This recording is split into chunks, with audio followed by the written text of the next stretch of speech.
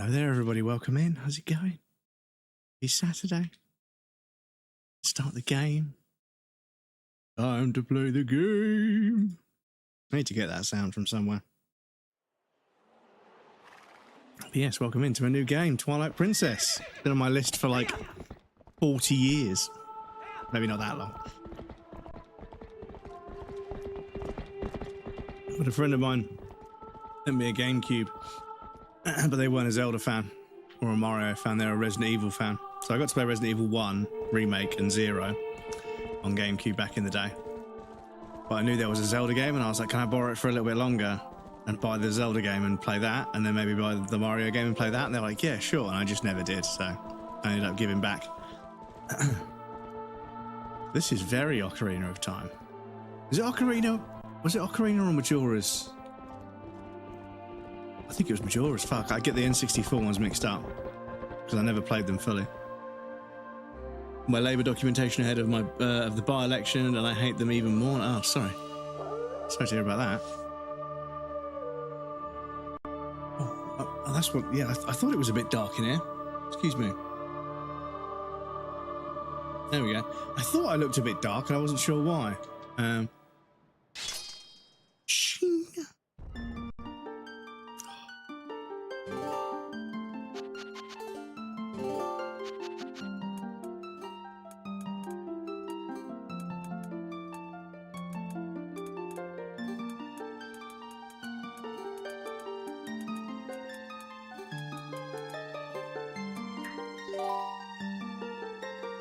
Winning the horse as well.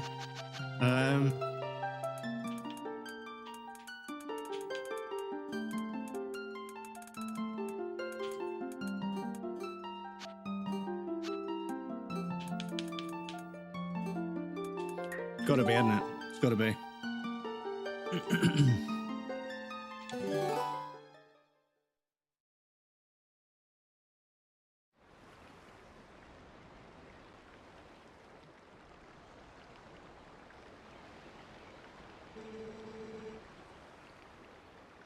You can tell when you play a retro game with the scan lines and CRTs. They made the text so big. Tell me, do you ever feel a strange sadness as dusk falls? They say it's the only time when our world intersects with theirs. The only time we can feel the lingering requests of spirits who have left our world.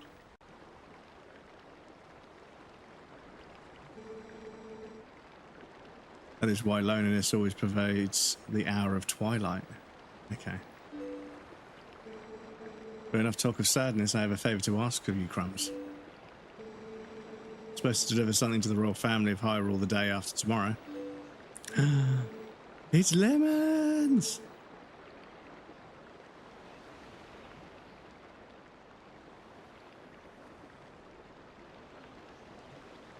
Welcome in, Lemons. Lovely to see you. How are you? How's it going? hello. Welcome in. The task you set me by the mayor. Would you go in my stead? Deimos, good. Welcome in. How's it going? Charm's gonna lurk. Oh, will I do the work? Indeed. Enjoy your lurking. Thank you for stopping in, Deimos. Good to see you. I'm good. How are you? I'm not too bad. I've got croissants. I've got coffee. I've got some lovely people in chat. I've got the cuntiest GameCube controller in the world. It's transparent and wireless, and yeah. Croissant. So, yeah. I've actually have deux croissants. They're a little bit smaller, and that'll be all I eat until about probably 4 in the afternoon. So I've got 2 of them. You have never been to Hyrule, right? In the Kingdom of Hyrule, there is a great castle, and around it is Castle Town, a community far bigger than our little village. And far bigger than Hyrule is the rest of the world that God's created. You should look upon it with all your own eyes.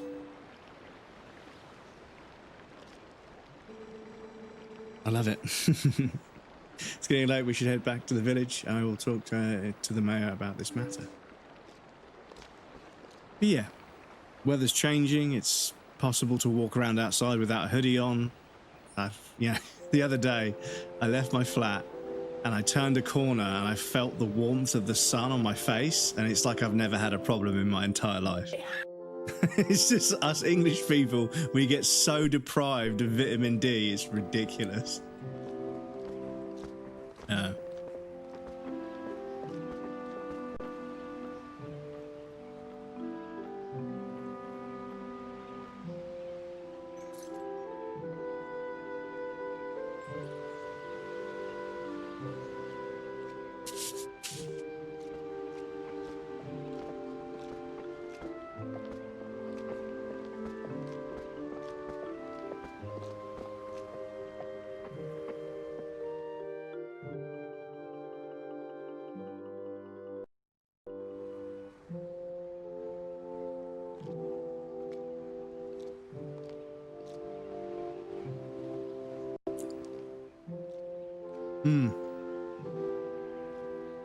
It's so bad in the UK.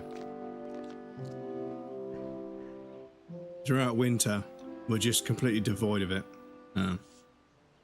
Actually, our plants can live in the sun. Yeah, exactly.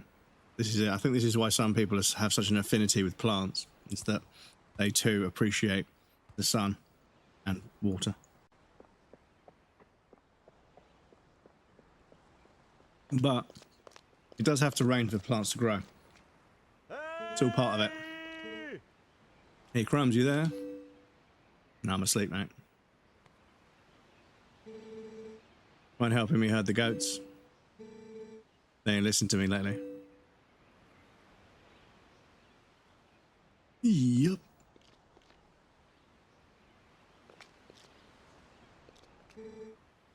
Where's Loaf?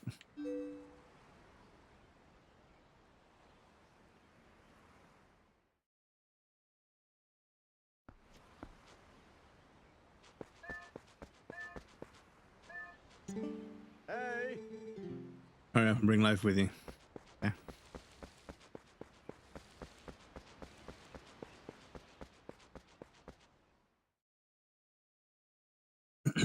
Silly goats indeed. Not belly goats, but silly goats.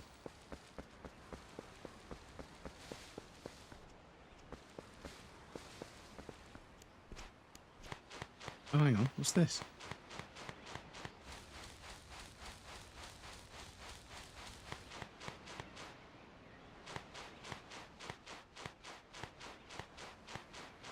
I found a secret underground network of tunnels. I don't know if this is the way you're supposed to go, but I guess we'll find out. We're not going to fit a fucking horse down there, that's for sure.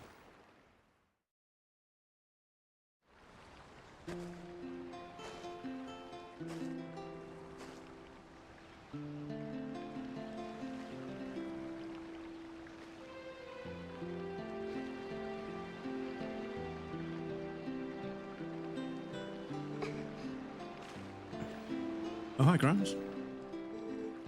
I washed Loaf for you.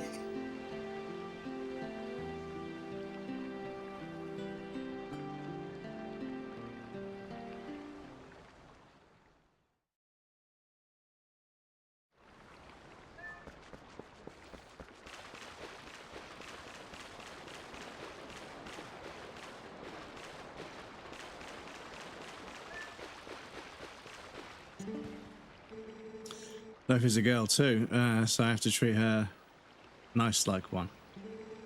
But listen, Crumbs, could you do something for me? Can you use a piece of grass to play that song for me? The you know, the one that Loaf likes.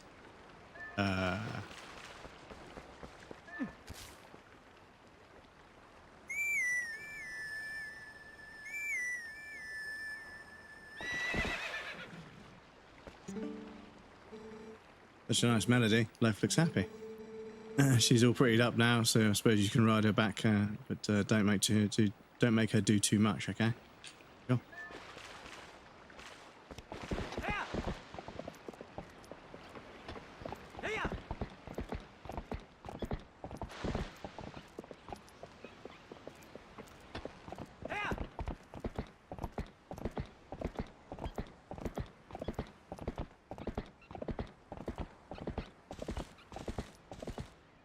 Hang on though, wait a second, because you could go a different way in that tunnel. So.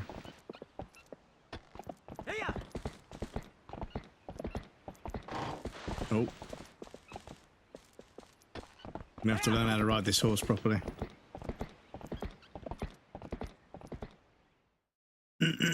But did everybody have a lovely week? I hope everybody had a good one. Oh, how do I dismount?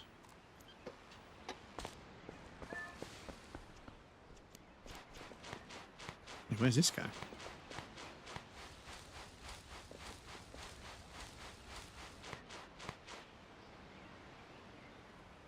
I suppose you have to go. Okay.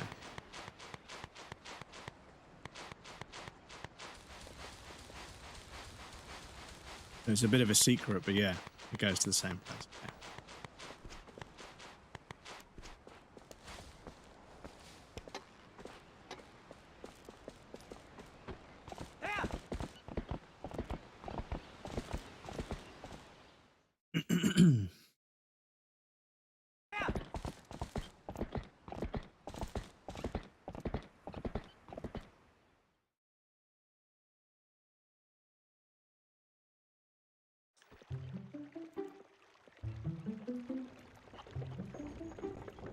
Excuse me.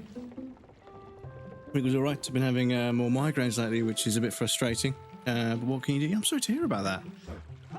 Have you explored like potential causes? Because I mean, if you're suddenly going out running more, I don't know if the sun being in your eyes, because you wear sunglasses quite often, right? When you run, but yeah, I'm not sure if sunlight is doing it or maybe something else. But yeah, migraines fucking suck. Like occasionally I'll get one and I'm just sat there, just chilling, and then suddenly this like sharp, pressured, burning sensation in my temple. And I'm like, oh, that's fucking unpleasant.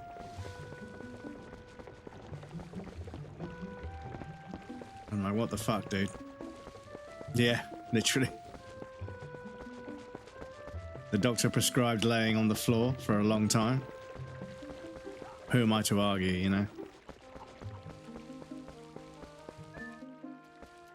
But yeah, one thing I find is you've got lymph nodes in like the side of your temples and on the back of your neck, and also like in certain parts of the body.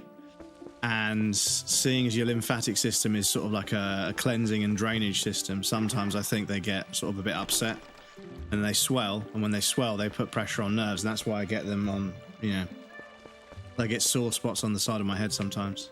But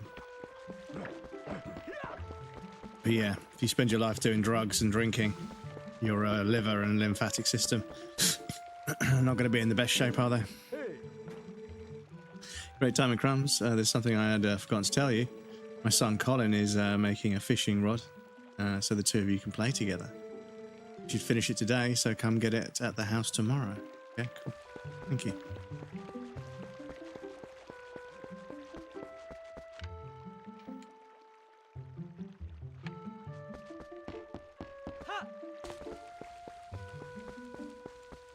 The auto jump from fucking Wind Waker, dudes. It's probably going to get me killed a lot. Oh, shit. Oh, and you can roll into walls as well. Damn, nobody likes me. Everyone's locked me out. Lol, real. This is it, though. I'm fucking lucky to be alive, considering some of this nonsense I got up to as a kid.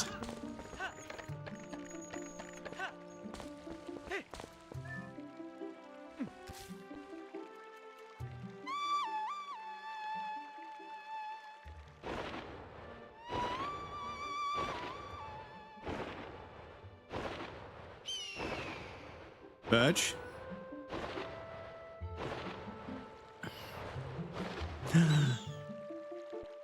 All right, Arquez. And we get to aim the bird. Okay. How about you go? Oh, it's fucking inverted as well, isn't it?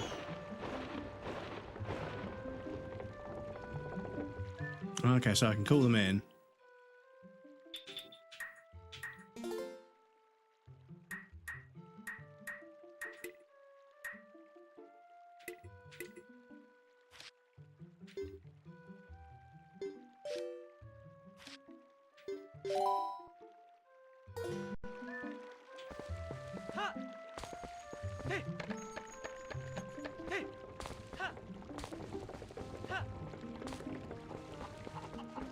How's Expedition 33 going though, Lemons?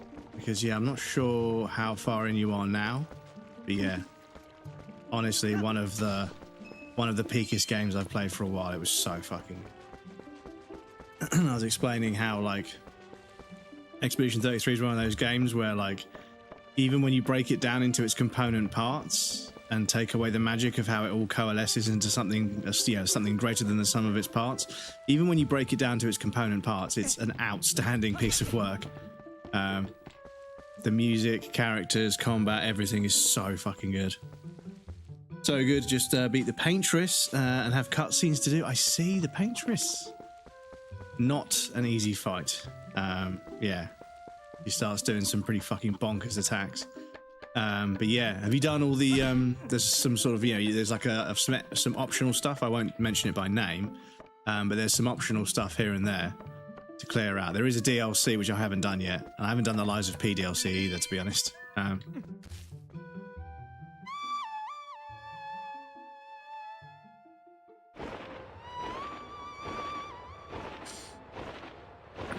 Camera angles or something. Yeah, this is it.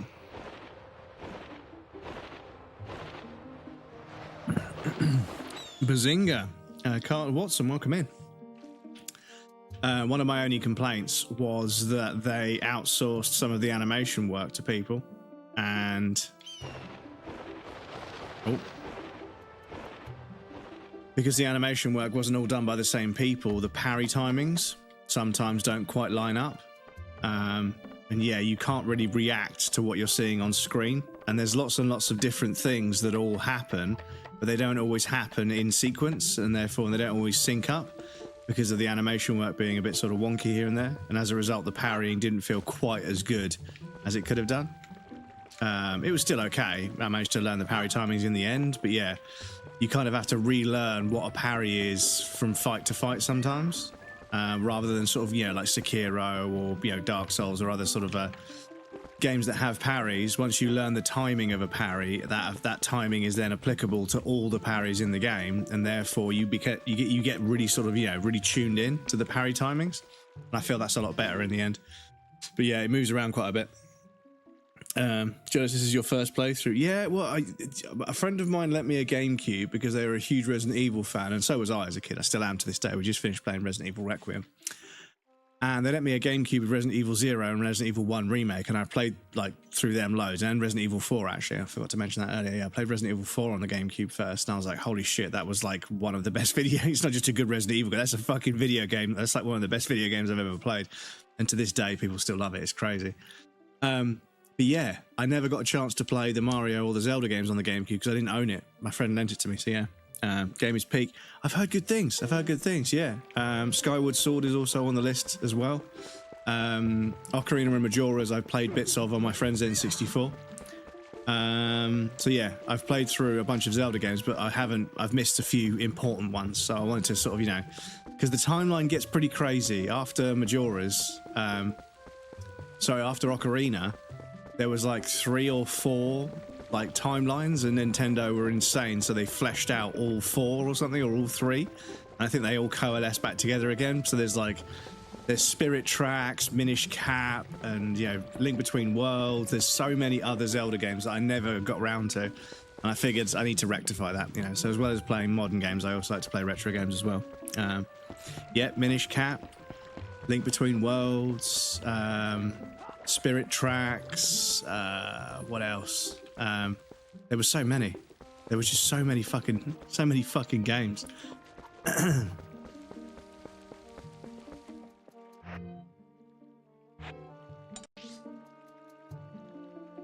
Oh, okay, I see.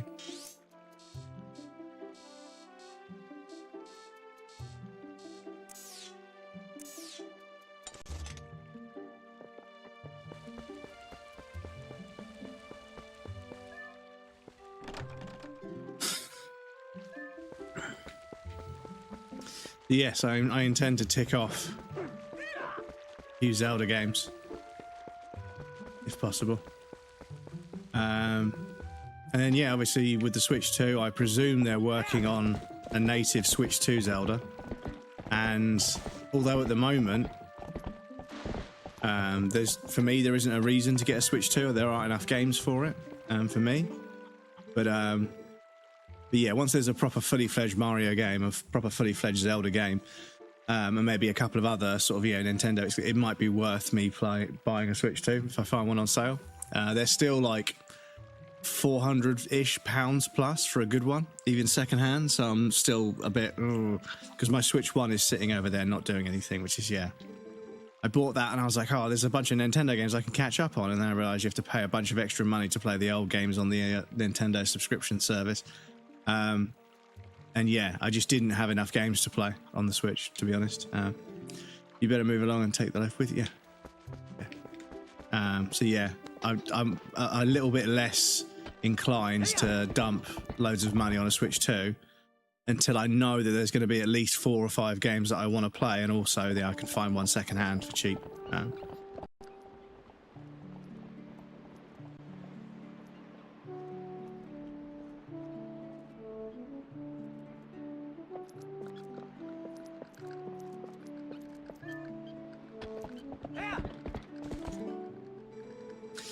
Sorry to get you over here in such a hurry, Crumbs. These guys have been awful skittish lately. They won't listen to a word I say. Sorry to ask, bud, but how's about you and Loaf herd them into the barn real quick? I ain't got much time, so you think you can do it for me? Yeah, sure.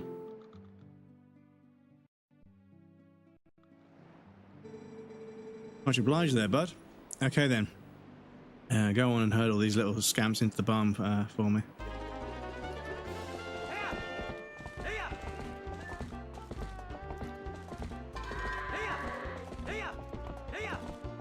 Goat in.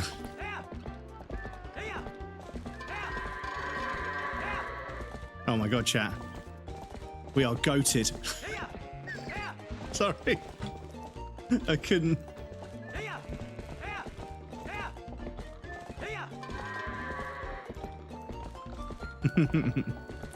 Francisco Garcia, welcome in, dude. How's it going? What was this?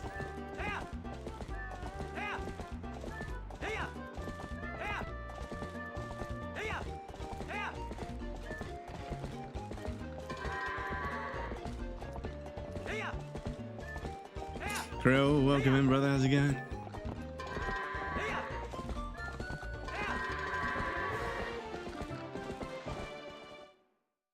Easy. Crumbs, Loaf, much obliged to both y'all.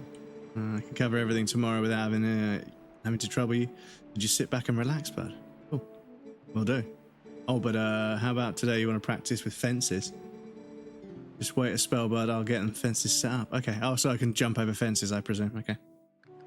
Your grandfather's in a country estates in those country clubs. Oh, God. Practice fencing, yeah. The great EP. So it took so long. You ride you want? You're getting tired of riding. Just jump the gate and head back to the village. Okay, but okay, I see.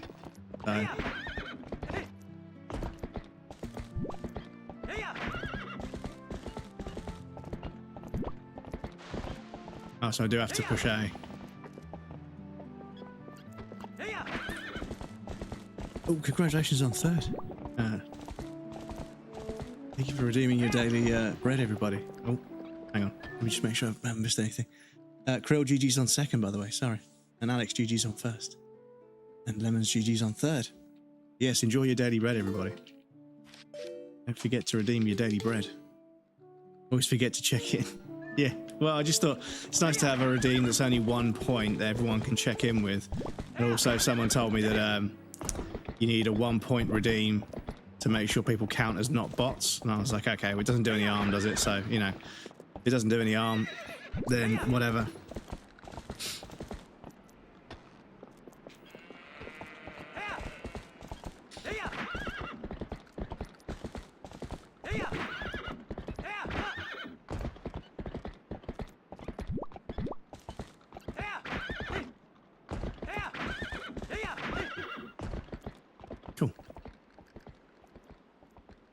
How you doing, dude? I'm doing pretty well, dude. Doing pretty well.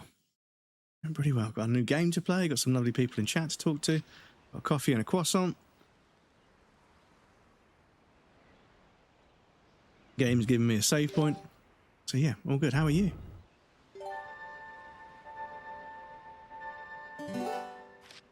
Cool. Save your progress during your game. Press start. Yep. Okay. I also need to double check what I need to do.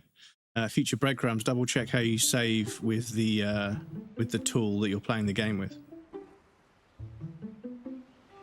Coffee. No Earl Grey. No Earl Grey. Not for me today. Wake up, Crumbs. It's morning. Nah, I'd rather stay in bed, to be honest.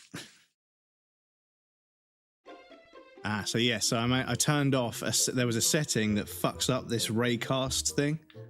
It's not really raycasting, but yeah. But yeah, there's sort of like, you know, rays of light that come through windows, and it's broken on this emulator. So I turned something off, and yes. But I am using a texture pack, of course, just to make it look a little bit nicer. Seeing as we're playing at 1440p and 16:9. So we're playing the GameCube original because everyone told me that the GameCube original is the one that most people want to play. And I did just spend a bunch of time and money modding this GameCube controller to be wireless and everything. So, so yeah, I thought I'd get the GameCube version. And there's a texture pack by somebody that makes the textures all 4K compatible. So at 1440p, we got loads and loads of headroom resolution-wise. 16:9 is supported on the Wii version, but the Wii version, they basically, because people said it felt weird shaking the sort of swinging the sword with their left hand, they just mirrored the entire game. Crazy story, but yeah, Nintendo mirrored the entire game so that people could swing the sword with the Wii nunchuck with the right hand. And I was like, that's fucking wild. But yeah, they just fucking flipped the whole damn game. Rather than just, you know, reanimating a right hand. So everything apart from the text is backwards in the other one, in the Wii version. So everyone said play this one first, because you've got free look as well as the GameCube emulator has some post-processing that improves lighting. It's like per pixel lighting and a few other things like that. So it's, yeah, the shadows seem to be working pretty well. The map had an issue where there was a big black box around it, but I managed to fix that, so everything seems to be working. I'm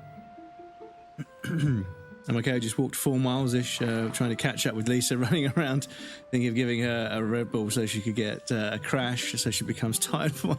Don't give a kid Red Bull, don't.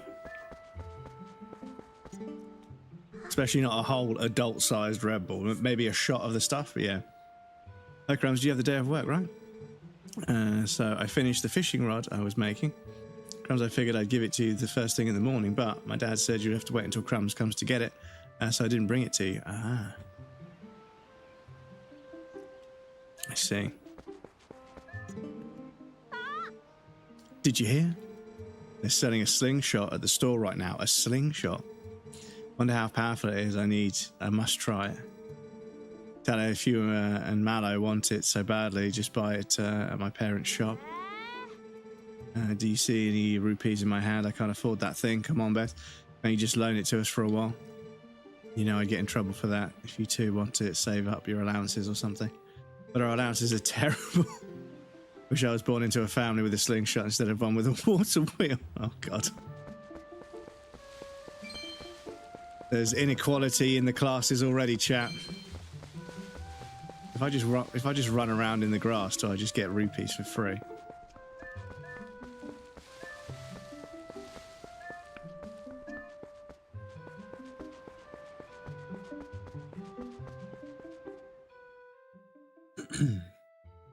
Red Bull gives you wings, indeed. I would never give her, and I don't drink it. Yeah, of course. So I don't drink the stuff either. Yeah, I gave up energy drinks as well. I used to drink Relentless Energy, and every now and again, I'm like, oh, you know what? I might just buy one. And I drink it, and I feel like my body physically feels unwell. I'm like, Jesus, man! I used to fucking smash one of these a day.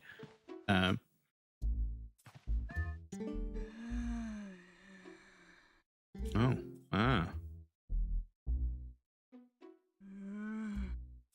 oh my! It's young Crumbs. Young Crumbs. I don't know about that. Welcome, my dear.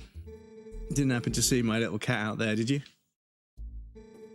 He ate the fish we were going to have for supper last night, and I gave him food, a good scolding.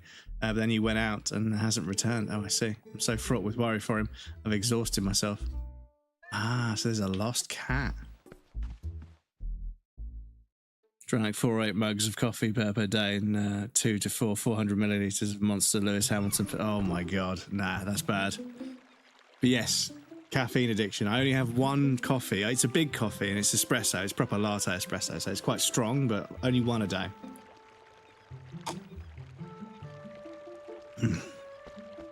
Fuck me, is it good though? Fuck me, is it good? But they've got the water wheel, so who's got the shop?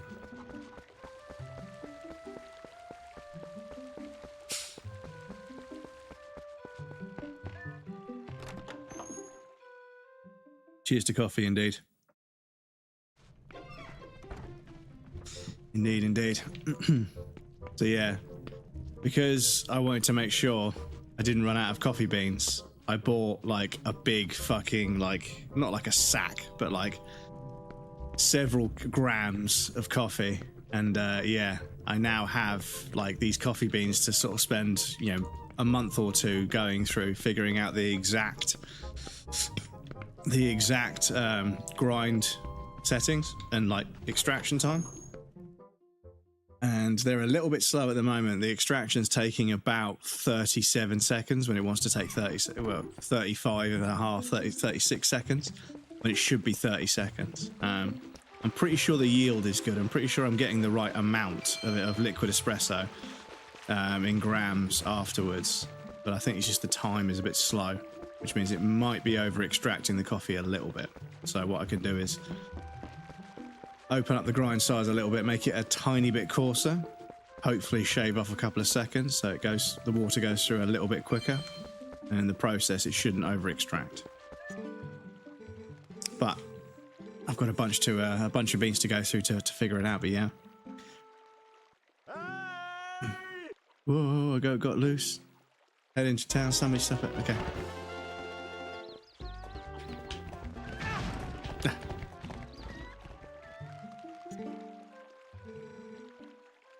The town's precious livestock. That's why I'm uneasy about leaving the ranch in Fedo's hands. If you plant your feet while grabbing it with A, you'll calm. Oh, I should have planted my foot. Okay. If any more goats get loose, you'll be sure to grab them like that. Okay. Gotta go and grab the goat.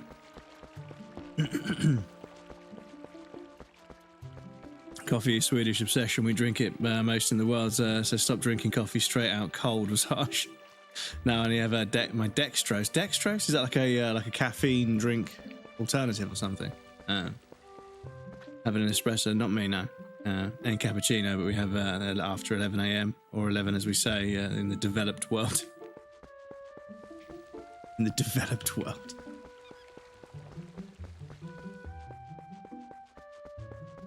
I go back this way.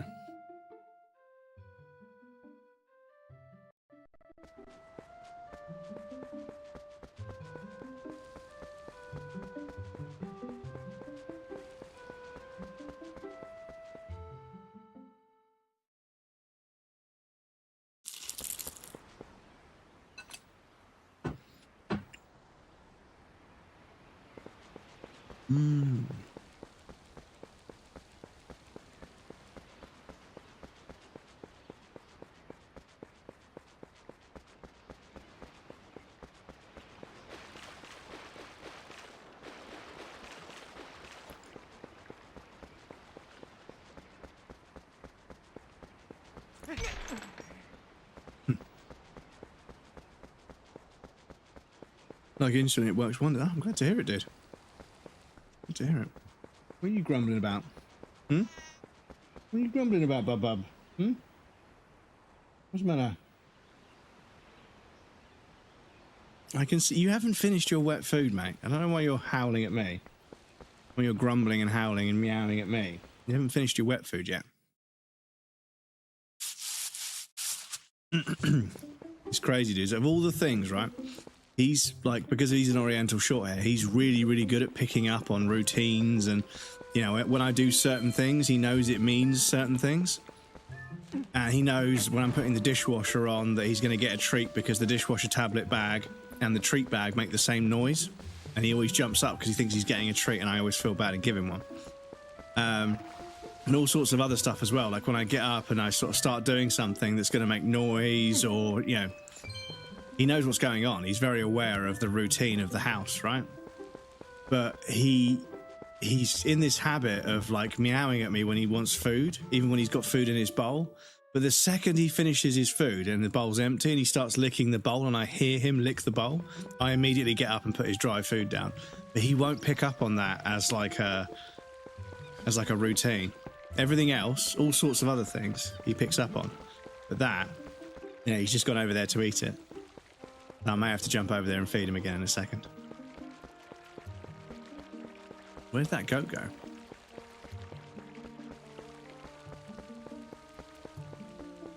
The baby.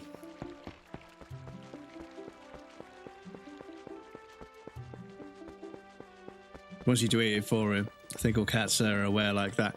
Well, yeah, this is the thing. It's like, I know with food, definitely. Cats with food, almost all cats are like that. But lots of other things as well. Lots and lots of other things as well. He'll know when I'm doing something, or certain times of day I'll start doing something and he knows I'm about to do something afterwards, and he'll go and sit where he likes to sit while I do that, and he sort of preemptively moves around the flat and everything, and he picks up on routines and stuff, and I think it's to do with their breed. The lady that I rescued him from said they're very routine driven, so they're going to pick up on a routine, and I was like, I'm very, very routine orientated. My life, I have a schedule for everything. If I don't, I forget it all.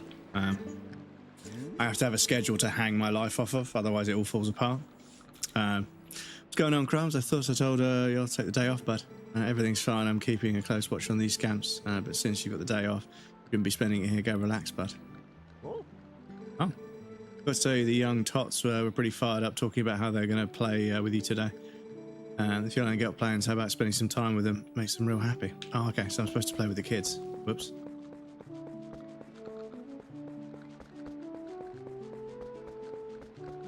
Lisa's dog is weirdly routine. He has even learned when he goes to the toilet, he moves out the way of the door because he sleeps on the tiles outside. Yeah, well, yeah, this is the thing, right? That some animals, they pick up, like really pick up on routines and stuff over time. Mm-hmm. Yeah, need a life or something. Very funny, but I was told that if you came by today, I wasn't to let you inside. You locked yourself in a room working like crazy on something or other. Okay. Beaters are very smart, though. Yes, they are.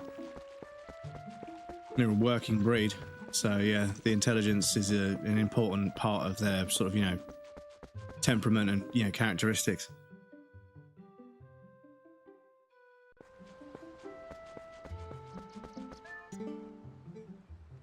Come on, Beth. We just want to look at it. Let's also you can you get it slingshot from the shop. Yeah, and if we can't do that, let's just trade families. Knock it off. Okay.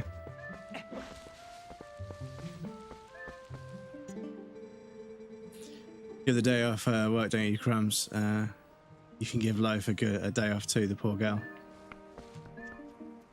Yeah, I don't know, like, how I'm supposed to play with these children. There isn't a prompt for it, so I'm like...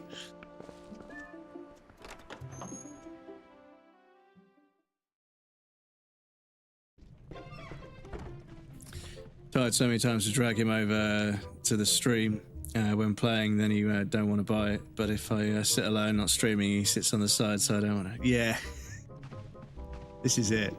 And like, little man knows that when I sit down here and I start talking to the computer, he knows that I'm streaming, and he'll come over and say hello occasionally. But yeah, everyone that's looked after him has always said he's so relaxed and so chill. He's such a relaxed little guy. He's very friendly, of course. That's another thing of another quality of the breed. They're very, very friendly. They're lap cats. They love being, on your lap, being the center of attention.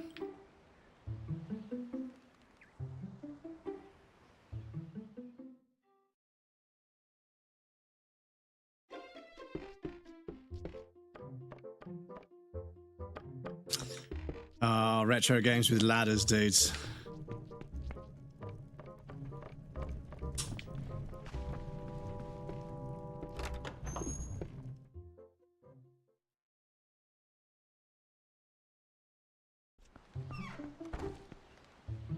But yeah, I think with little man, he knows that I'm going to be sit here doing something for quite some time, so he likes to come over and make sure he's still the center of attention. Bless him, because he knows that I sit here for like hours.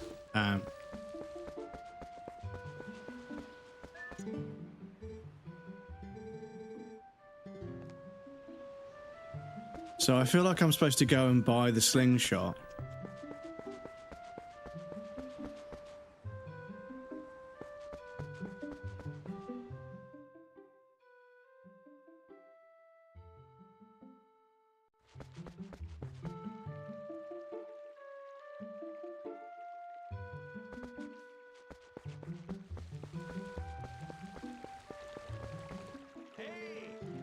Yo, Crumb's up here. I want to talk to you. Push A while holding on to you. Oh. Hey, there you go, over here. Yeah, your voice carries well as usual. Maybe you can teach my tykes what you've got. That you've got to press A while L targeting to talk to people from a distance. They don't get it. So listen, why don't you climb up these vines there, Crumbs? Okay.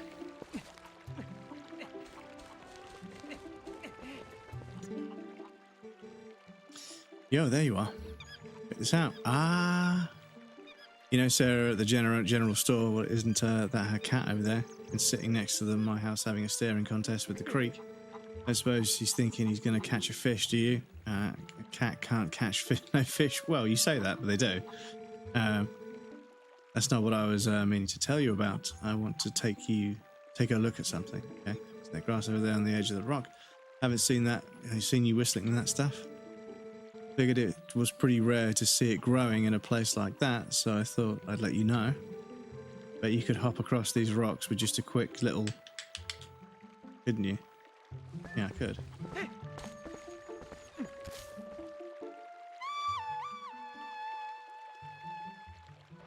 Pull down another bird for some reason.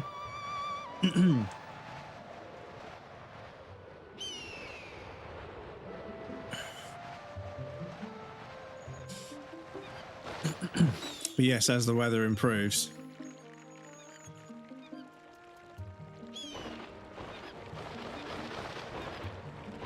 As the weather improves, the birds have come out, and little man's been watching them fly past the window, bless him.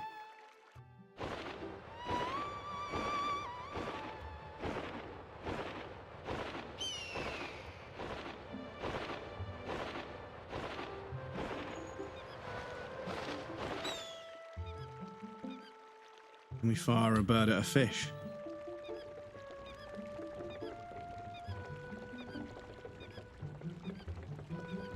Oh, what's that?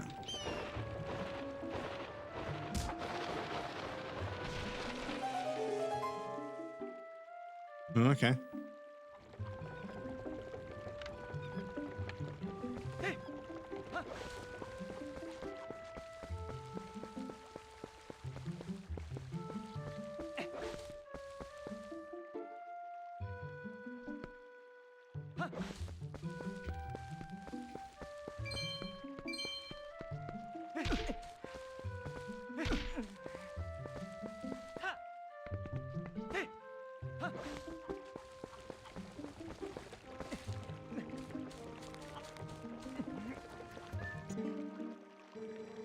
Call me crazy, but I could listen to that grass whistle all day long. So anyway, I guess I'll get back to my lounging. Yeah, go for it. Okay, so do we have to go and try and catch the cat? A near impossible task.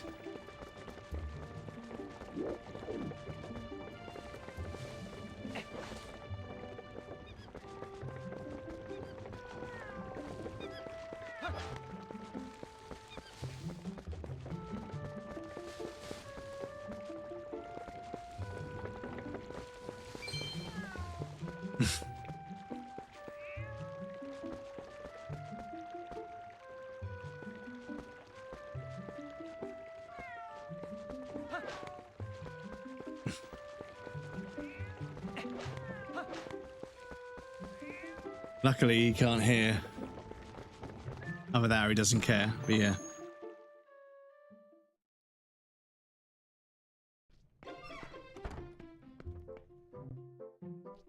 Oh, hello, puppy. Puppy. Puppy, puppy.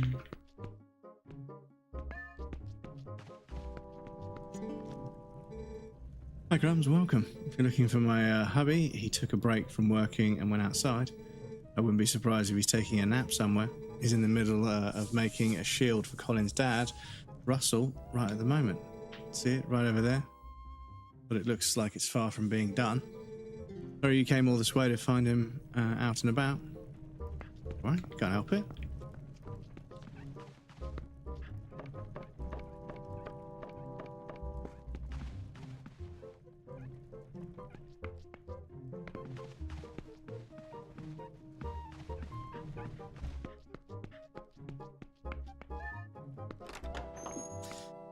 Right, so I think we need to get the cat back to the person who owns the general store, and then the person in the general store might sell us the slingshot.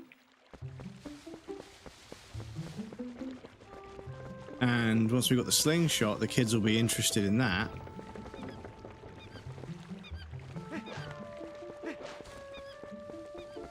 But I don't know if you're just supposed to chase the cat back over the bridge. This is the difficult bit.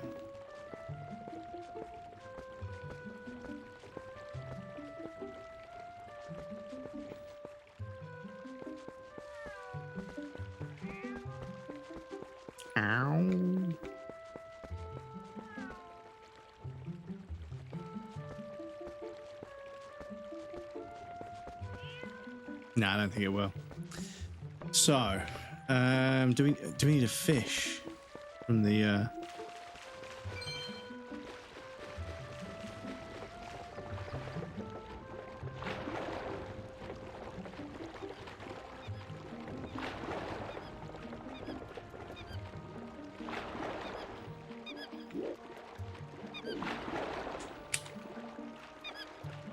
Oh, hang on. Who's this?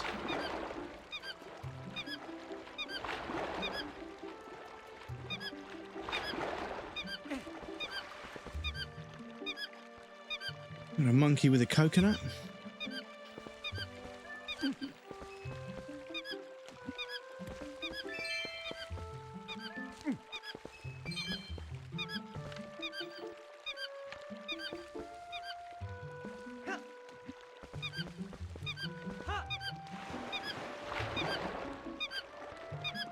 Okay. Ah, can we send the bird? Can we send the bird down this way to hit the monkey and then make them drop whatever they've got, and then what they've got might be something of value or use to us sometime in the future.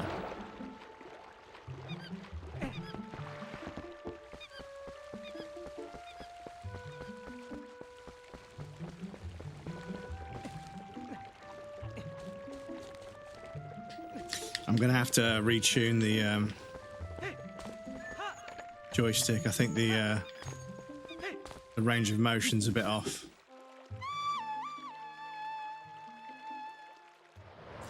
Might have to adjust the dead zones. What are you doing?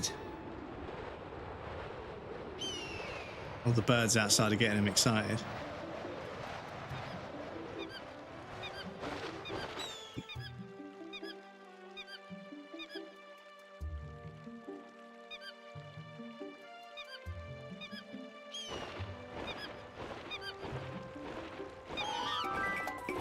Ah.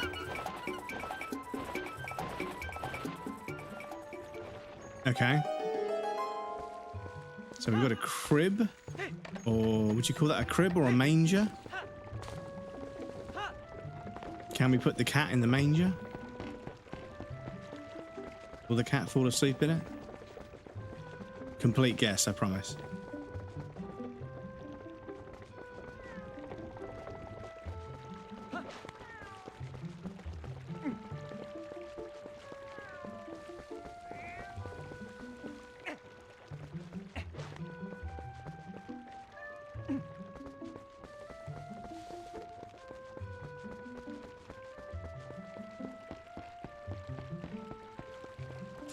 A rooster. Okay. I'm not sure what we do with that, but let's go speak to a few people. Crumbs, I saw all that. Calling down a hawk. Why didn't I think of that? So I was trying to knock down myself, but you beat me to it, my boy. Oh, they were trying to knock down that. Okay, so that they were trying to do that. So this is over here. So has this guy got anything else to say? And just ridiculously good weather. Sure is peaceful. Okay, so he's not bothered.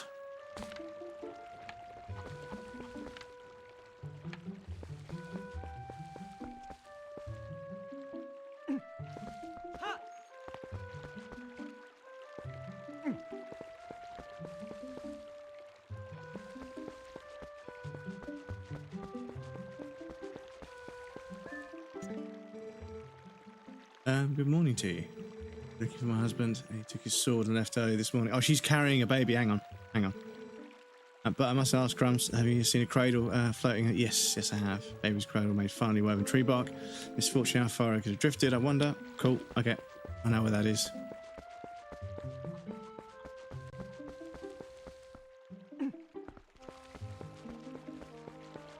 Whoosh. Just throw it at the cradle.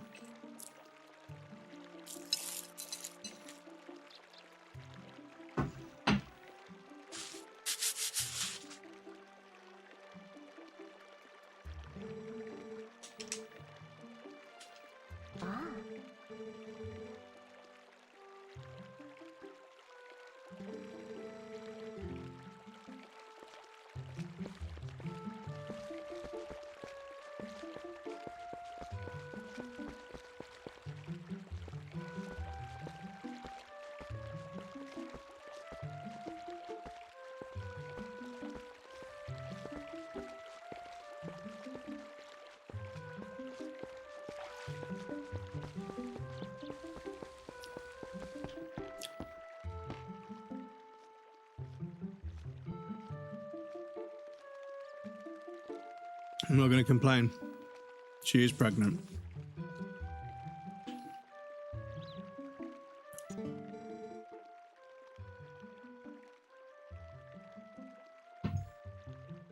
My thanks to you, Crumbs. Yes, nearly forgotten I was supposed to give you this. All right, here you go. Got a fishing rod, a simple fishing rod with a bobber. Set it to X or Y, Y or X, and the item screen to use it. Face the water, use it, press and hold back to pull the line in to get a bite. Okay. You can catch fish without bait, but you'll catch a larger variety of fish with bait. Cool. It is a little unpolished. My son Colin made it this under the instruction of his father. You can use it if you like. Cool. So now we're going to catch a fish and then use the fish to get the cat's attention, get the cat back to them. Okay, cool. Right. Unfortunately, chat, we do have an ad break starting to pop you guys over on the BRB screen. There'll be a raffle and some clips for you guys that want to hang out. Please feel free to get up and move around, grab a drink or snack. You won't miss anything. I'm going to take a break as well. But yes, I'll be back shortly and then we'll carry on.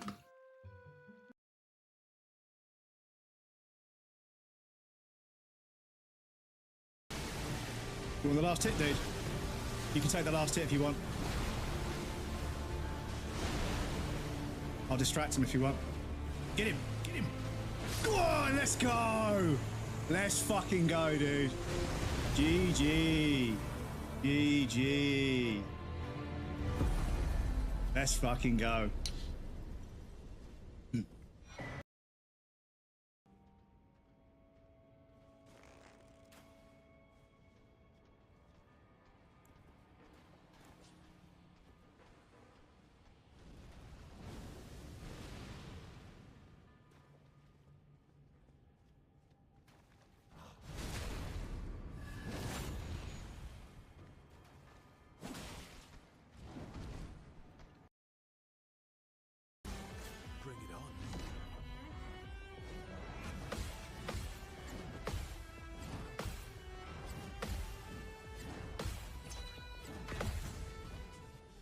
Fucked!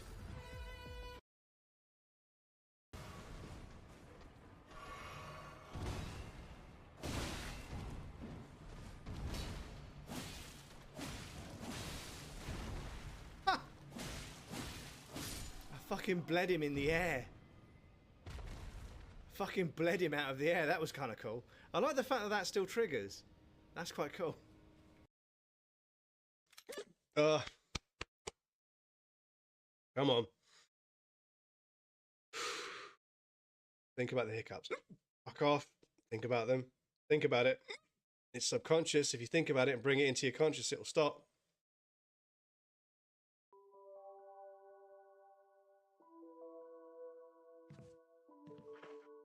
Okay, I think I'm all right. Fuck's sake.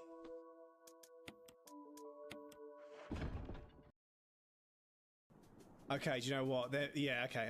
So hang on a second, because yeah, this boss feels like unbelievably obtuse and difficult to try and fight normally. So let me see what the parry's like.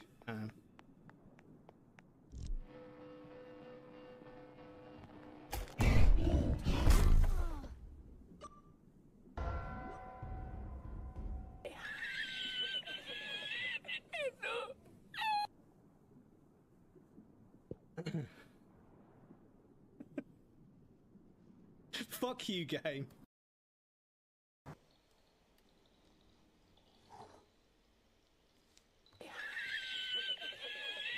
Yeah, this is big brain time.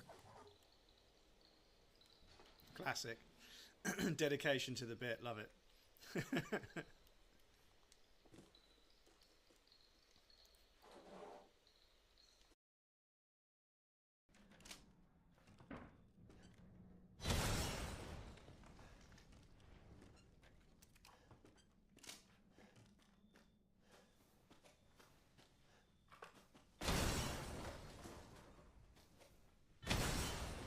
Oh, my aim is really bad, but the game is just giving it to me.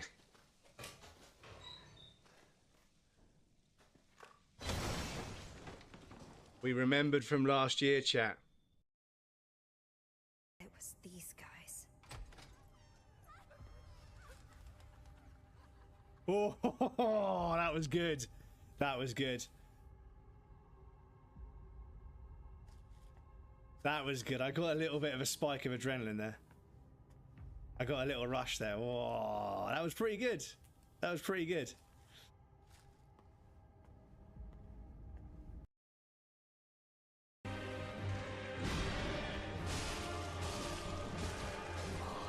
Woo. Woo.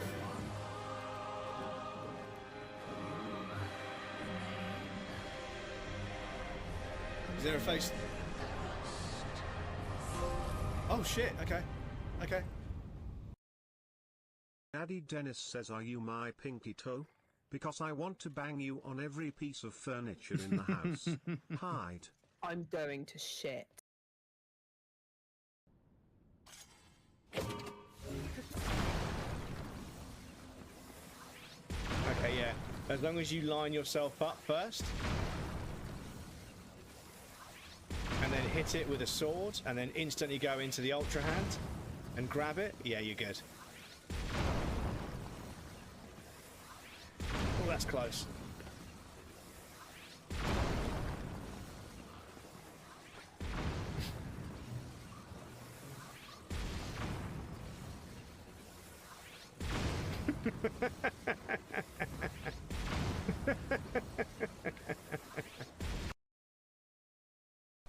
And yeah, it's one of those pronunciation things with Japanese.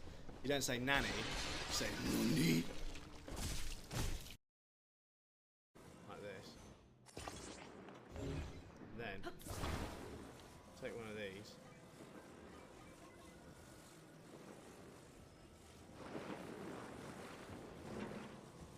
No.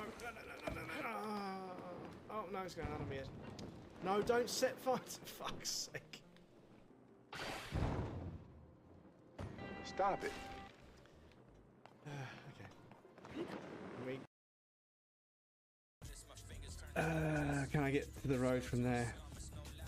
Oh. Okay, I guess not, because there's a giant pile of shipping containers there that I just failed to notice until the game decided to load them in.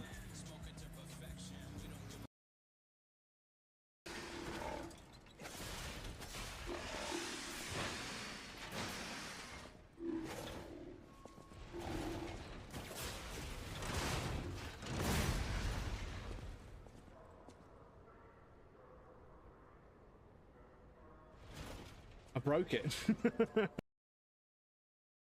Have have you checked the jump scare setting? Got to make sure that's on. They soften them otherwise.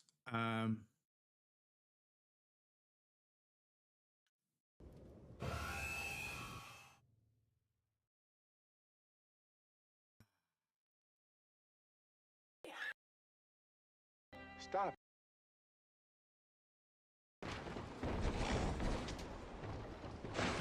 But yeah, I understand the concept. They won't de-aggro. So the more I run, the more enemies I'm collecting. But you know what? I think if I get to a ladder, it won't be a problem anymore. Did I go this way? No, I didn't. Will they come this way? Yes, they will. Okay.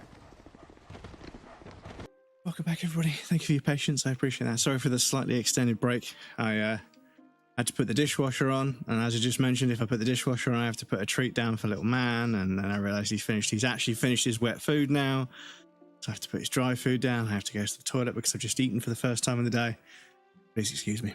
Yes, welcome back, everybody. Tomorrow, welcome in. Good to see you. Jacqueline, welcome in. Lovely to see you as well. How's it going?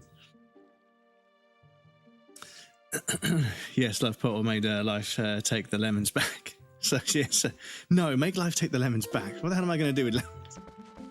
That very much could be your walk on. I mean, I love the song that you chose. But yeah, that whole Wheatley rant about lemons or something. Was that Wheatley or was that GLaDOS? I can't remember. Which one said that one?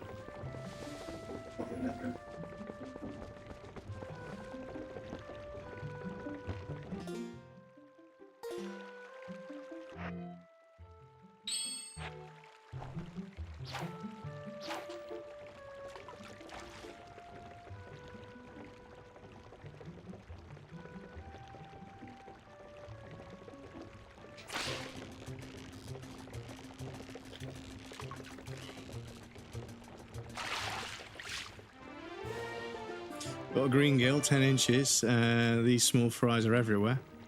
Press start to check the fish you've caught on the collection screen. Okay.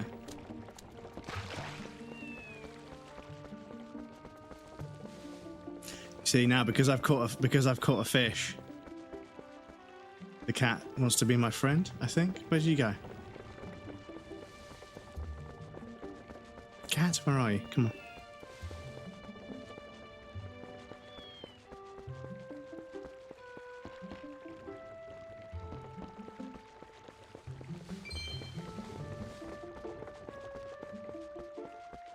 How does it keep disappearing on me?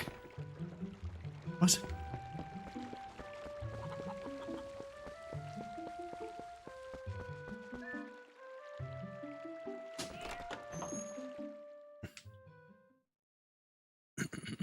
Everything's going well here. It's a lovely, quiet Saturday. Glad to hear it, dude. We do. So filled with thoughts of my little cat, I can't do. Okay. Would have let my little kitty eat fish to its heart's content. Right. Okay, so I think we've got to pick the cat up, I think. Like we picked up the dog.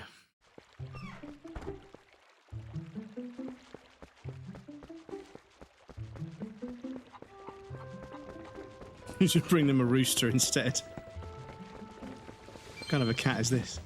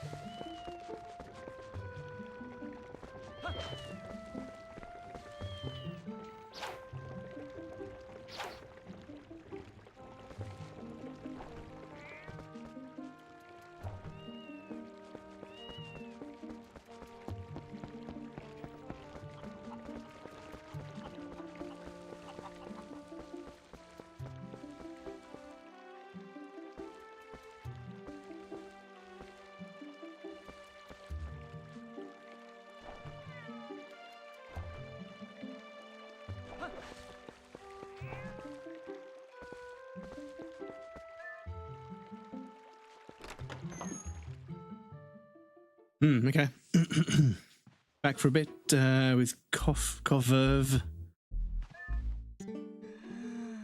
Terribly sorry, my mind is filled with thoughts of my kitty right now. He's getting pretty hungry about now. He's probably longing for a fish fresh out of the river.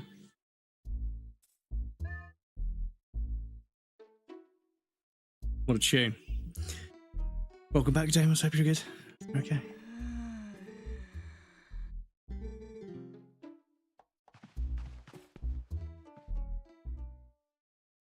So what do I do with...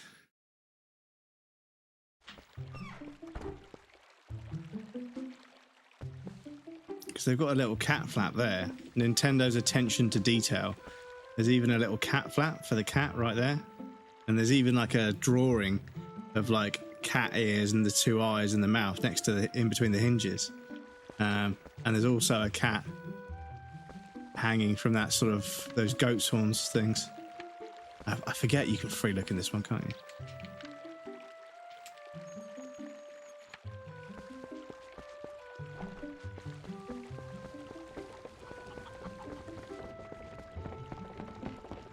So do we have to catch a different kind of fish?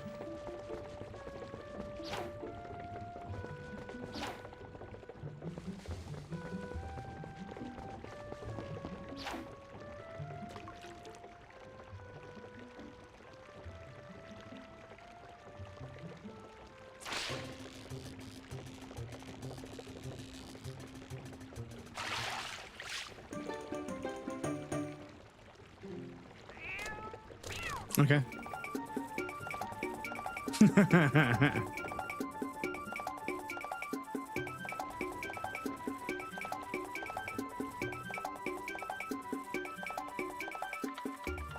Yep. It was Cave Johnson who made the Portal Lab, I see. Cave Johnson. Because I played Portal a little while ago. When I say a little while ago, I mean a long time ago. But it was fucking brilliant.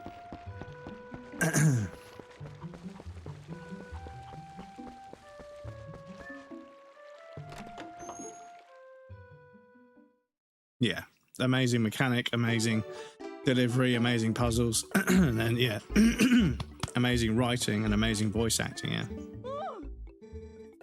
Oh my crumbs! You simply must hear this. Take a look at my little kitty. Crumbs came back. And he brought a fish back with him. He was worried about me being angry. Just look, isn't he so cute the way he laps up that milk? So, my dear, why don't you have some too? I'm in a good mood, so it's on the house today. Thank you very much. You got the milk bottle. This bottle's half empty, set it to use. Use it to replenish 3 hearts. Ah, okay. All things in an empty bottle, but yeah, so empty bottles. Yeah. Cool. But don't worry, you don't have to return the empty bottle, my dear. You can reuse it if you know. Something else in it. Recycling is a very important thing, my dear. Back in 2006, they knew, chat, they knew. I'm sure you'd never do anything of the sort because these days toss things out like a whole world is disposable is criminal. Speaking of criminal,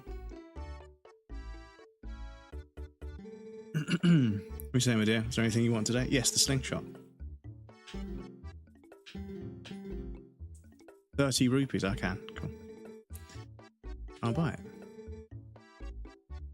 What are you doing buying a slingshot, you naughty thing? You're too old for toys. Will you at least let the kids play with it? Of course I will, yeah. Tell you, if it happens to run out of pellets, you can use pumpkin seeds. Ah, that's why there's pumpkins around. See, children love this item. You can hold up to 50 pellets.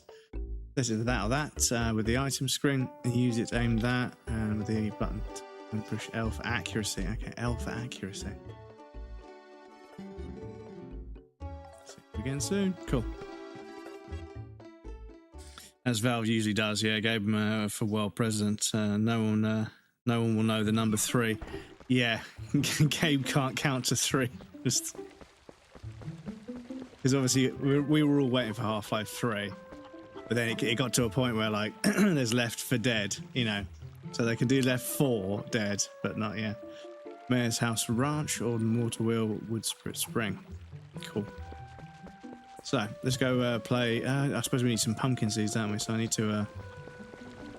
excuse me.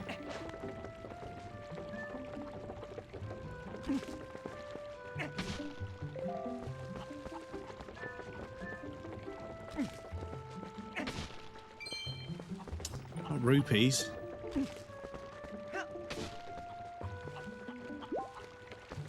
A whole fucking heart, really? Don't waste food. I need pumpkin seeds. Oh no, the fucking rupee got stuck.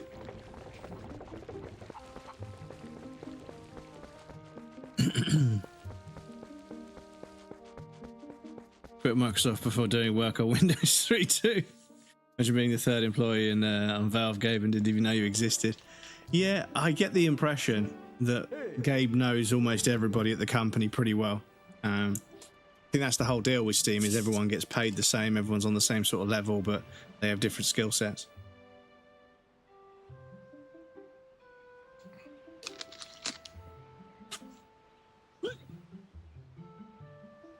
Been watching a blind Majora's Mask playthrough recently. Streamer couldn't find the first required bottle to progress the story and went on the most roundabout good. Excuse me. Fuck's sake, man. Excuse me. Goose Chase, it was amazing. Yeah, the thing is, yeah, the earlier games, Link to the Past, I remember going on some fucking, like, massive, like, I'm gonna scan the whole fucking map. There must be something I missed. Baba, stop. Sorry, he just, the thing is, when he gets up here and he wants attention, that's fine. But when he just gets up and walks across me and then goes down, then it comes, and I don't know what he's doing. Anyway, just in time, Crumbs, I just delivered something to your room. Oh, I see you got the fishing rod, Colin, we'll be pleased. And it works better than you would think, right? Have a good one. Cool. Gabe owns 51% of the employee and the rest. The average salary is $350k US dollars annually. And Valve Handbook was very interesting. Like, yeah, it was pretty interesting. Oh, there's a spider on there. So I suppose I might have to.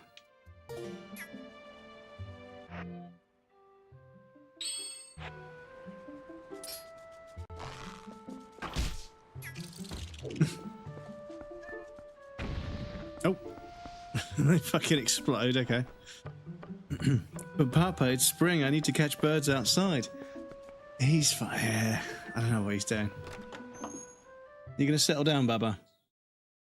Because this is the thing. Like he acts all agitated, but I know he's not because he fucking sleeps like all day, every day.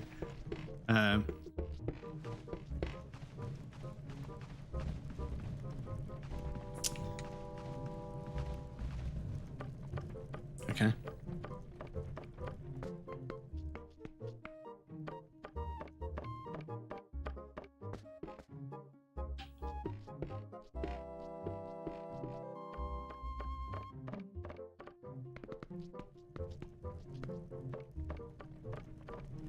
Killer not allowed to. He's not a killer.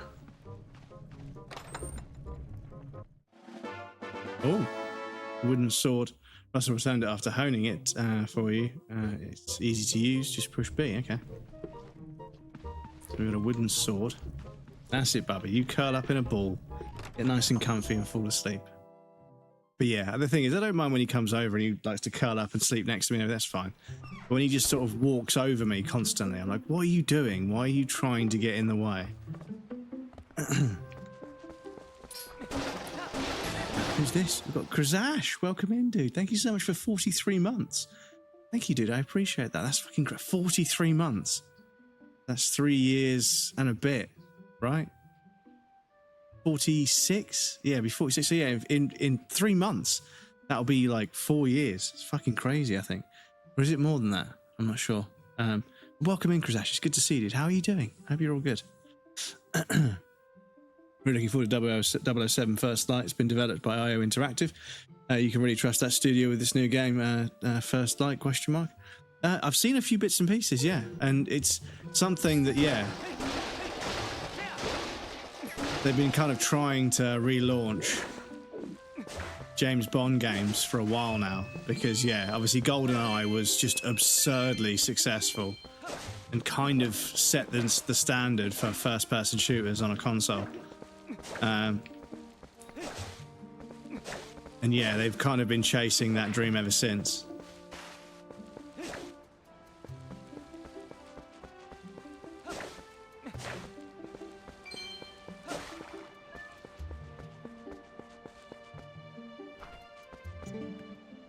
Right, Crumbs has a slingshot. Whoa, you have enough money to buy it, Crumbs? 48 months will be 4 years, so 5 more months. 5 more months. Sorry, my maths is terrible. But thank you so much, dude. That's fucking massive. You've been here for such a long time. Really appreciate you, dude. Thank you. 48 months. In a few months' time, that's crazy. You guys are fucking crazy. The thing is, when I first started, I didn't even make sub badges beyond like 6 months because I didn't think anyone would sub for that long. But yeah, some of you guys have been here for years, and yeah. You've been here through almost every stage of the stream so far, so I really appreciate you guys. Thank you. This is great. Let's see how powerful the slingshot is. Hit the targets and those scarecrows. Can't believe you two brats are so obsessed with this. Sorry about this. It just shows what little boys both you still are. These two idiots will never shut up about it, so I guess I'll just have to show them, Crumbs. You'll just have to show them.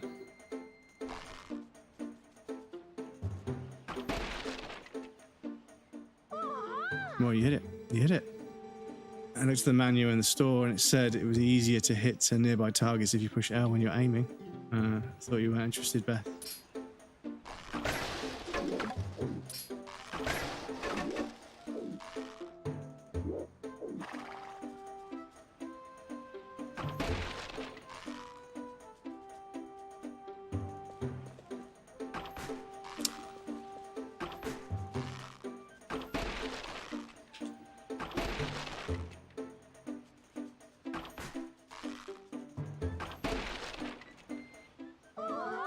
Amazing, Crumbs. Well, yeah, I missed a few. Yeah. Thanks, Crumbs. N64 was a very good game. Yeah, it was. It was a very, very rare instance of a game tie-in, like a film tie-in to a game. That, yeah, like or a spin-off or like a game of a film, because it was kind of based on the events of the film, right? And yeah, it did a phenomenal job of not only being a good video game, but also, you know, referencing the material quite well. So yeah, very rare that it used to happen. But yeah, then we had so many games following that were probably sold on the same idea that just didn't quite hit. There you are. You can use swords and slingshots and everything. Reminds me, got to teach us how to use a sword too. Like, these monkeys have been coming out of the woods and playing tricks on us. We want to get them good. Yeah, okay, I suppose. I don't think this is a good. I don't think this is a good idea, actually. I think I should teach children how to use a sword, but yeah. Let's see that move. The slice. You just swing with B, right?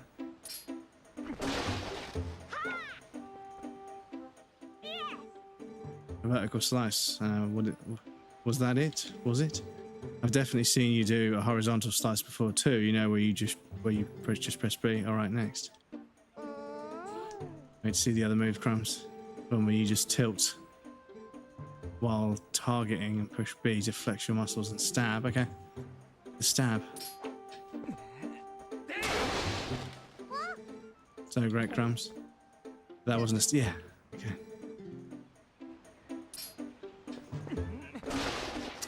Oh, fucking hell, game, come on. So great, Crumbs.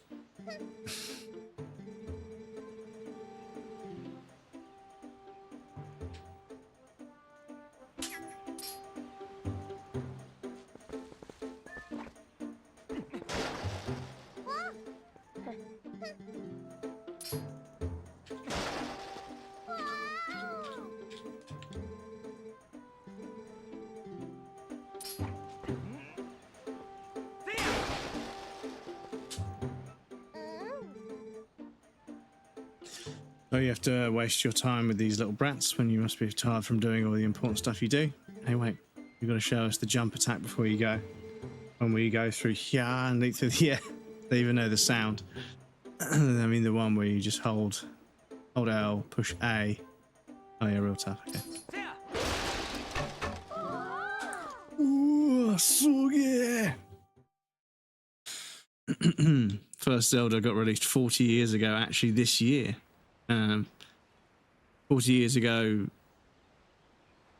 on this year, yeah, sorry. Now I feel like I have some games I played when they released in Germany, like Pong. As to use a sword than using a sword without not. I suppose this is it. This is it. 5 years before I was born.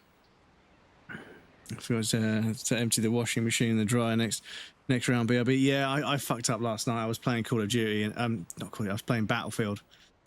I was talking about how the Call of Duty kids have flooded over because of the free weekend on Battlefield 6, and yeah, Battlefield 6 is so hard to play at the moment.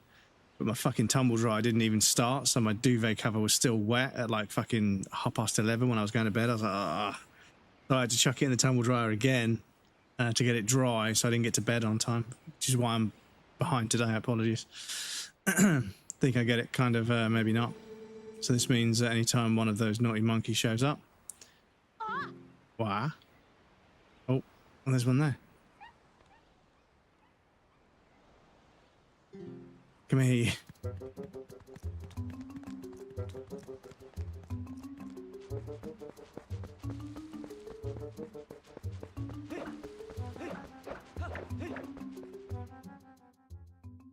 Massacre. The old saying, better to be a warrior in a garden than a gardener in a war. It's true. True. I don't know when chasing like crazy people after that monkey. I can't keep up with those two.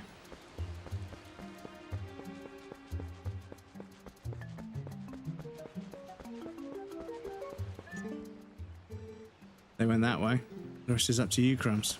Oh, God.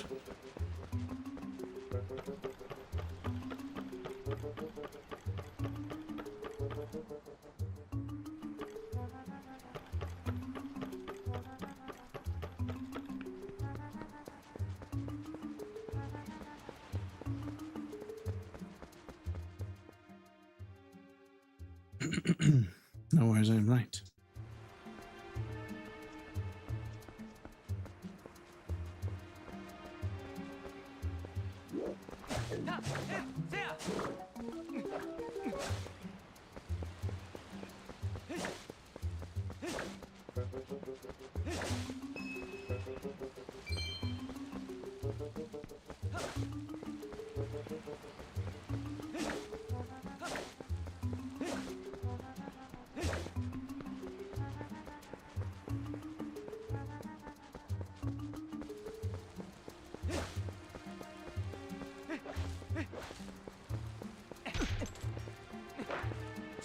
So we do. It would have been nice if it had told us that we needed a pony. If we needed the horse, it would have been nice if it had told us. Oh, can I call them?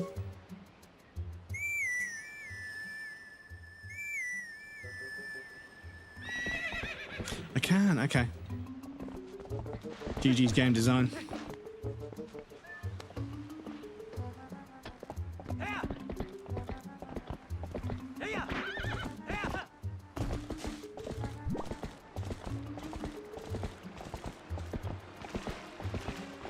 Veldar, welcome in, dude. How's it going? Good to see you.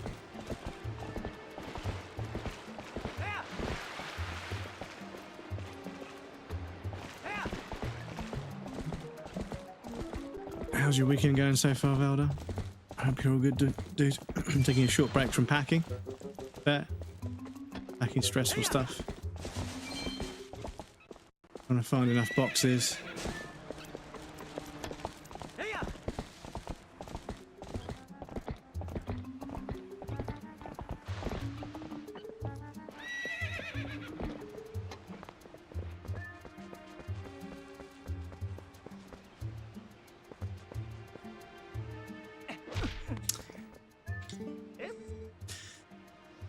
Oh, an Ordinian.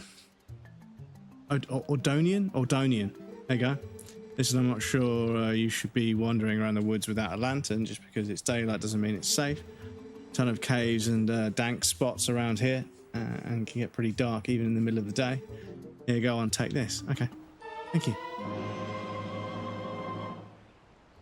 Use it once to light it and press A while standing still to put it out. Use it while let's just set things on fire. Okay. You'll be able to use it without oil. Make sure to refill it. Okay. Yeah, sell lantern. Oh, I see. The guy sells lantern oil, so obviously he's going to give me the lantern for free. Yeah. Okay. Fair enough. Moving out, but not to Paris. Okay.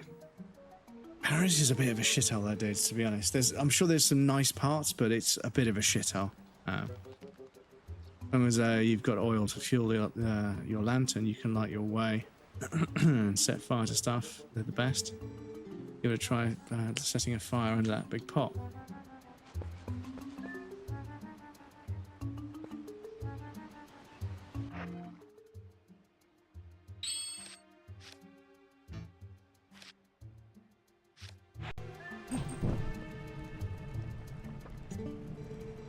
That's right. See, it's on fire, guy. Yeah, you keep using that lantern anytime you feel the need, and if it runs out of oil, come see me to get it refilled. See? Another customer set up. Can I rob this guy? Go into his home while he's outside and rob him. Biggest shithole in Europe. Yeah, I mean, I think there's some parts of it that are nice and some parts of it that are like okay, but there are some genuine like slums. It's not like safe in some parts. So like, yeah, when my friends are like, oh yeah, we're gonna go backpacking through Paris and parts of France, I'm like, okay, be careful in Paris. It's not, you know, it's not all glitz and glamour. It's actually kind of a fucking shithole in places. They're like, oh, we got a really cheap Airbnb. I'm like, oh man, don't. Like, sleep with your rucksack on, man. Don't leave that shit on the ground. Insert country capital is a shithole is true across the board, as far as I know. Yeah, well, this is the thing. Is we've entered into this kind of, you know, late stage capitalist kind of era where basically cities are just theme parks for capitalism. They're not really cities anymore. They're not about people living and working collectively. They're more about like just basically finding the way to make the land so that the land as, you know, profitable as possible.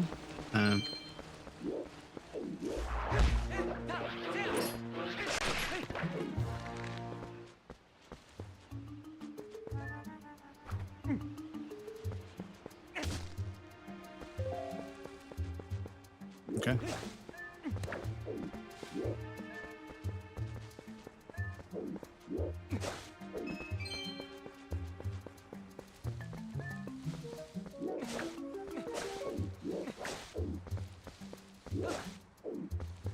Right, well, the lantern we could now use back at home because there is a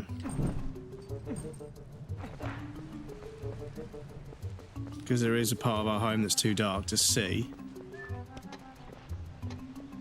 Oh, I see. Once we get the gloves, we can move that out of the way. Okay.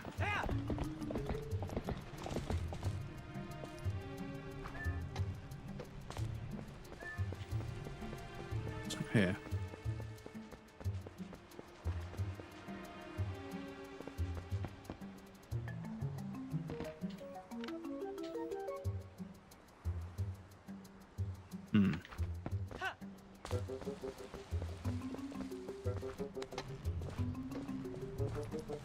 Moving to Stockholm and Paris.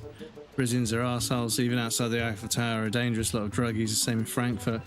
No more French than Swedish, and Paris is more connected than the rest of Europe and Stockholm. Maybe your cities comparing crime levels. Yeah. There's parts of Paris. Excuse me, there's parts of Paris where I wouldn't want to go on my own. You know, I can handle myself. Come on, horse. Why will you not move? I can handle myself, but there's parts of Paris where I don't think I'd be safe.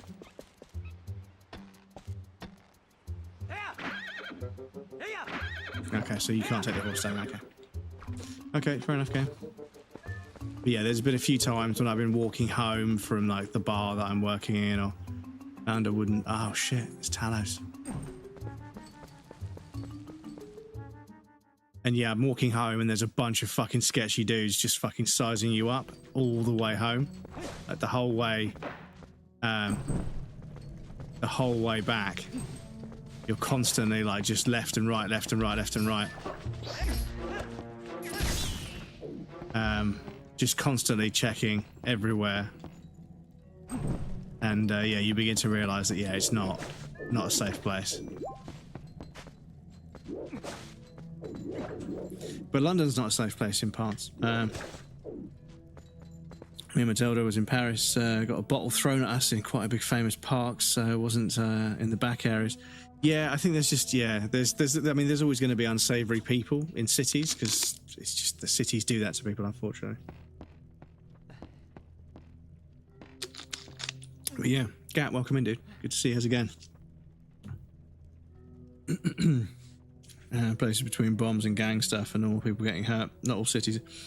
I would say that there's a safety and a criminality concern with almost any populated area, any densely populated area. You are likely to see criminal behaviour, and and it's just, unfortunately, like I say, cities, they make it so that everybody's competing with each other, and it makes people very, very fucking cold and bitter and resentful. And when you get that, it's not safe anymore.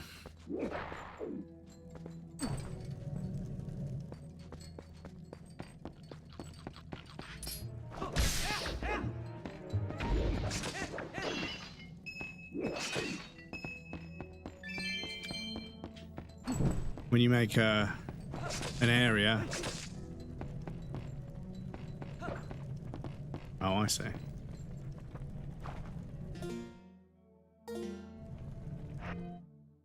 When you make it difficult for people to survive, they turn on each other.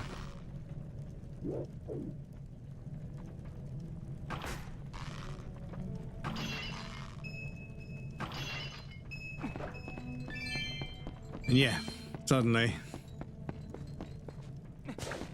you can't trust the person standing next to you anymore.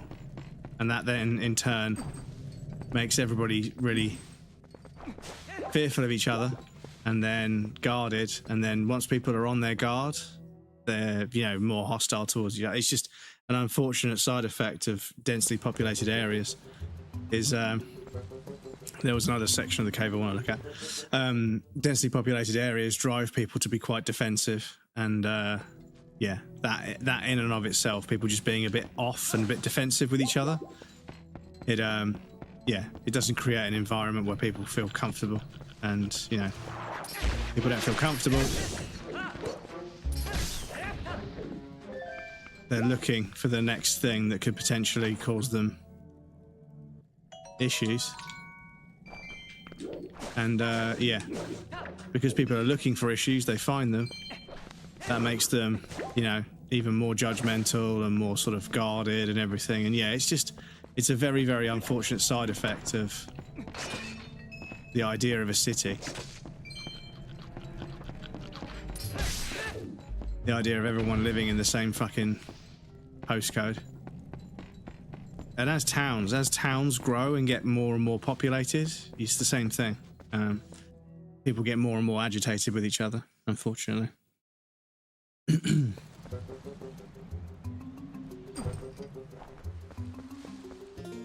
Excuse me, let me just make sure I haven't got behind on chat. On one specific crime, Stockholm has the highest rates in Europe. I think London just beat us on that too. This is a modded gameplay. Technically, yes. I suppose I'm playing the GameCube version because it's the version I was told to play. Excuse me. But I have made a few adjustments to make it a bit more stream friendly. Politicians have destroyed European countries and the UK. Certain legalisation stuff they have done. If it was single, I think it wouldn't be a much dangerous type of crime affecting me. But now, a lot of politicians should be strung up by their ankles and treated like a piñata. Mm-hmm. A lot of them should be hanged, put in jail, made to make compensation. Yeah, I swear to God, it was like a few years ago, MPs and were arguing about a pay rise, and now here we are on the verge of World War III, and it's like, motherfuckers, like, if I pay you for diplomacy and democracy, that's what I fucking expect, not another fucking war in the Middle East, And I'm not naive. I know there's always some form of conflict in the Middle East, and it's something that the UN and everyone else needs to fucking, try and get hold of. But yeah, we don't need to go and make it worse, and that's what the Western world has done. Not the UK, but the US. But the UK is obviously allowing the US to use its military bases, which kind of makes us complicit. So yeah, Labour government, we're being dragged into another conflict we don't want to be part of. Yeah.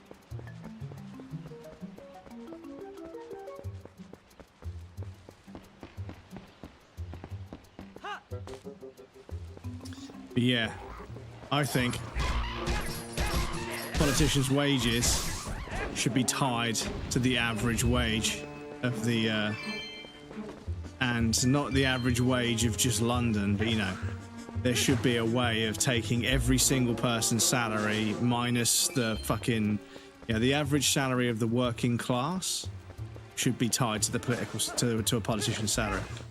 End of story.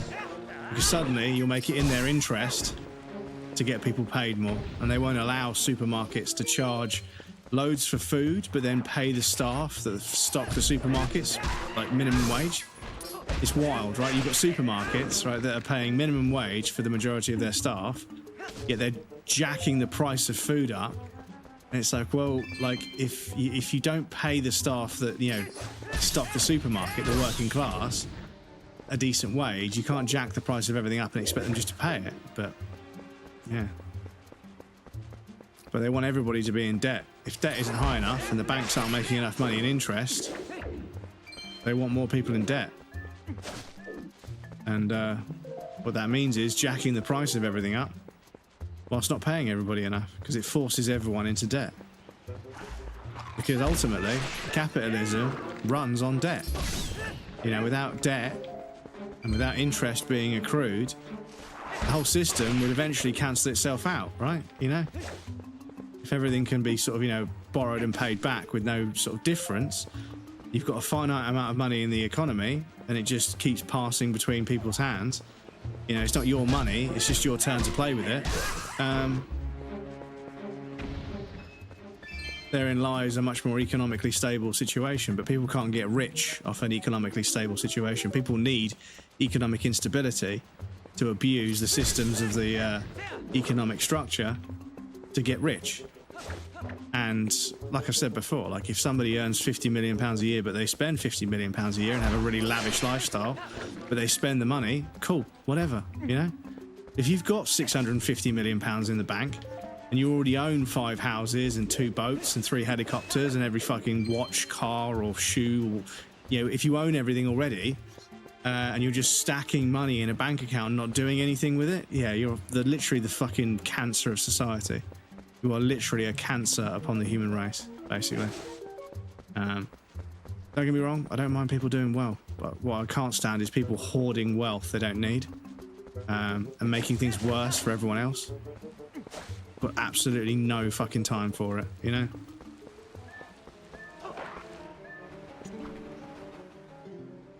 Without a key, I cannot proceed. Okay.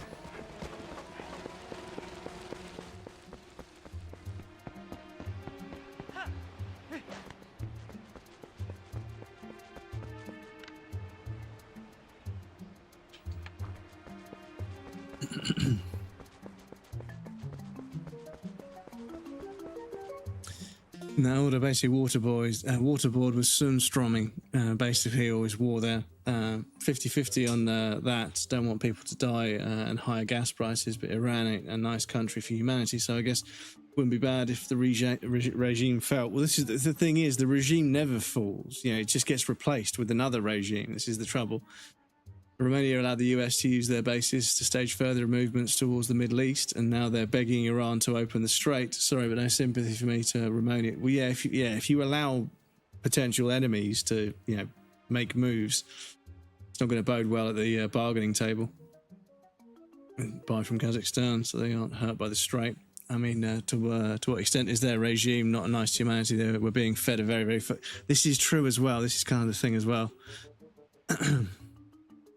No human rights, basically. I'm going to pay my staff peanuts and charge through the roof for necessities. Why is everyone stealing my goods? Yeah, exactly. This is it, Veldar. Because they're like, why is theft going up? What do you fucking mean? Everything's too fucking expensive. If you pay people a decent wage, they will buy stuff with it and then they won't steal it. If you don't pay them a good enough wage, they'll just fucking take it because the working class outnumbers the police force.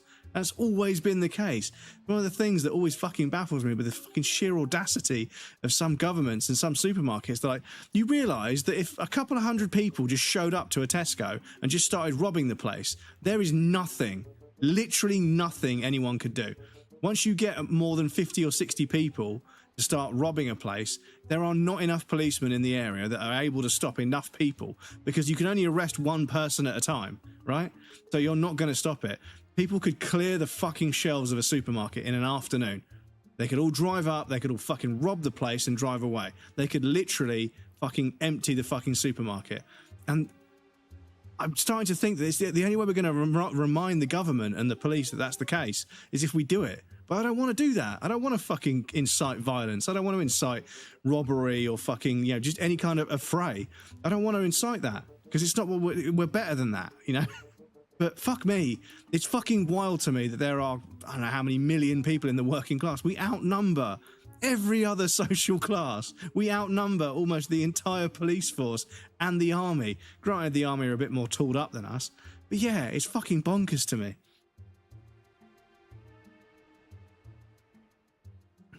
Government should live in fear of their populace because there's a lot more of them, but they don't.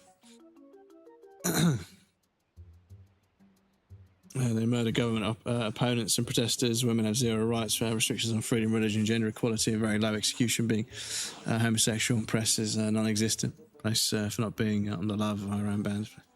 People deserve better there. We can come a better regime. We've tried, haven't we? How many times have we tried to topple the regime in the Middle East? And there's always another one. So yeah. Former Soviet countries. I'm not afraid of. Not a friend of Iran. Not a friend of my friend of my country. Of the West is insane. Yeah, the hypocrisy is pretty much insane. Have a lovely afternoon tomorrow. Thank you for hanging out, dude. See you next time.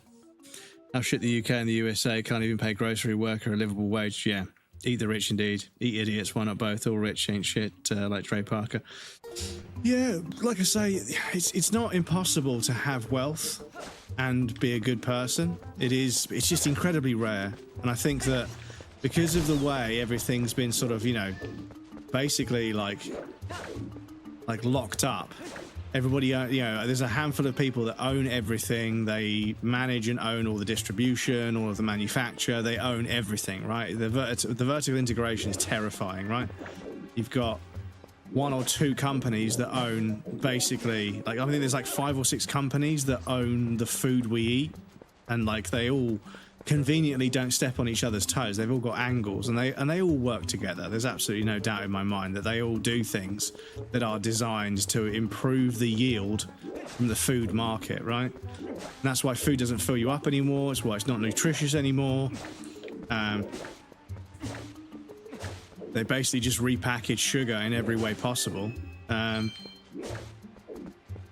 So they can basically get you addicted to it, and I'm terrible. I need to consume less sugar, but the more I start reading packets, not the ingredients on food packets, the more I start reading those, the more I realise it's not.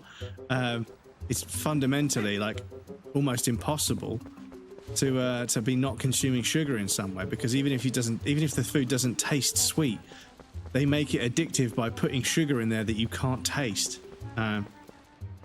So yeah, and it's not as bad here in the UK as it is in the US, but in the US, somebody explained to me how much sugar there is in bread. Plain white bread in America has a crazy amount of sugar in it. like a scary amount of sugar for just bread.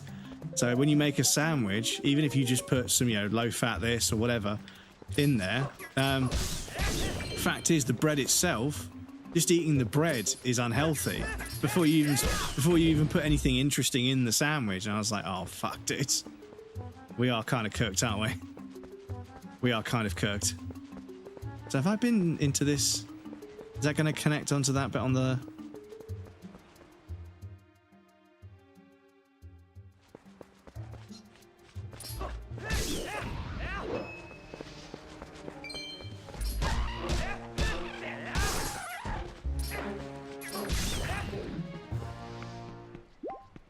Right, key.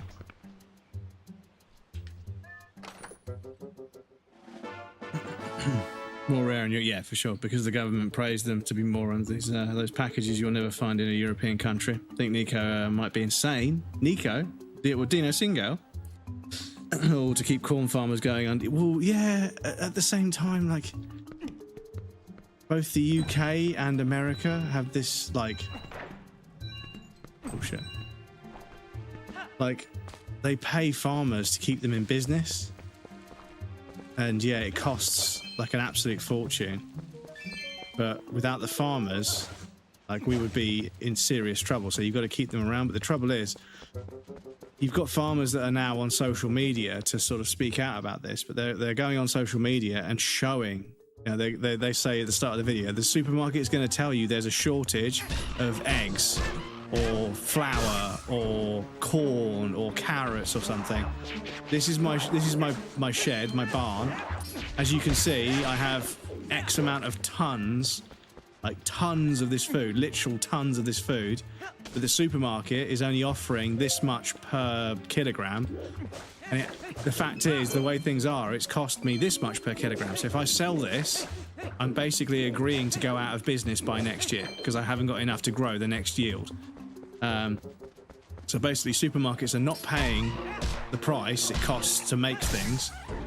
They're not paying their staff a livable wage, but they're charging a ridiculous amount, and then they're saying, oh, there's a shortage of eggs, or there's a shortage of carrots, or whatever. That's why they've gone up in price. And it's like, but there isn't, you know?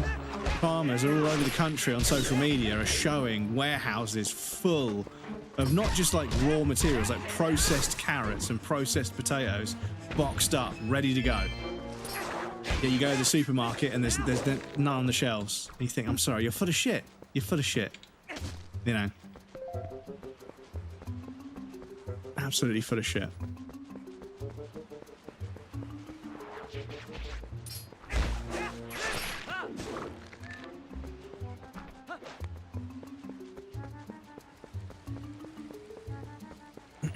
Nine games back-to-back hitless. Oh, yeah, for sure, yeah. Nico is fucking insane. Absolutely insane. But if anyone can do it, yeah. That sugar subsidy in the 80s, the two Latino brothers who own all the sugar fields. This is the other thing, is that my entire childhood life, I was constantly being told that fat was so bad for me. And I should avoid fat at all costs. You know, everything had to be fat-free, and I was terrified of putting butter on toast or having oil in things. I was terrified of fat. And then as I got older and I started reading, actually, your body really does need fat. It's sugar that's the fucking enemy, but my entire life I've grown up, everything's had sugar in it. So I'm fucking addicted to sugar. And yeah, I've given up cigarettes, I've given up cocaine, I've given up MDMA, I've given up alcohol, given up gambling, given up all kinds of things and gone through the withdrawals and processed it and chewed on it and sat on it and fucking dealt with it. I've given up all sorts of things. Fuck me, is sugar hard to give up, dudes. Because not only does my body get really fucking upset if I don't give it sugar, because my body does need some sugar, just not the kind of amount of sugar that you find in average foods, because yeah, it's fucking wild. So a while ago, I think it was probably the EU, they mandated that you had to print the contents and calories and sugar and everything on your packaging. And what they ended up doing is they print an amount, but it says per serving, and the serving will not be the same size or easily divisible by the same size as the item itself. So for instance, Iron Brew Each 200, yeah, this is 250. So half of this, these numbers here that tell you like what it is, that's for half of this bottle. They expect you to drink half of it and then not touch it for like 12, 24 hours and then have the other half. It's like, you're out of your fucking minds. You need to print what it is. I shouldn't have to do the maths to figure out how many calories are in something that I'm going to consume, because family sharing bags that are like enormous, great big bags of food, that's fine. But when I get a bag of crisps, right, or a bag of mini eggs or a chocolate bar or something, right, I should be able to look at it and say that is X hundred calories. And then under my, in my life, I understand how many calories I burn walking around every day. I can add it up and work out if I'm in a calorie deficit or a surplus, because I want to remain in a deficit of some sort because I do need to lose some weight. But you spend fucking hours in the supermarket picking things up, reading it and realizing, shit, this has actually got a fucking really large amount of fat for how many kilograms of food it is, which is not necessarily great. It hasn't got a hell of a lot of carbohydrate, which is what I actually need to fucking make energy. And it's got a shitload of sugar in it. And I'm like, well, I can't really fucking eat that because it doesn't really, the ratios are off. The amount of food to fill you up physically versus how many calories, carbohydrates and sugars, the various different kinds of energy that you get, I'm like, it doesn't fucking add up. And I'm like, well, this is fucking, and I'm developing such a complex with food where like I eat and then I feel terrible because I know what I've just eaten wasn't good. And then when I try and eat healthy, it just fucking does my head in. Constantly arguing with myself about what I can and can't eat. All because the supermarkets and generally the food companies have just tried to get us addicted to every fucking kind of thing we consume. It's just, it's fucked. US sugar program is probably why there's so much sugar in American products. Well, yeah, I mean, high fructose corn syrup is fucking crazy. When you look at like the origin of high fructose corn syrup and how they put it in everything, it's fucking terrible. Tic Tac has 0 grams of sugar because it's under 1 gram of sugar per serving. Each serving also under 1 gram. Yeah, it's mostly sugar. This is it. If the fucking scale they measure it with, yeah. The regulations state that because there's less than 1 gram of sugar per serving, they can't put down 0. Yeah, they can put down 0. Yeah, exactly. Sweden says 94.5 grams of sugar per 100 grams. Yeah, per 100 grams. This is it. You know what I think? This might be the run that breaks it. I don't know. He always manages to get through the run eventually. And yeah, like I say, I mean, marathon runs is what he does, right? He sort of doesn't do one immediately after getting one. But yeah, I think if anyone can do it, it'd be Nico. And the thing is, for people that are full-time streamers that do challenge runs, they're doing challenge runs all the time anyway. So if you just try and aim to do one all in a row, it kind of makes sense. Not that it's easy, it's still incredibly difficult to do that many things right, to be that good over that many games for that amount of time. It's an incredible achievement.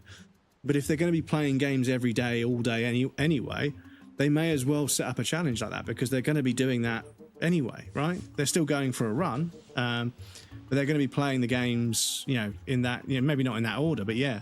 Not to take away from it, it's an incredible achievement, but yeah. Like, if that's what they do day in, day out, they may as well step up the game and do a challenge, and Nico's one of the people that does that. And yeah, I mean, the God Run 3, the level 1 is fucking insane. Absolutely fucking insane. A level 1, I mean, just playing a Souls game at level 1 is fucking difficult enough, but doing it hitless, all the fucking Souls games back to back without taking a single hit, it's fucking absurd. Like, it's an achievement on par with, like, some of the greatest sporting achievements I've seen in my life, and I've seen a few. Anyway, we do have an ad break coming up any second. I've talked all the way through the intro to it, so I'll pop you guys on the BRB screen. You guys know the drill. I'll be right back.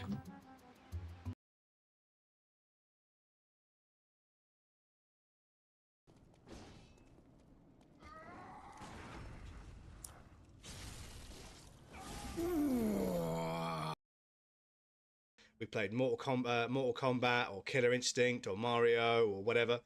And we were on the sofa together. We were drinking orange juice and eating snack food on our day off from school, playing video games. We were hanging out. And that's what this feels like to me. This is taking me back to being a kid again. And I fucking love it.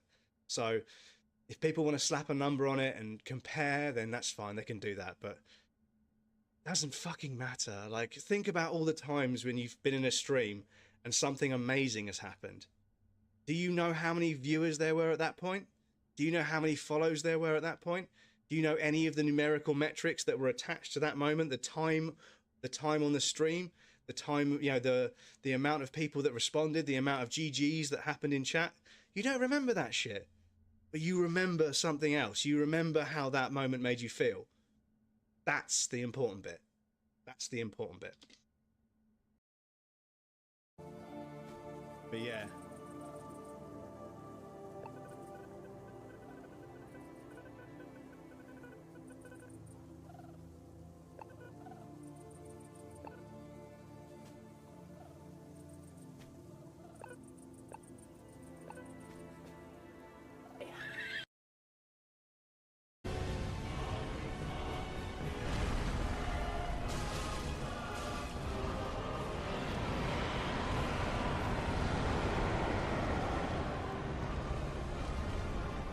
Fuck, okay.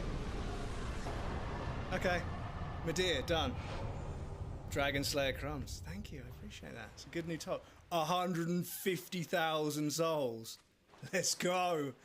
Let's go level. Thank you for the GGs. I appreciate that. Thank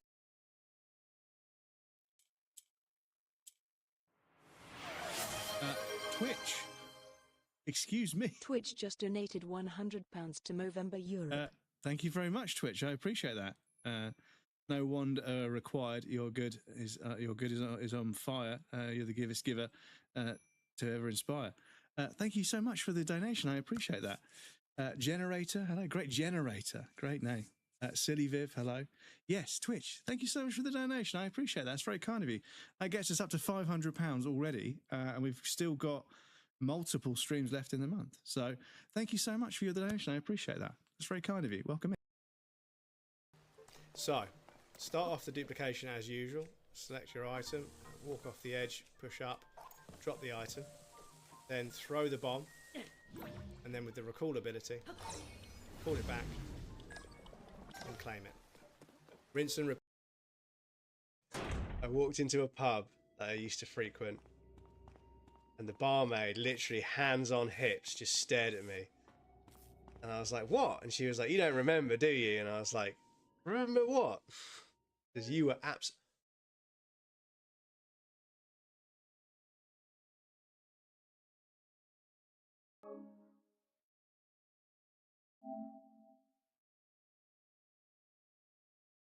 Oh, okay. Right, Suck okay. yourself off, you knob. Oh, the blunderbuss straight away. Yeah, that's the Molotov. Oh my god. Hello. But yeah, just keep an eye on his blunderbuss because Now just clap them together. oh shit, stamina!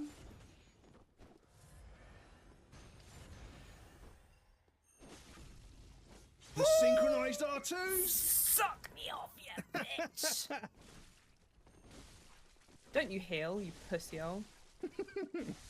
Come here. I'm gonna die. Oh, you got both of us in the fucking... Mind the molly. Oh. Whoa. Oh my god, oh my god, oh my god. Oh my god, oh my god. Get off the ride, you bitch! Ah! How are you not dead? How are you not dead? Fucking How are you dare. not dead? Die! Die! Die! Get fucked!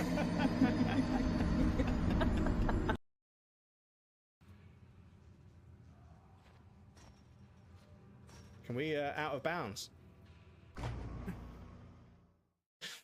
Yes, but no. Fuck's sake.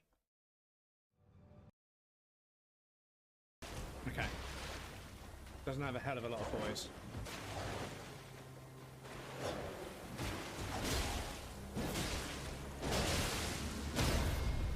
Yes, please, please, please. Oh! Fuck you, Elden Ring! Fuck you, Elden Ring!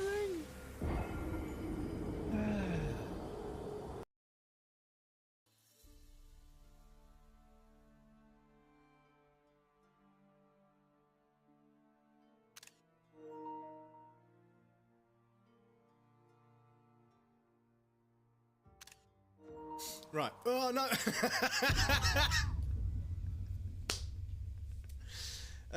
Fuck's sake. Okay. That had to happen, didn't it? Here. but I feel like I can do this boss.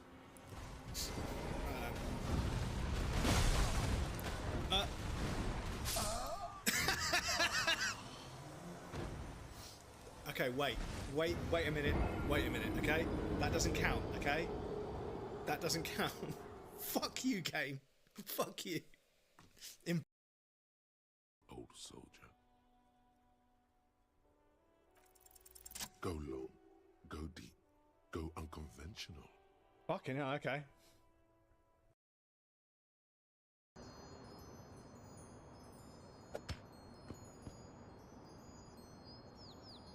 Stop it. Welcome back, everybody. Thank you for your patience. I appreciate that.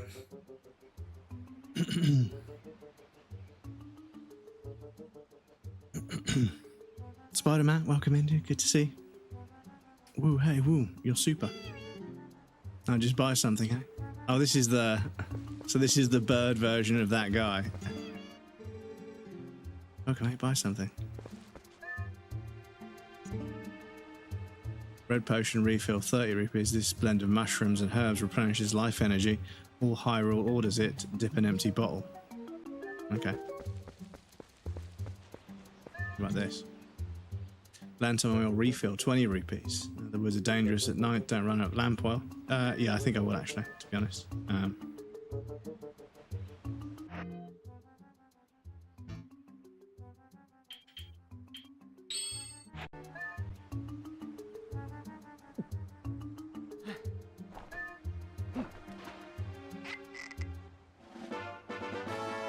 Cool. Yeah.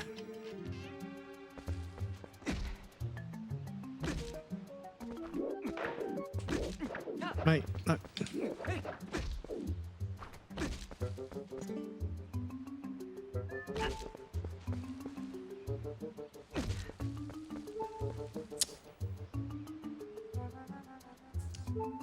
Excuse me, I didn't want to do that.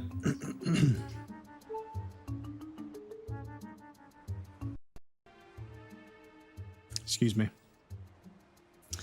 Jake the Obscure, welcome in, dude. How's it going? Howdy, Crimson Chat. Good to see you, dude.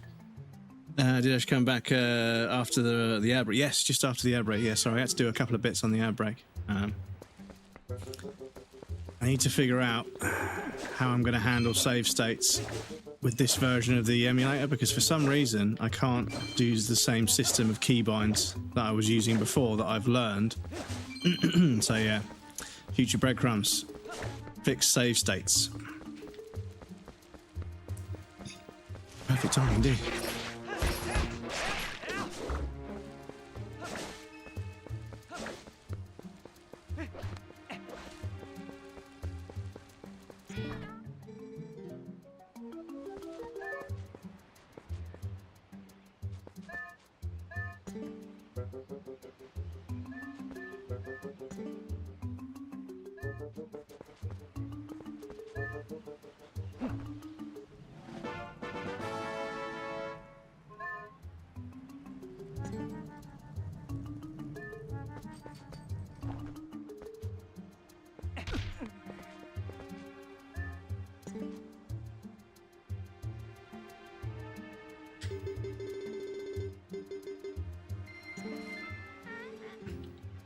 Right, okay.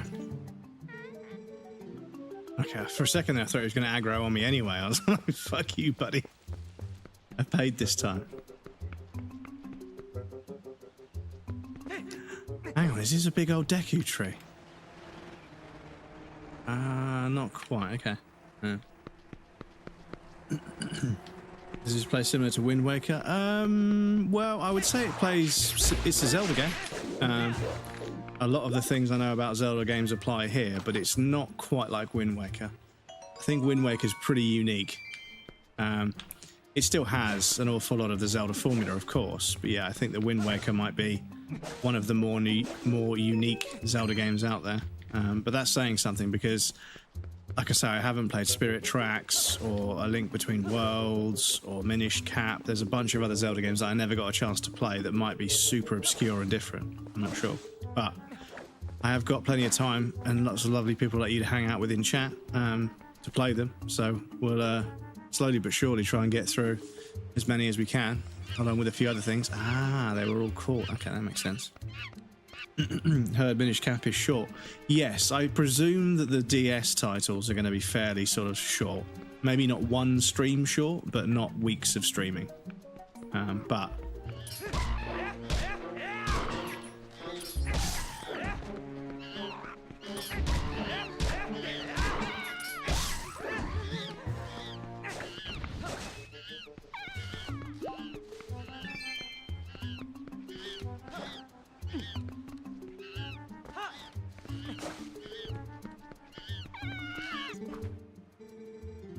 let me out of here, please.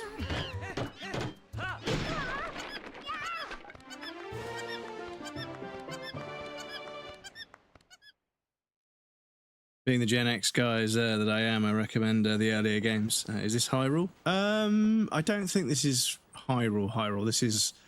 They called us Ordinians, so I think we're living outside of Hyrule. But we are going to Hyrule apparently at some point on the horse, so... Go ahead and come, Crumbs. Jimmy and that monkey would have been gotten eaten probably. She's actually a pretty nice gal. That monkey, she tried to protect me, so we got captured together. Crumbs. You're not going to mention this to my dad, are you? Well, yeah, no, I suppose not. He's always telling me to never, ever go into the forest because he says it's dangerous. And it is. So you really can't tell him, really. You have to promise. First Zelda was like my second game. So I played on the Mega Drive. I played a few Mega Drive games first. And then my friend had a Nintendo console, a Super Nintendo. And I played a few games on that, and I was like, damn, Killer Instinct's pretty fucking good. And the Mario games were pretty fucking cool as well. And then, yeah, we got a PlayStation 2. They got a Dreamcast, I think. So they played Blue Stinger and a few other sort of absolute classics on the Dreamcast. And we had the PlayStation 2. And then, yeah. So yeah, like I kind of did play some Nintendo games, and I had some other friends as well that had like the Zelda games, and I had some friends that had the Banjo-Kazooie games and everything. So I played, a few Nintendo games here and there. But yeah, never owned a Nintendo console myself up until, recently. And yeah, there's a handful of Nintendo games that I missed out on. So yeah, my soul told me Tallow disappeared into the woods and has not returned. I came as soon as I heard. Looks like you have brought him home already. I apologise, such a task should not fall to you. It's all right. Tell me, have you noticed how strange this wood seems lately? I feel uneasy about what may lie in wait. Anyway, Crumbs, tomorrow is finally the day you'll be departing for Hyrule. I think it's a good thing I've given you this task to you. Good luck and return safely. If you're lucky, you may even get to meet Princess Zelda.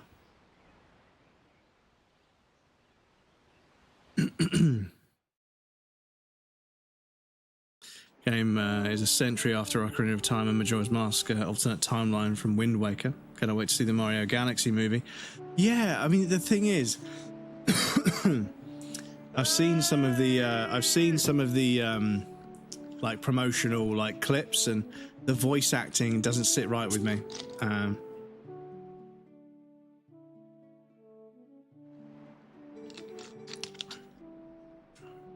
The writing and the voice acting feels a bit too mainstream for me. Almost time for you to get going, eh, Crumbs? Finishing up early today, bud. Fair enough.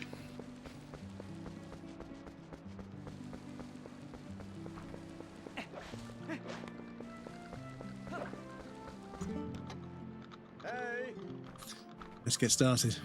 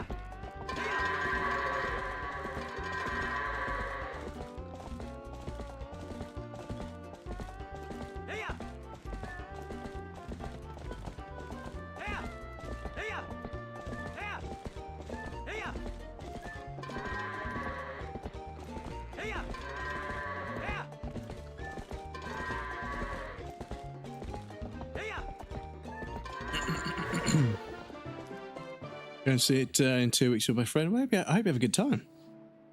Scared of that movie. Don't want him to destroy another franchise. I'm not scared. Weird voice acting. My kids like it. I can't get into it. The Mario voice acting feels wrong. Too Americanized. Yeah. Like I feel as if like there's a lack of sincerity. I start to feel with a lot of these sort of like, you know, video game film adaptations. And yeah. I feel as if there aren't enough people like Henry Cavill that are like very, very, very centered around making sure that the lore and the sort of, you know, the actual kind of story and the facts and the universe are respected. And because there aren't enough people that are like that, I'm always very skeptical of sort of, you know, movie adaptations of games.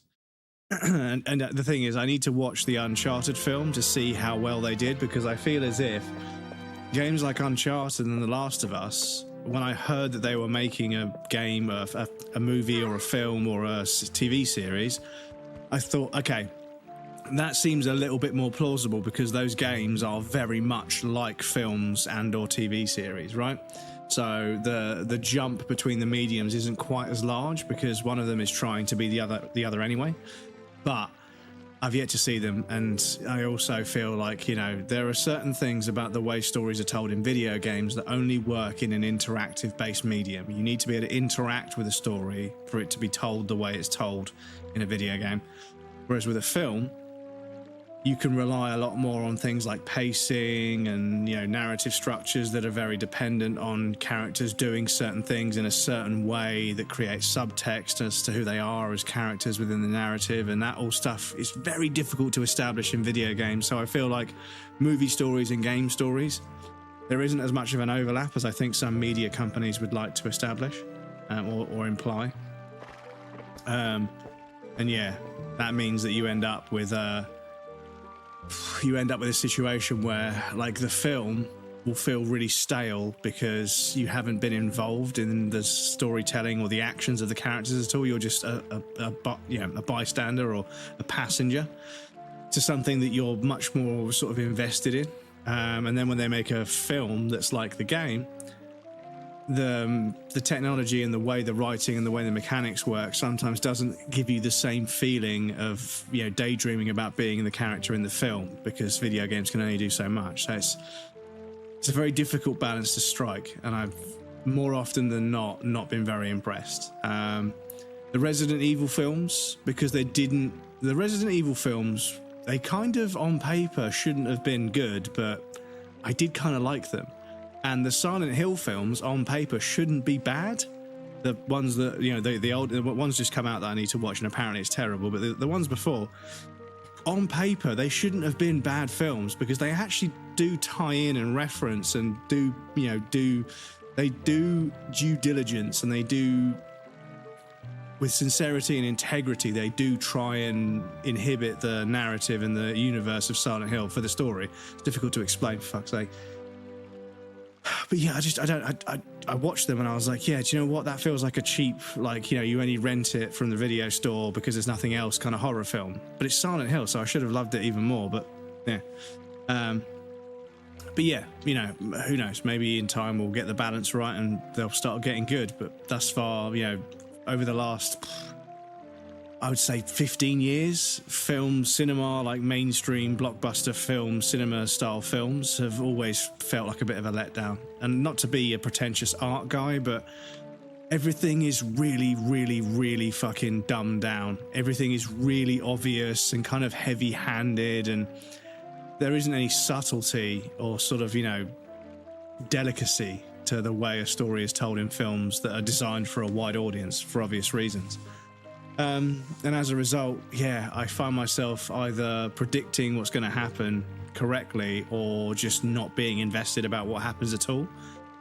But every now and again I watch a film and it fucking absolutely blows my head off. Nomadland was one of the most recent ones. That was a few years ago. But Nomadland, as an example of how powerful environmental storytelling can be, Nomadland is like the example I would give. Like, you feel what it's like to be that character so heavily. It's crazy. Anyway, the royal gift Russell told you about is ready, so you can get ready for your trip to Hyrule Castle.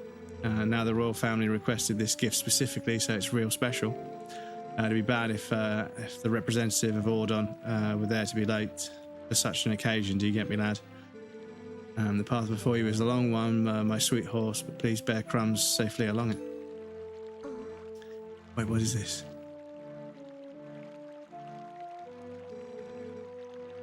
What's happened? She's injured, isn't she? Crumbs, how could you... You were pushing life too hard again. I bet you hurt her leg jumping fences, didn't you? Well... Now, liar. There's no need for that. Father! You'd be so easy on him. You're the mayor. You should be start acting like one. Both of us are like, poor thing. It'll be alright, life. Take you to the forest spring right now.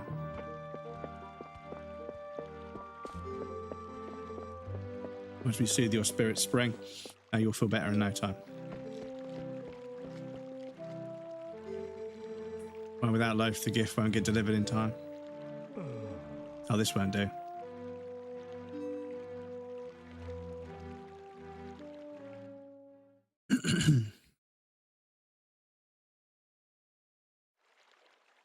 I'm out of video games to stay video games, yeah, except Fallout, that was fun. Great series. Tomb Raider films also good. Wife loved The Last of Us show. Toy Story 4 was mad too, and now 5th is coming out. Not a video game, but I can tell the Wheel of Time TV show has a terrible adaptation, but I had fun watching it, based on Brandon Sanderson.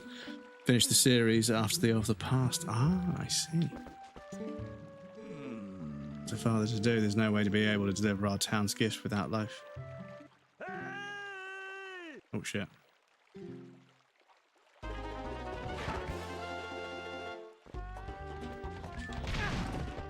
I grabbed it.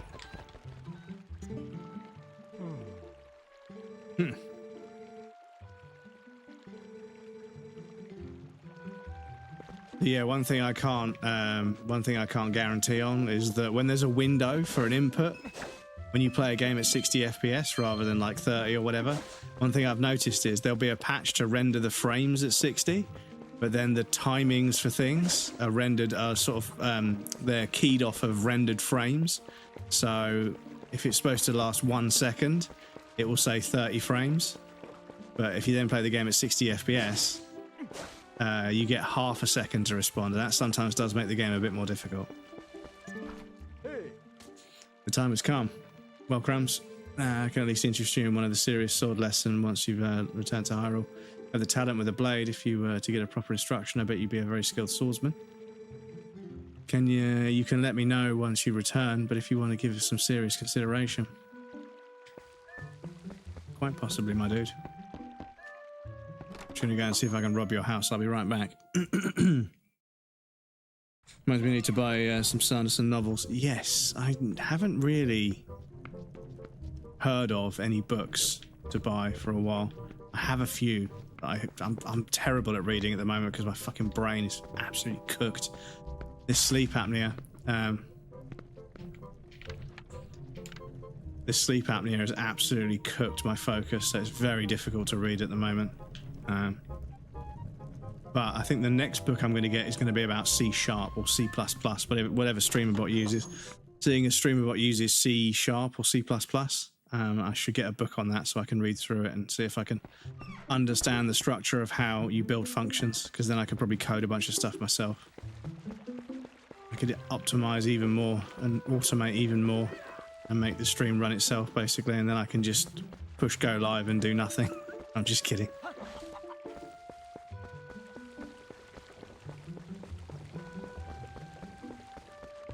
Non-fiction books. Love listening to Sanderson's work. Work ethic seems pretty insane. Read a few standalones and I enjoyed them. Hollow Knight has that FPS bug where the appearance of certain enemies spawn faster, the faster the frame rate, really. Reading The Decline of the West by Oswald Spencer. Right, by Oswald Spencer? Isn't that the guy from Resident Evil? Spenglager, I was going to say. Grams, are you going to see Lyre? Maybe it's just me, but those guys don't normally let people through. Grams, you think we can go see Leah together? Yeah, sure.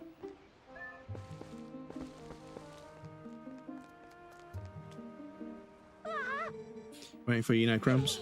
Yesterday was so much fun. Chasing the monkey was great. He's telling Mallow here about how he wanted to show it to him, but we let it go instead. Didn't get caught, Tyler. Oh, Colin. Colin? Way to spoil everything by telling your dad. Nice job. Thanks a lot. We got scolded by our dad. Something awful. I thought it was never going to end. But you're trying to see a liar, aren't you? Well, there's no way we're going to let you pass. What? I have a sword. Oh, hey, neat Crumbs. Let me borrow that wooden sword. No. If I had that wooden sword yesterday, I would have handled it all alone, definitely. Come on, let me borrow the wooden sword.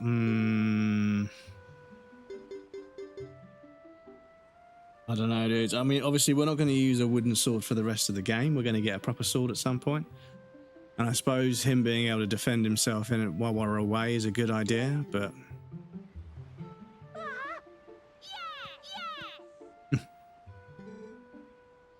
This thing, I'll show them all.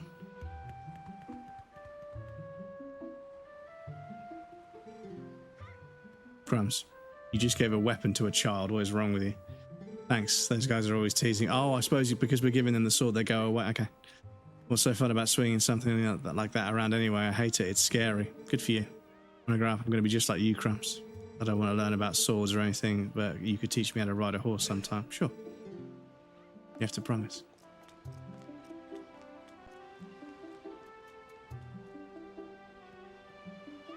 About to read the Hunger Games, I see. I hope you enjoyed it.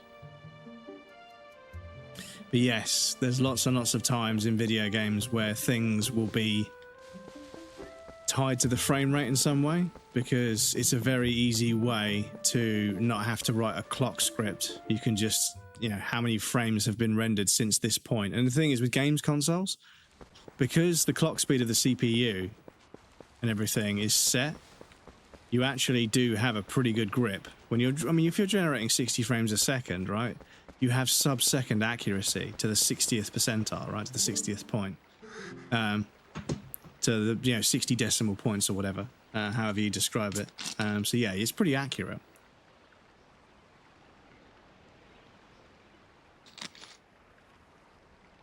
I mean, if you were generating 1,000 frames a second, you'd have millisecond accuracy, which is kind of unnecessary, but yeah. Your games take left back, you can forget it.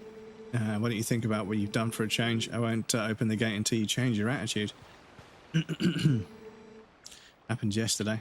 Listen, I don't know if she'll listen to me, but let me try and explain about Tallow and the monkey, okay? Crawl through there. Yeah, okay. Cool. We found that tunnel before, but yeah. The game is cute. It is cute, yeah. But I think it's going to be a bit more mature, because from what I remember, people were saying that they saw, like, footage or a reveal or some sort of announcement or something. They saw some footage somewhere of a much more mature Link, and they got very excited for it. But then Nintendo released Wind Waker, and everyone was like, "What the fuck? Where's this sort of more mature Link game that we were all desperate to play?" I think that's what this is basically. Hadn't heard the details about Tallow's capture, but Colin.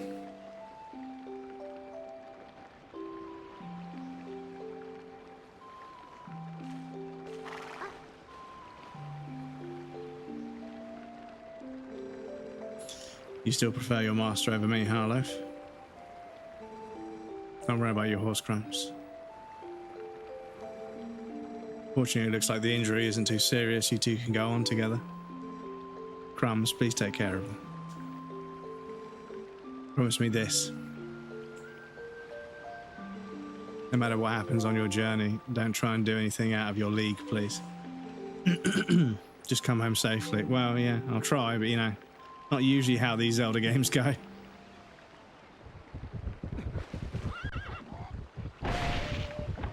Oh shit.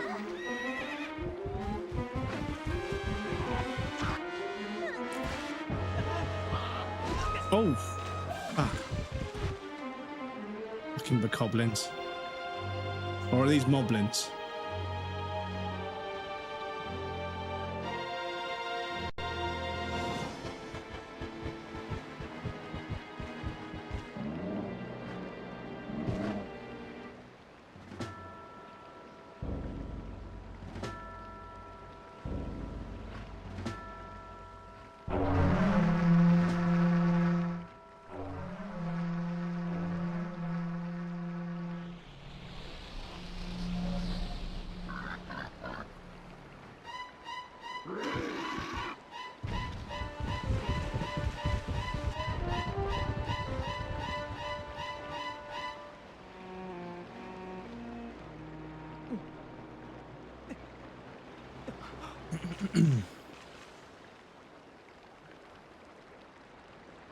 It's no secret this is a WW apology game. A World War apology game. Not sure about that.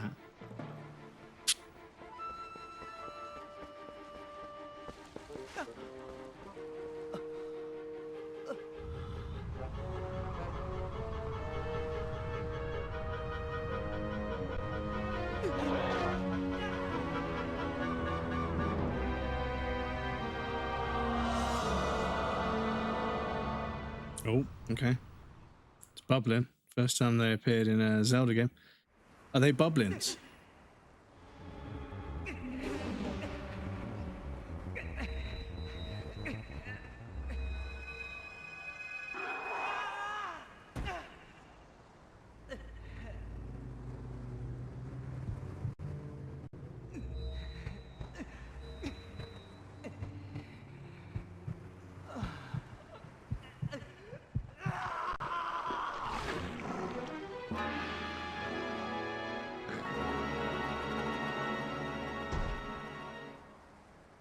So we're a werewolf.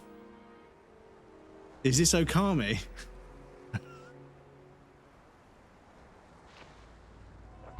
Oh.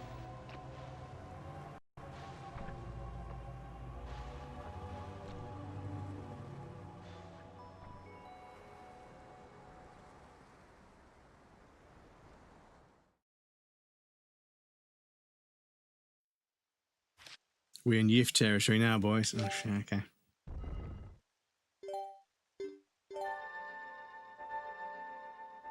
Use the magic brush, Link. Yeah, the Okami brush.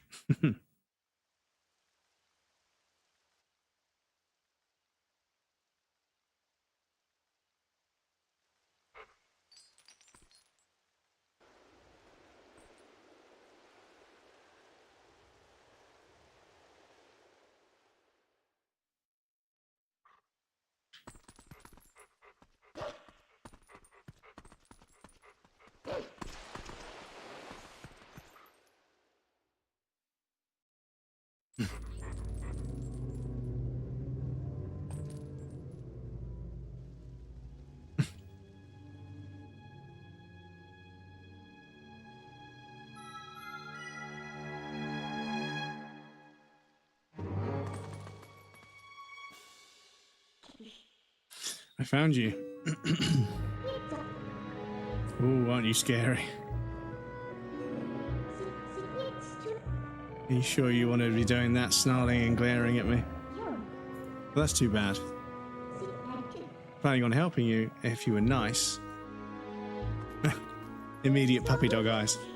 That's much better. You humans are obedient to a fault, aren't you? You aren't a human anymore, are you? You're a beast. There, now you be a good boy and calm down. No need to bite.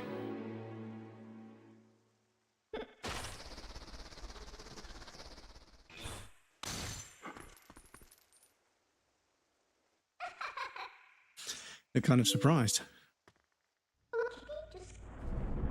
I bet you're wondering where exactly you are. Are we, sorry? Make you a deal. If you can get over here, maybe I'll tell you.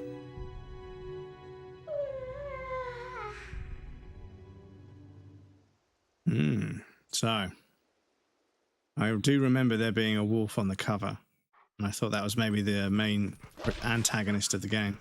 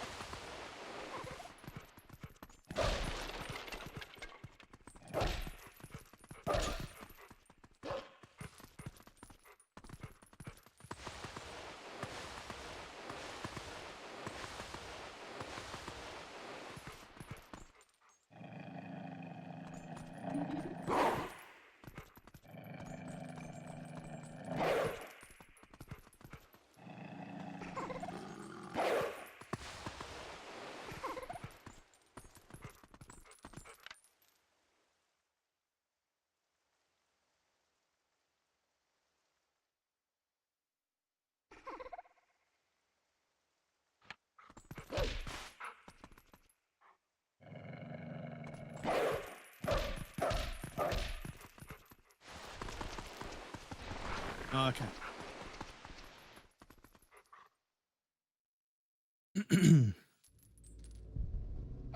You just play Akami again. Yeah, I played a bit of Akami back in the day, but I don't think I ever completed it.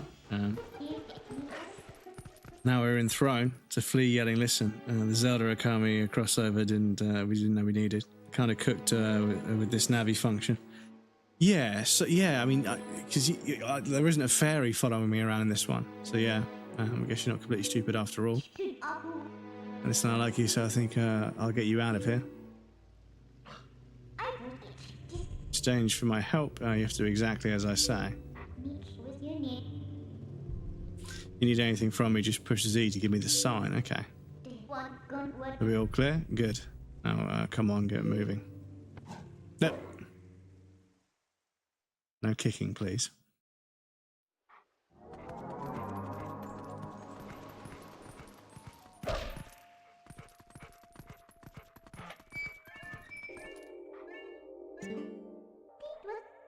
What's that?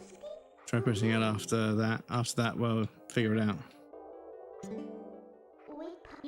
I have time for us to sit around here. Hurry up and press L on the chain. Okay. Why are we suddenly getting Silent Hill 1 or Silent Hill 2 music? Suddenly Silent Hill, sort of distorted piano.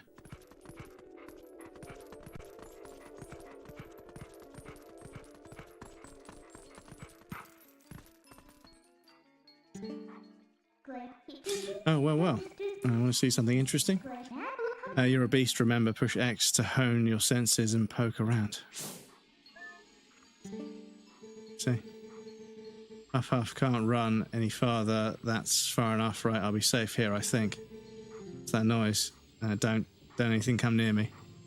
Oh, okay.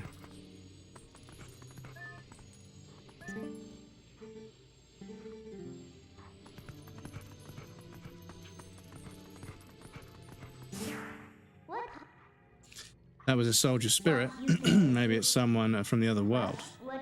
There are lots of other spirits roaming around here. You know, hone your senses with X and see them. They might know things.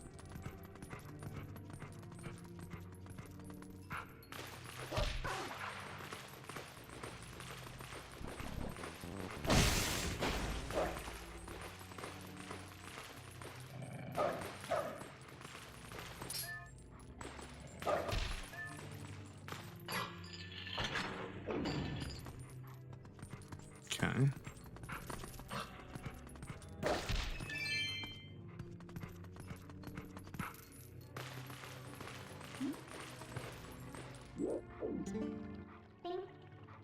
All just dropped. Oh well. I can't remember which way we're supposed to go. Let me do a little looking yourself, lazy wolf.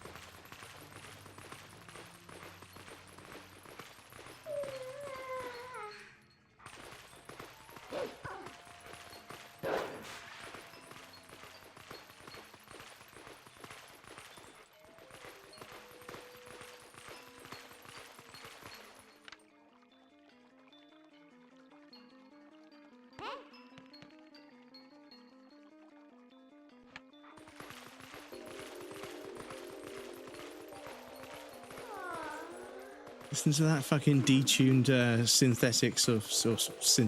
synth piano. In my restless dreams, I see that town. Hyrule.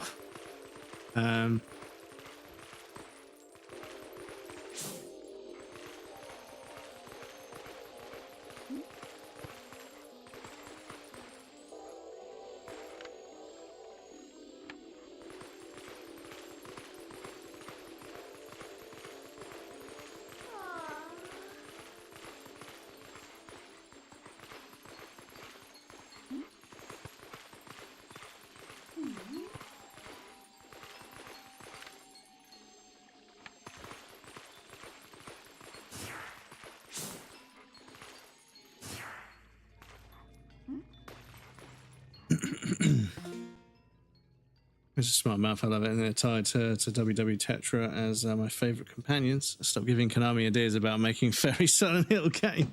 Could you imagine? Could you imagine?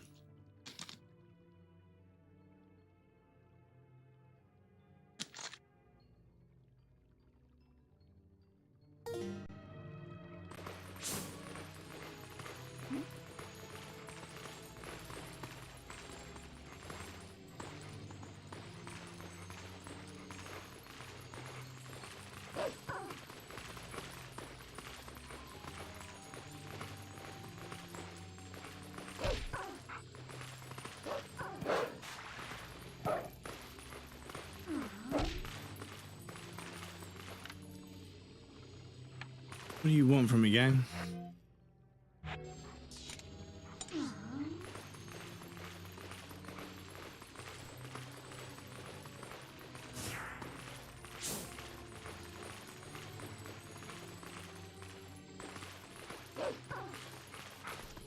Oh, for fuck's sake. You can just climb a ledge, okay. Oh, you're used to this new body yet, so I'll just tell... Yeah, you could have just told me I can walk up to ledges and climb up them. That would have been handy. Because that would be too high for Link to climb, so I didn't try it. Think about how you fought enemies in your human form. Just because your shape has changed doesn't mean your instincts have as well.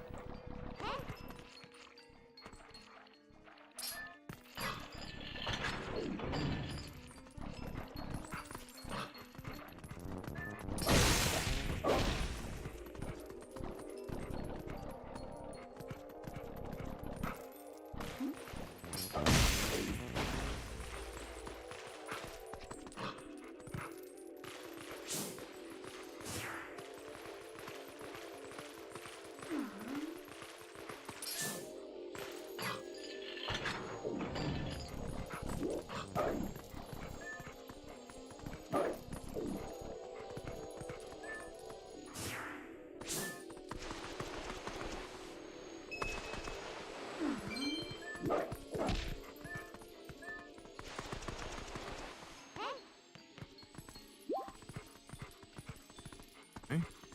Oh.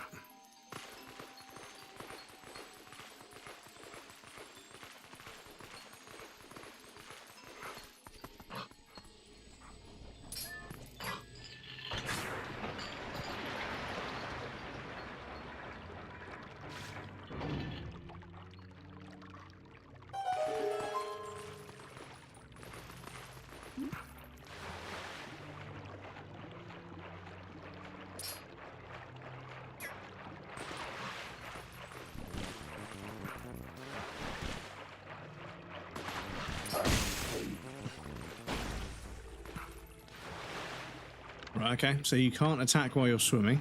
Need to remember that.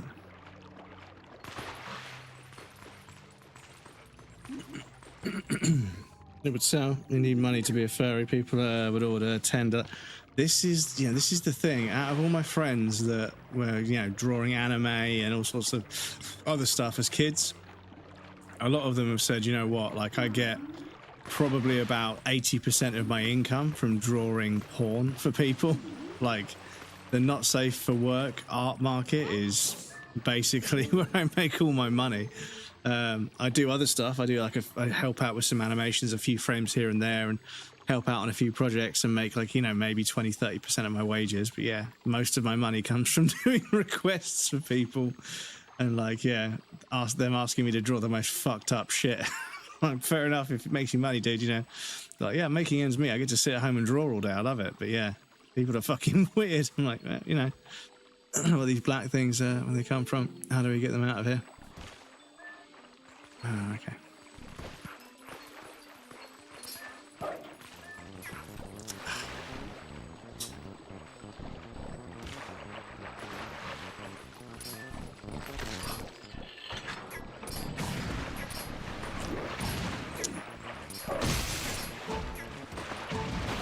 Wow, gang. You've really fucking not handled this very well, have you?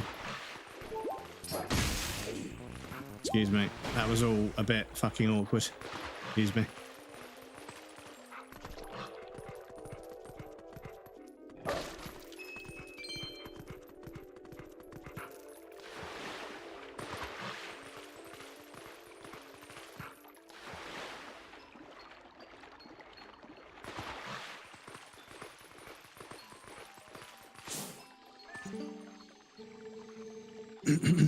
Some very affluent people, very specific tastes. Well, this is the thing. This is it. Like if you've got the money and you can buy what you want, then yeah. And a friend was, another friend who does sort of more animation work, was saying that yeah, like people were offering like 5-figure sums. Not 90 grand, but like over 10 grand for like animated scenes of a certain length. It would have been like months and months of work, like months and months of work, where they wouldn't be able to do very much of anything else. But yeah, they were like, this. If you make like specific animations of specific characters, and the thing is, occasionally he does get emails asking them for certain characters, and he's like, I won't do it.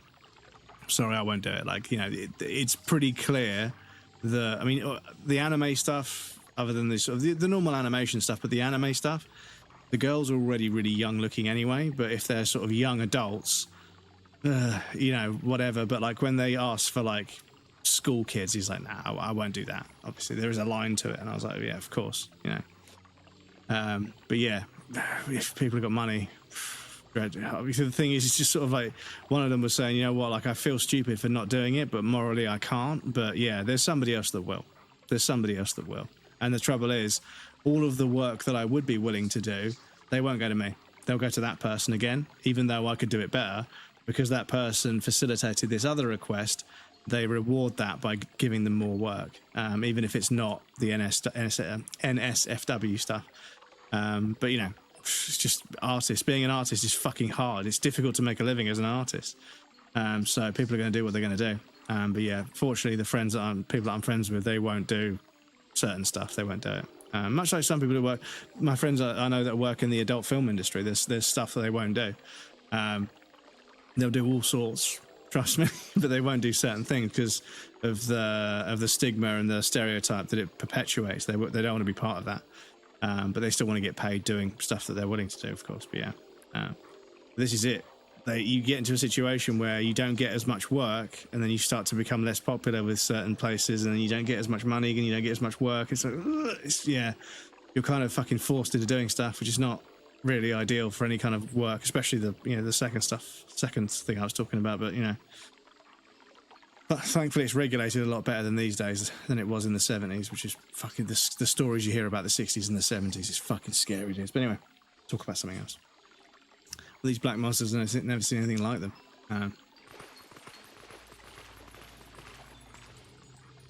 So I suppose, do we bring the water back down again now? Oh.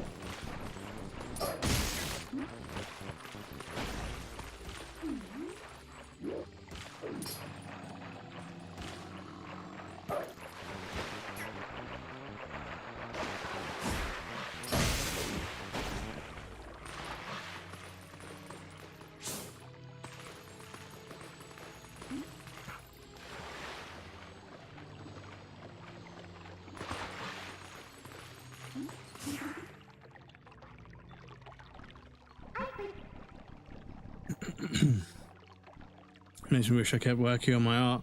Well, yeah, it's, you know, and like design wise, like if I was genuinely like, you know, being asked to design interesting, unique and like creative and interesting stuff, I'd probably still be designing and trying to make it work all these years later. But yeah, it's just so many people want the same fucking website and the same fucking advert and the same fucking logo over and over and over again. And it's just like they give you a brief and you can feel when you're reading the brief, you can feel that they just want that logo, right? They just want that, right? But you try and do something a bit more unique, a bit more sort of, you know, brand focused, a bit more sort of, you know, brand identity centric, you know, something that sort of suits them and who they are and what they do and everything. But then they don't like it, you know? And you explain all the various different reasons why the artwork and the art direction you've taken suits their target audience and how, you know, if they want to attract the right eyes, they need to be, you know, sort of, you know, going down this avenue of design philosophy, and but they won't listen. And after like 3 or 4 briefs, you're like, oh, do you know what? I just want to get paid, and I'm already a little bit, you know, under budget now because I've done 3 or 4, you know, bits of work for them that they're not going to use. So now I'm like, okay, let's just do what I think they're going to say yes to, not what they need, not what's good for their customers and everything, but let's just do what, you know, what's going to fucking get them to agree to the brief and pay me. And you do it, and they're like, oh, this is exactly what we were looking for. Thank you so much, and blah, blah, blah. This is great. Can't wait to show everybody back at the office. And then they pay you like a third of what you're supposed to get paid, and then there's a bunch of changes, and then you eventually get paid, and you think, I didn't do anything new. I didn't learn anything new. I didn't do anything new. I didn't push myself. I didn't sharpen my tools. As a designer, I didn't get better. You know, I just kind of, and yeah, you have to be comfortable doing that a lot, and I'm just not. I need projects that push me, and help me learn new things. Did the detail tire you out, little wolf? By the way, are you using X to hone your senses like you should? Yeah. Looks like the spirits in here are they're all soldiers in a world. Where in the world could we be? Excuse me. You want out of here, right? Okay, we're off.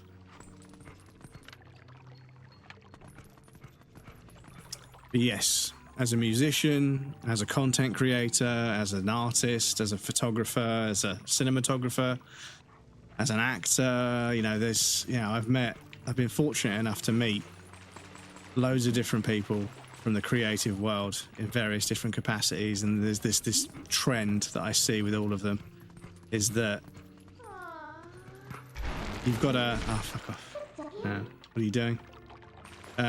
You've got to be able to play the game, and that's the real grind of it all, because making stuff and being creative is like really fun, but if you can't grind out playing the game, you ain't going nowhere as a creative, I'm afraid. And that's just, unfortunately, the truth is that there's a certain degree of marketability that's required in what you do. And if you can't market it, if you can't sell it, if you can't distribute it, it's very fucking difficult to be a creative. And there are ways to work within the creative world and play that game and still maintain some creative integrity. I have seen it done, but yeah, difficult. Unfortunately, but yeah, nothing's easy in this world, is it? Anything worth doing is going to be difficult, so I suppose that's just part of it. But yeah, it does suck, because I've watched people I knew as like teenagers who were just the most hyper creative and talented people, and they're still doing creative work, but I just don't see the same light, the same fire in their eyes. I don't see it, but they're paying their bills, which is better than a lot of people, unfortunately. So but yeah, it fucking sucks being a creative person. And you know, the whole thing about being a creator, like when you meet someone that works in the creative space of anything, they work really hard, like to remain relevant and to remain talented and to remain, you know, present in the creative world. It's an immense amount of work without any real sort of recompense or validation or sort of payback of any sort. You just have to fucking grind it, and you have to be good at what you do. But being good and working hard, it isn't enough anymore. And that's the real issue. That's where things start to go wrong, is because there are all sorts of crazy talented musicians and photographers and dancers and, you know, graffiti artists and tattooers. There's so many amazing talented people out there, but without a decent amount of financial backing, you just can't have enough clout in the fucking distribution side of things. You can't push your work out far enough to get seen and noticed without being, you know, massively hamstringed by stuff. I mean, the whole AI scraping images thing is just literally one of the fucking most detrimental things for young creatives, is that they need to get exposure, and social media is free and also where everyone is. So the exposure is social media, but social media is where your art gets stolen from. And it's like, fuck, man. It fucking sucks. Anyway, I guess I have to do everything for you. Look, I'll show you all the small ledges. So just L target and press A to where I am. Okay. Oh, we can jump like that, can we?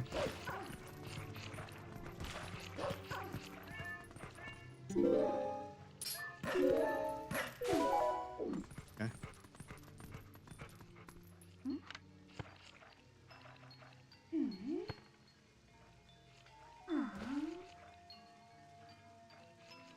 That a bit that's cut off that's got a secret on it? It is, I think.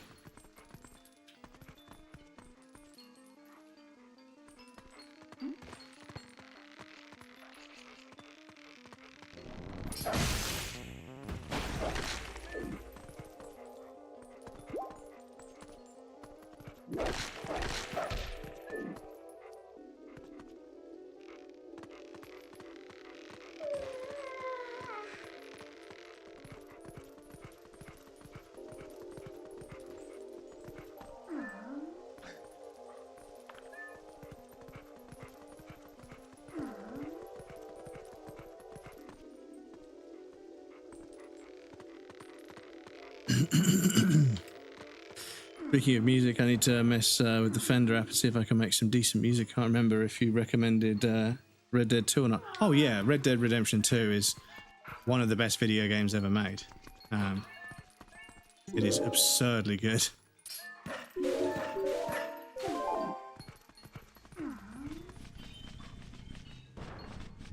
Looking at the Steam Spring sale, and there are some deals. Yeah, Red Dead Redemption 2 is it's kind of like the godfather of video games. Like, it's crazy how many things that game does incredibly well. It's that kind of like, damn, this is just the pinnacle of narrative-driven, you know, story game, narrative-driven gaming experiences. It's just, yeah, everything is so well done. It's absurd. And yeah, I think everybody, you know, even people that don't play video games, everybody should play Red Dead Redemption 2 at least once. Don't there. Ah.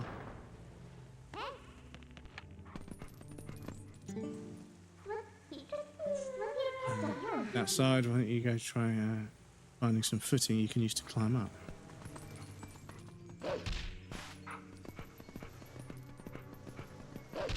Oh.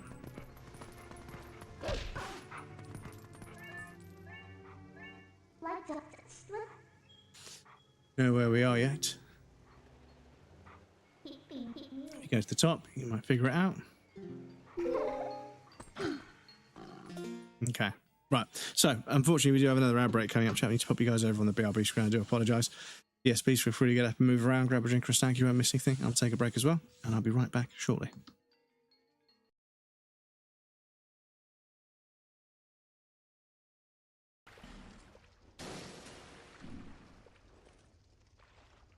Dark Souls 2 healing, everybody. Wait for it.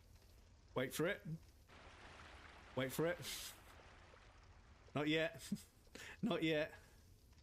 Hold tight. Hold tight.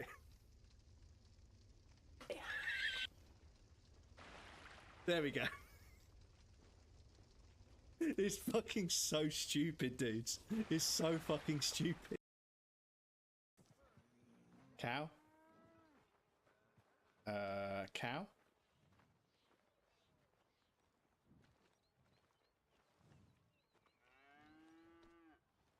Oh. I thought it was dead.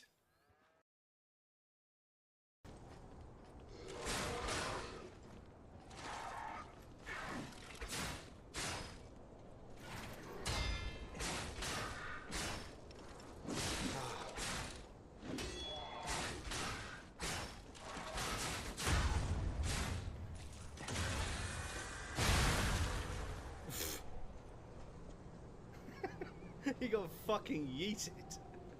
Fucking hell. Game is platinumed. There it is, chat. Bubba! Bubba, we got the platinum. We got the platinum, Bubba. Where's the trophies?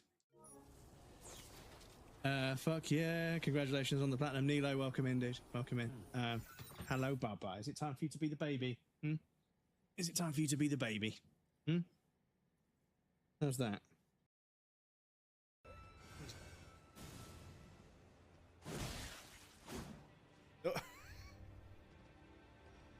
Shia.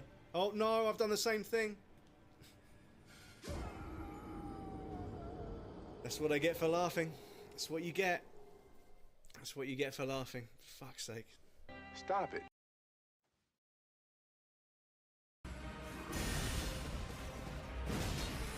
Oh, I forgot Ronar's resolve. Oh.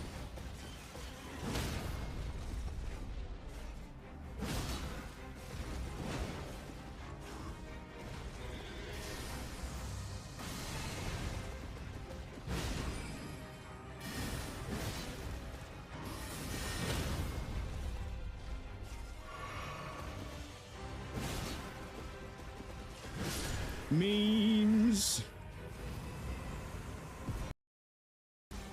Bring it on.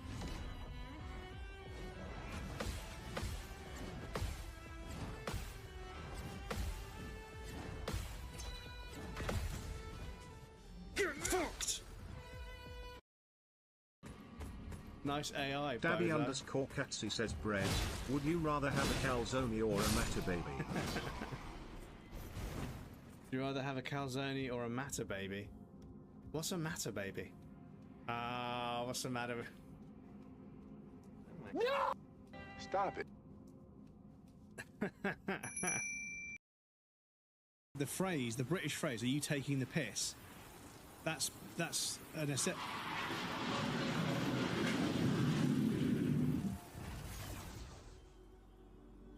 So you remember I told you about the jet engines that literally go over my head? I am not kidding. I am not kidding. Did you guys hear that? Motherfucker went over my flat. Yes, there is an air show where I live, and because of that, you may hear some planes in the background. Excuse me.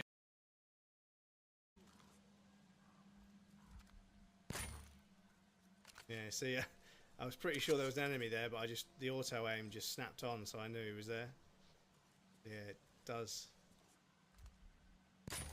Fucking hell, the auto aim is so strong. I thought there was someone there and it fucking snapped on like a good 20 degrees.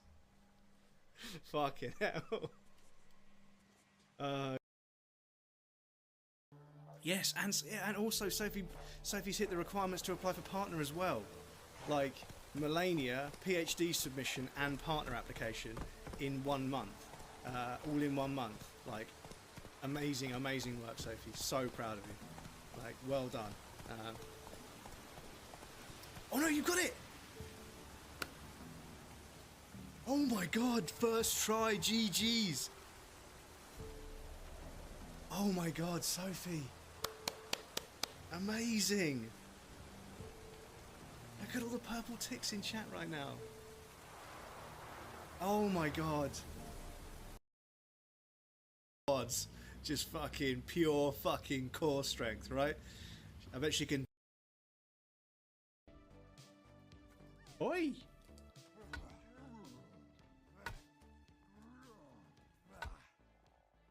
Oh shit. Take that.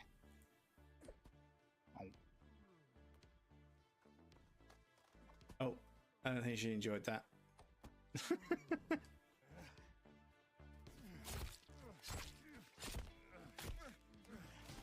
Welcome back, everybody. Thank you for your patience. I appreciate that.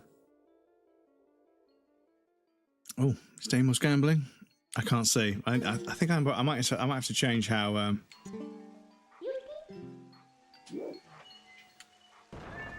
Oh. Might have to change how those notes work.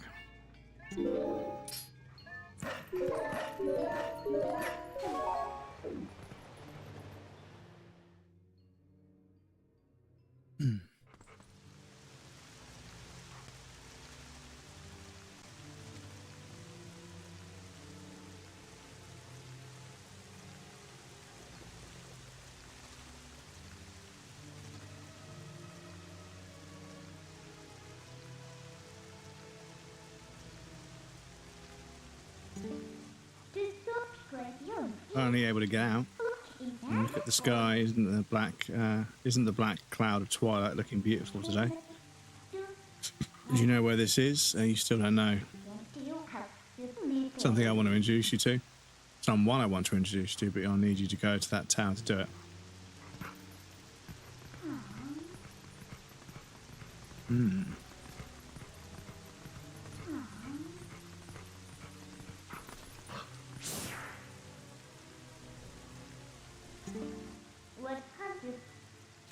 There are even spirits up here, huh? This whole spirit thing is pretty new to you, isn't it? Even though these guys can see those monsters, they don't know a thing about you.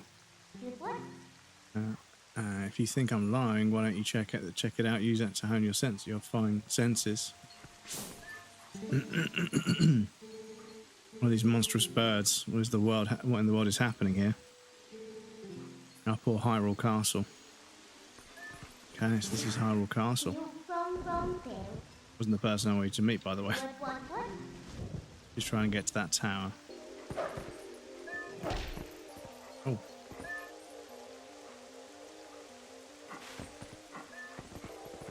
see.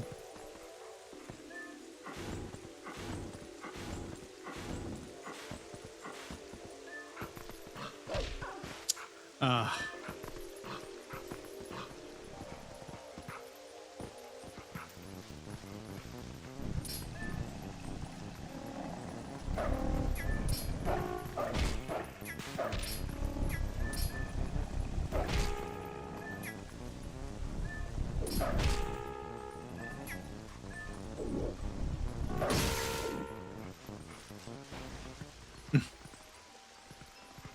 Right, see you later.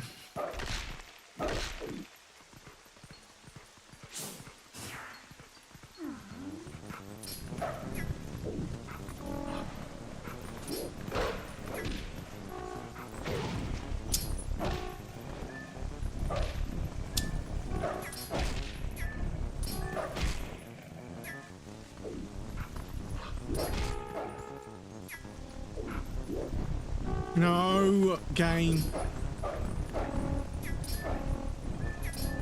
Oh, game, you really didn't think through what it's like to fight a flying enemy as a dog without a fucking sword.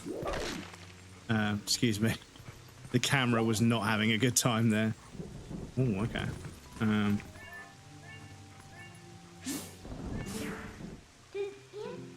Just a little further.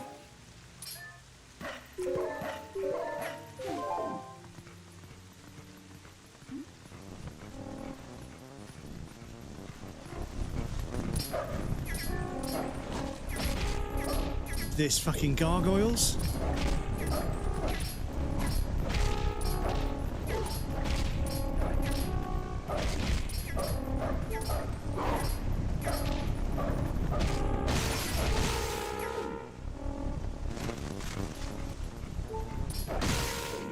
Fuck off.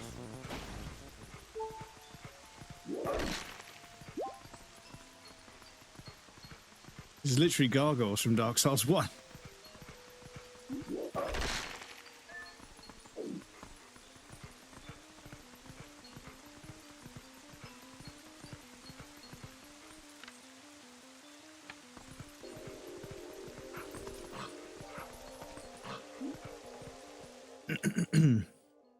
New screen setup, wall mounted 2 screens, really? And how to get it all adjusted. Sounds pretty good, dude. A dual screen setup makes such a difference. Believe it or not, I technically have 3 screens. Not to brag, but sorry. But no, the TV counts as a screen. I've got a screen for OBS, and then I need a screen for chat because I want to make sure I see everyone's messages. So I have a dedicated screen for the chat, of course. So yeah, technically there's 3 screens. My poor little GPU slaving away. Who's this?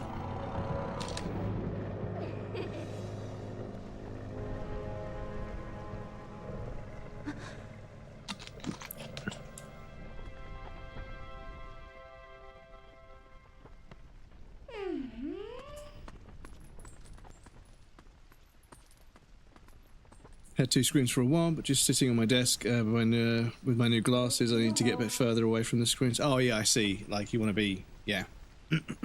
Yeah, I mean, the thing is, I remember I set up 2 screens left and right once, and I was constantly doing this, and it started to do my head in, literally do my neck in, or do my head in. So I had 1 screen and 1 to the side that I don't use as often, and that's what works for me. But it depends on the setup. But yeah.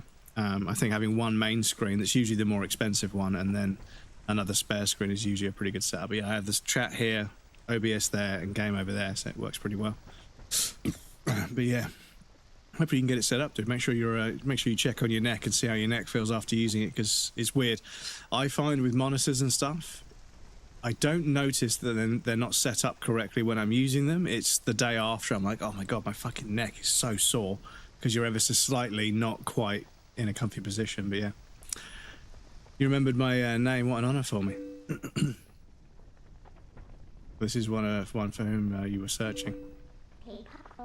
He's not exactly what I had in mind, but I guess he'll do.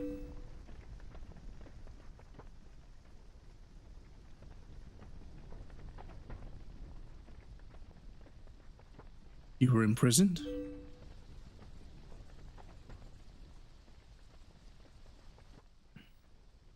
I'm sorry. Poor thing has no idea where this is or what's happened. I don't think you should. So don't you think you should explain to him what you've managed to do? You owe him that much. Twilight Princess. Ah. So Zelda's using magic to hold back the dark forces, but she's trapped on this side of it, I suppose. Listen carefully. This was once a land where the power of the gods was said to slumber. This was once the kingdom of Hyrule. But that blessed kingdom has been transformed by the king that rules the Twilight. Turned it into a world of shadows ruled by creatures who shun the light.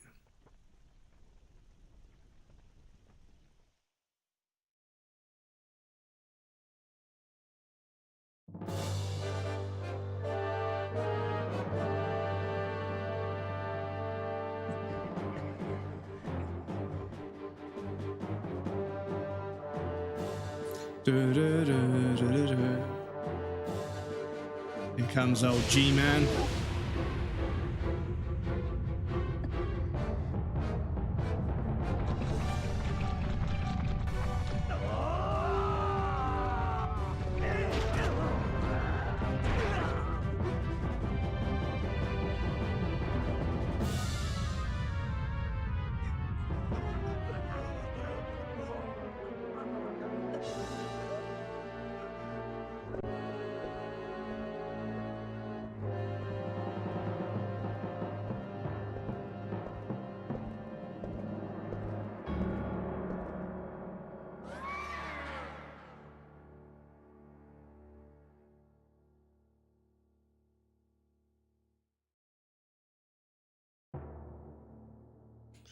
It's time for you to choose, surrender or die.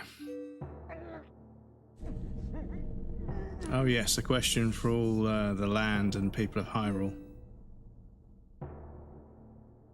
Life or death?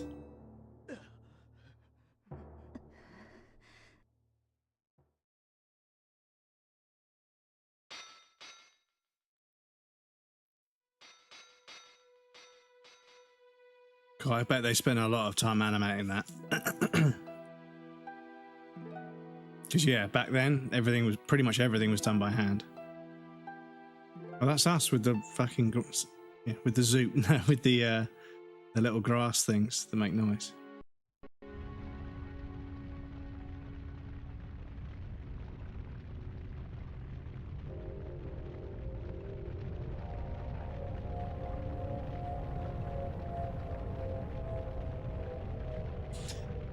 Well, I covered Hyrule like a shroud, and without the light, the people became as spirits.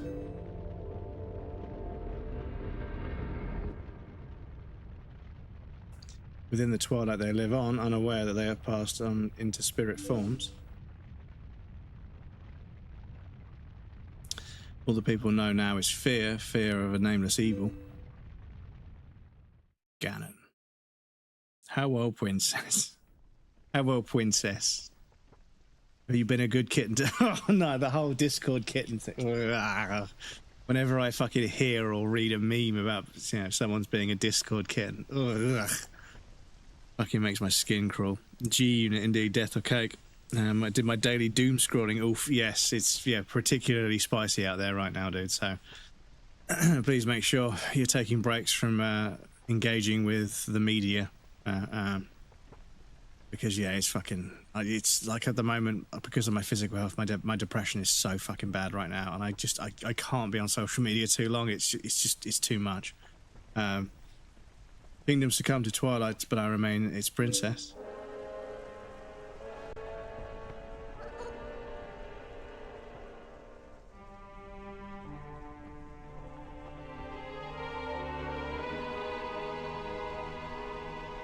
We must bow. You have to look so sad. I actually find it to be quite livable. I mean, is Perpetual Twilight really all that bad?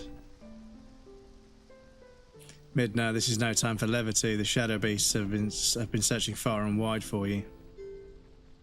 Why is this? Why indeed, you tell me.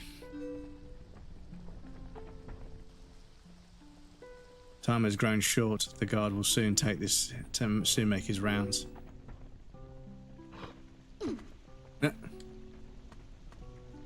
Must leave here quickly.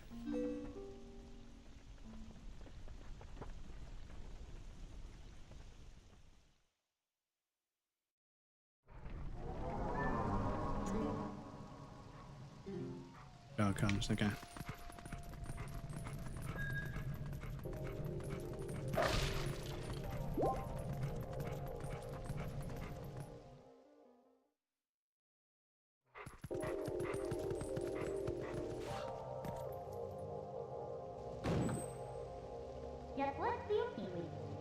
Not that way, the guard's coming, boy. He's prompt.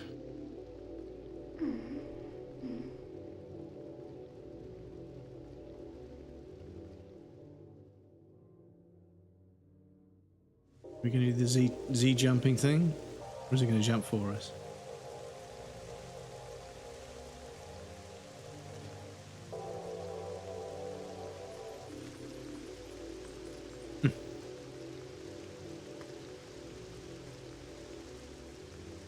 This guy just flies off. You understand where we are now? I guess the promise is a promise, so I'll let you go back to where you first tumbled into Twilight. Are you really sure you should be going back? You sure you aren't forgetting anything important?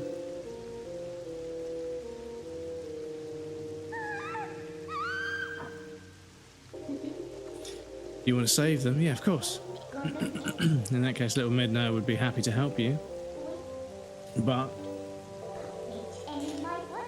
you'd have to be my servant, and like a servant, you'd have to do exactly as I say. Why don't you go back, take a little time, and give it some thought.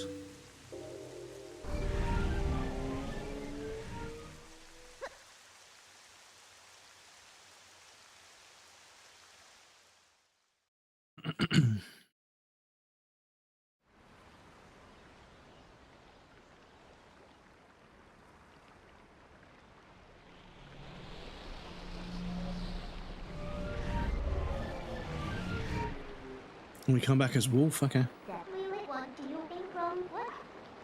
I know my kids want OBS lessons. Well, it's a useful piece of software to know how to use, to be honest. One thing I forgot to mention. Though you may have left the darkened realm, you haven't transformed back into your former self, and you won't anytime soon. Now, why could that be? See you later. Okay.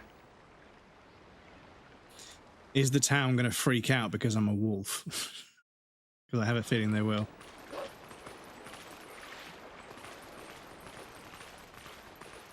I presume I can still do this as a wolf. Oh. Oh no. We can't.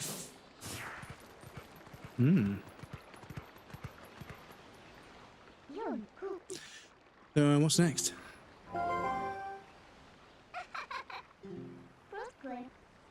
You think I disappeared? Listen, there's another thing I forgot to tell you. Don't think you can just run off and save your friends, because you can't. Just beyond that bridge, the land is covered in twilight. Last time a shadow beast pulled through the curtain of twilight. If you want to go that way, this time you'll need the cooperation from someone from the twilight like me. So you really have no choice but to do what I say. Saving your friends and all that, well, that'll depend on your actions. Because you can never trust words, you know. Right now, I want a sword and a shield that will suit me. You understand me, don't you? So what do you plan to do while you're here dawdling the twilight continues to expand? Come on, hurry it up. Right, so we've got to get him a sword and shield. We can't just go back over there. But I presume we're going to get back to the town, and everyone's going to be like, it's a wolf!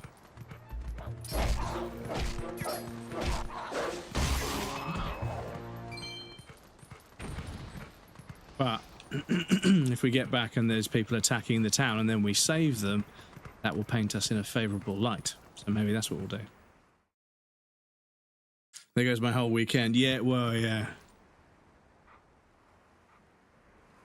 And this is the thing. I've been quite happy to explain to a number of people, like, you know, how OBS works, and like not the sort of, because one of the really annoying things, right, is because everyone wants to learn how to use OBS, people make videos about how to use OBS because it gets clicks, but what they do is they parrot information and paraphrase information from other people's videos, but in the process they lose context of what actually, how it actually works. And I can't tell you how many videos there are of kids like, you want 9,300 bit rate, this is the perfect bit rate. No, you want 6,200, and it's like, you know, like, you need to understand, right?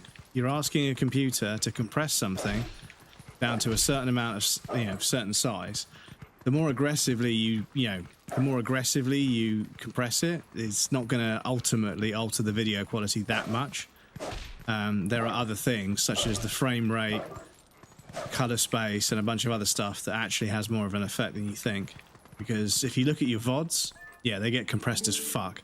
But if you look at the stream, immediately after you've streamed it, because it hasn't had a chance to compress the video yet, it's actually not that bad.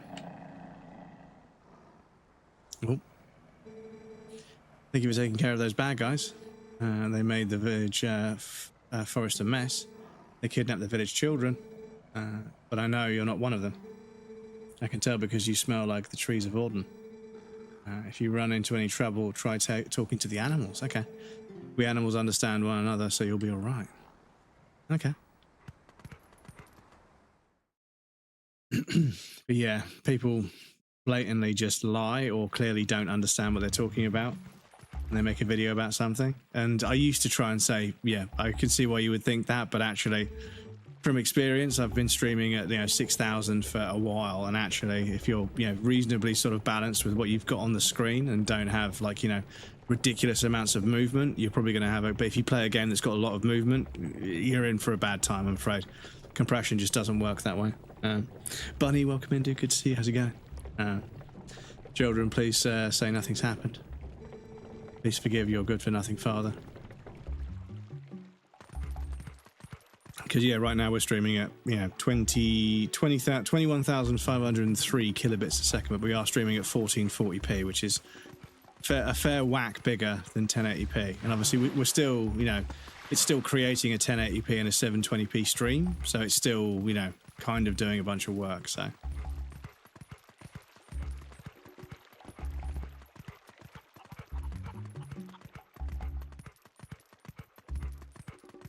Game of Thrones has arrived in Fortnite. Again, something else joins the... At some point, it's going to get easier to talk about the things that aren't in Fortnite compared to the things that are, because, yeah.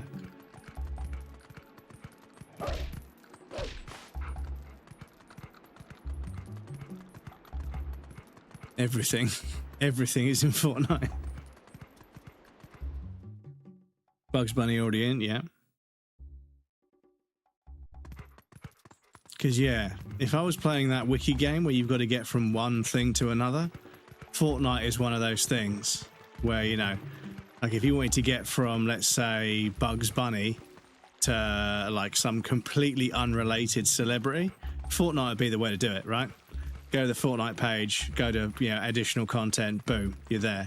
Couple of clicks, right?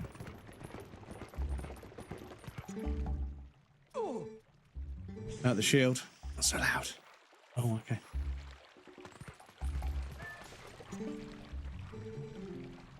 Checked as we discussed. Okay.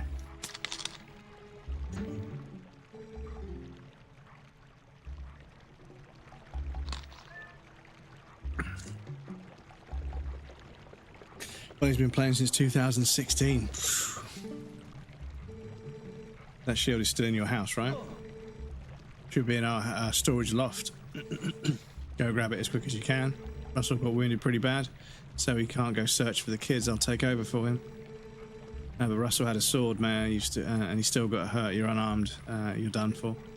I'll be fine. The sword we were going to present to the royal family should still be at Russell's house. Okay. Stand there. I'll hurry up and get that shield. Just you wait here.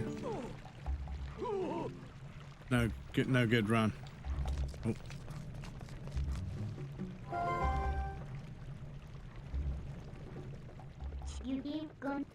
Not a bad bit of information you heard, huh? That open window that is just full of idiots. I see. So we should jump up there, but from where?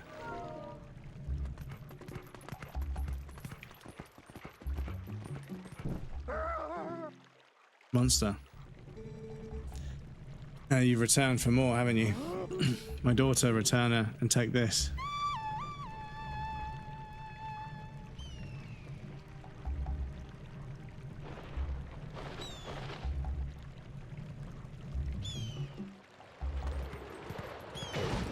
Oh.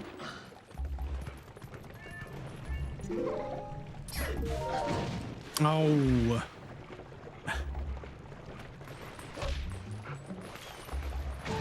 Oh, fuck off, bird.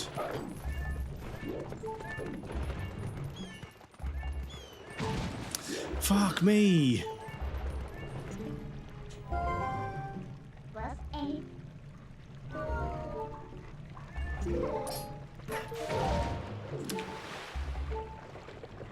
I'm gonna die now.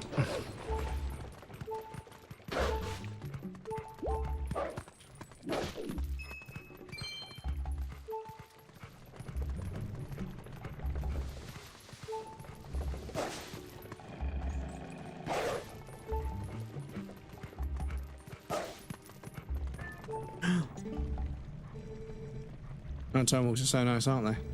Hope I find something good buried today. I love digging bones and looking for treasure. Use your senses and use that to dig. And when you see anything strange, you'll dig something up. Ah, that's a good point.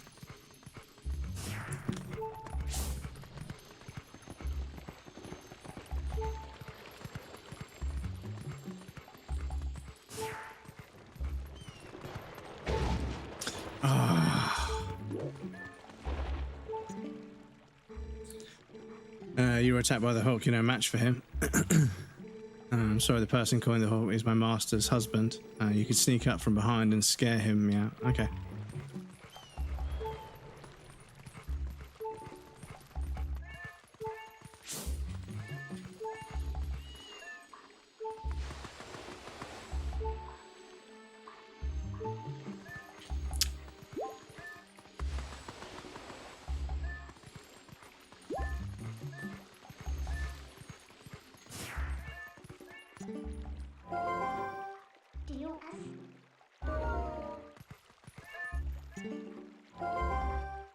What?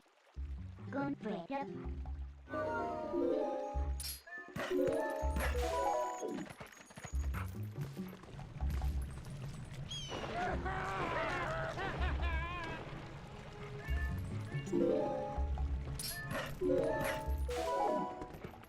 Right, okay, there we go. To calculate my Fortnite locker is worth at least $3,000. If you need help, crumbs, I know the game like the back of my hand. I can grab my strategy guide. Really, I've been okay so far, but thank you. I appreciate the support, dude.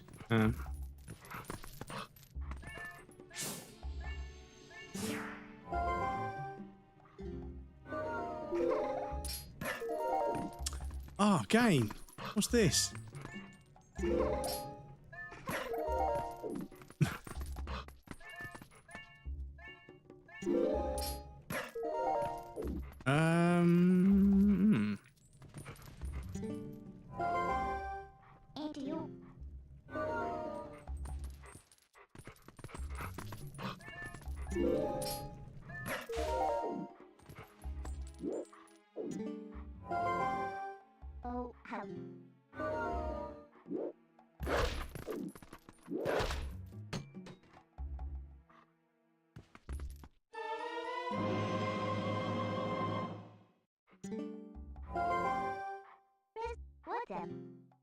It looks kind of cheap.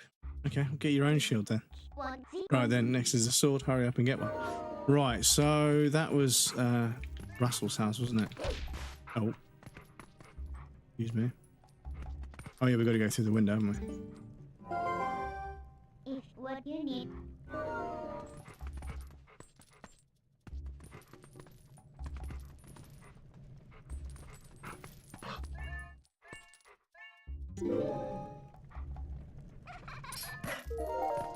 Oh, not this again.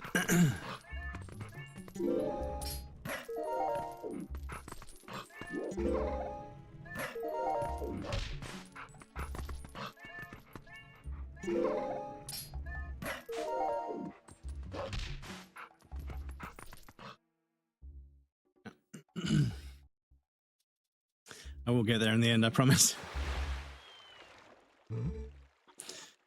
What's that sound? Children could not have returned, could they? Must go out and search one last time. You get inside the house.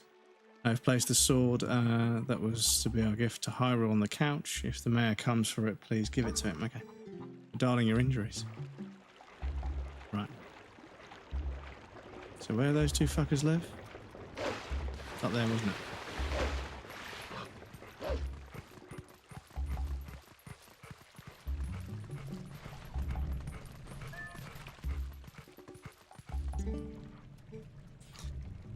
To be a wolf again on a night when the moon rides high, beautiful. Tell me, is your true form a human who is not currently in town? No, I'm just teasing. You're lucky. You sharpened your senses and soft-looking coat, lovely.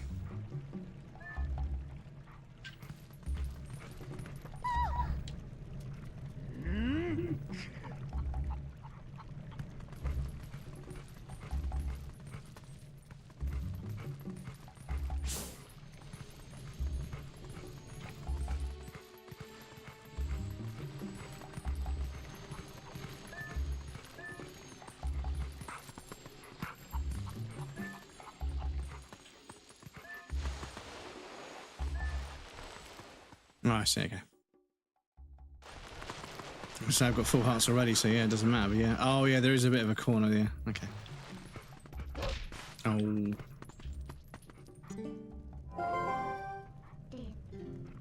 And this far rather than chatting, why don't you get that? Yeah. I mean, it's right in front. Dude, it's right in front of you.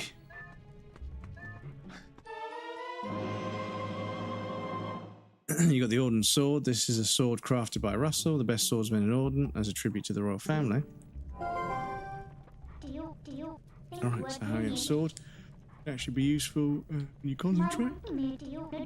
Excuse me. No more details. I'm going to take you back into the Twilight. Go back to the woods where you first transformed into that shape. Gonna have to remember I can dig underneath things. It's a mechanic I'm not used to, so.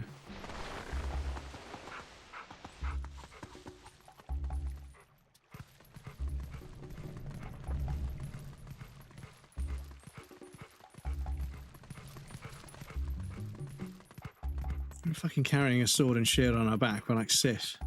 All sorts of references here, isn't there? When did... hey Siri. When did Dark Souls 1 release?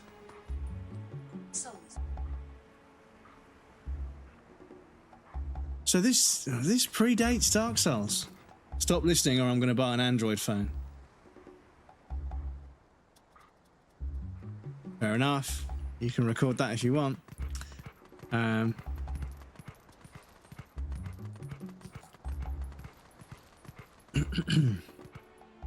But yeah, that fighting those birds on top of that roof felt very Gargoyles from Dark Souls 1.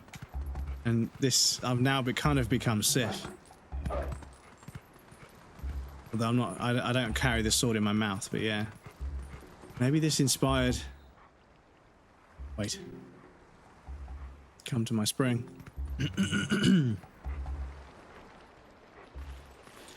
You've been transformed by the power of shadow. Come to me. Is there a fairy here? Oh. Beware a shadow being. It approaches.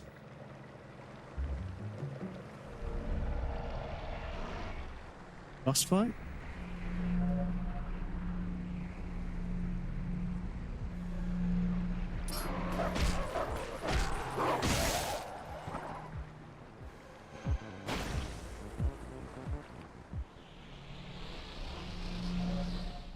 Okay. So I just fucking glitched through him and attacked him in the back a couple of times and that was it.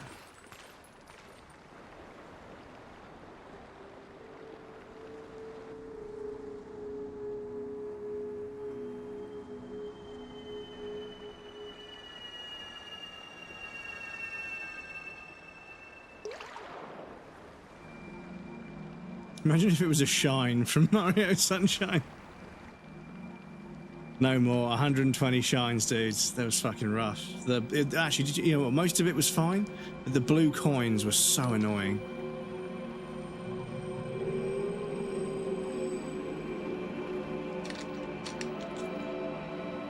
The spirit of the forest.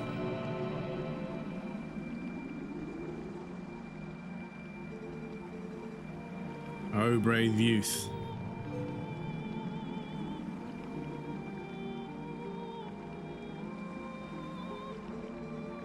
I am one of the 4 light spirits that protect Hyrule.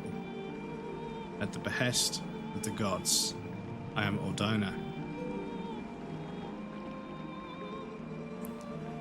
The black beast you slayed was a shadow being. It had come to seize the power of light I wield.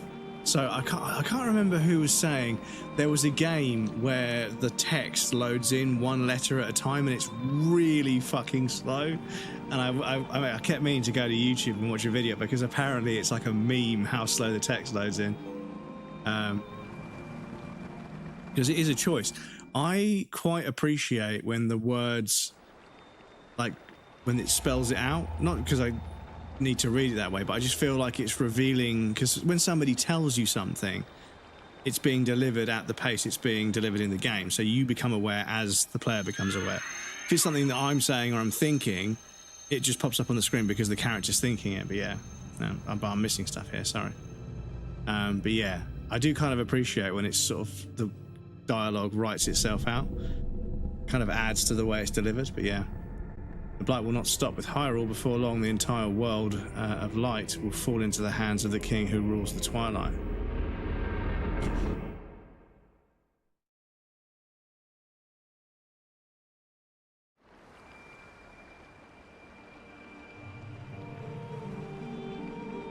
Save this land from the king of Twilight. The lost light must be recovered. The 3 light spirits who have lost their light must be revived.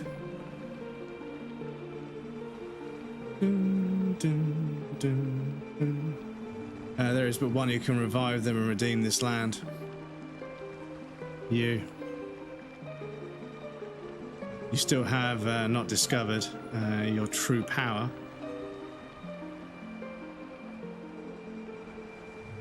Those transformed by Twilight usually cannot recover their original form. Unless if you were to return to the Faron Woods where you were first transformed, you were to revive the light spirit. Oh, okay, so if I go there, okay. Thereby, the power of the light spirit, you may find a means to regain your original form, the other state of being.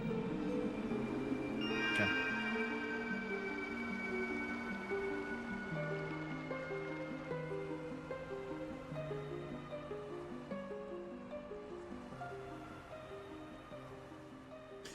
Fairy music, dude, I've been hearing it for years.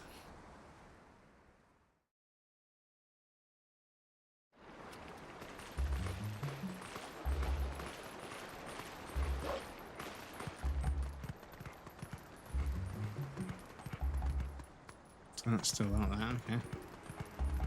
We need to get to Faron. Oh no, but yeah, Faron Woods is this way, isn't it? Gonna tear at the end. Yeah, I bet. Zelda games have done that to me in the past. So can I?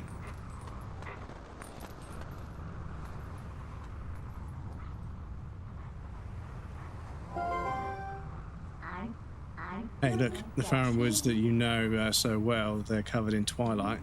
You might not be able to come back here, but you still want to go. Not just yet, no. What you do, the only thing that will happen if you just stand here is the steady spread of twilight. Okay. So yeah, I think what I want to do is I want to pop back and I want to sort of make sure there's nothing else I can do. Because it probably miss. So I don't have to do 100% of everything, but I want to just do a quick sweep of the available areas before we leave this area, because it might obviously load us into the next chunk of game, and then, yeah, we're officially never coming back. Oh, you roll the rocks over instead of picking them up? Okay. I suppose that makes sense.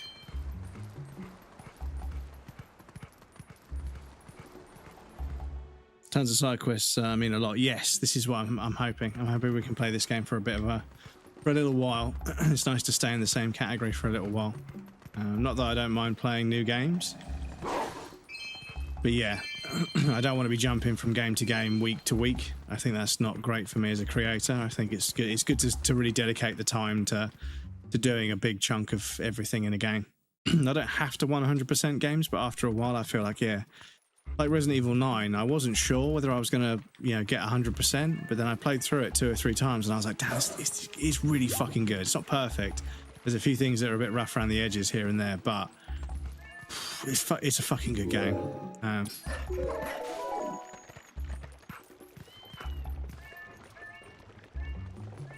on.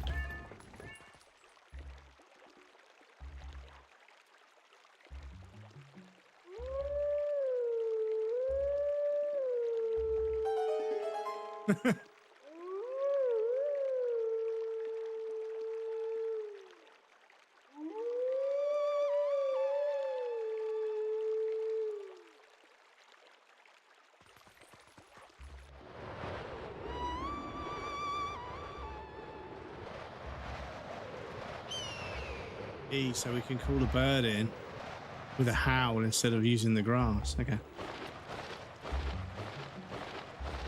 So you're Crumbs, right?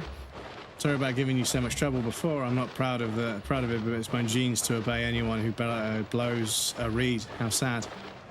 Your voice, it sounded just like a reed. That's why I flew down. I'll tell you what, next time you call me like that, when you need something, who knows, I might be able to help you out. Okay. Cool, so we can call the bird in as well.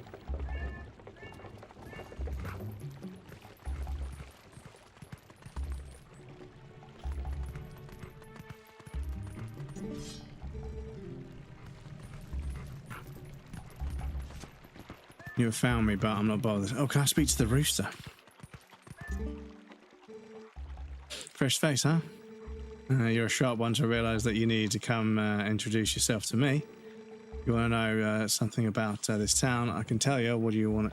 Yeah, tell me.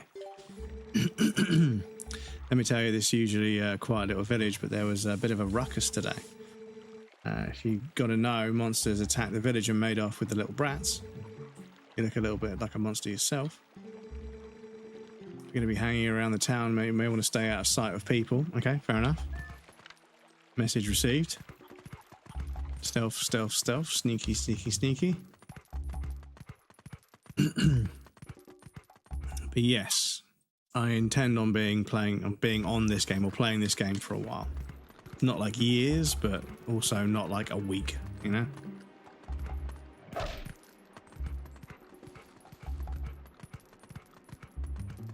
Because yeah, so far the Zelda games have all been really, really, really compelling.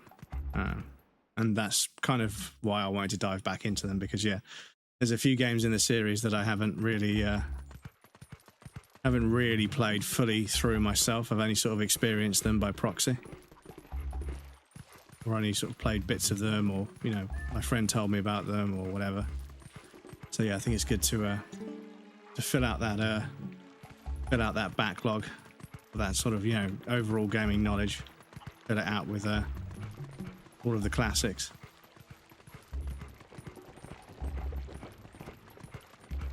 Which means we do need to finally do a playthrough of Skyrim at some point. I don't know why I'm so tired today, chat. Excuse me.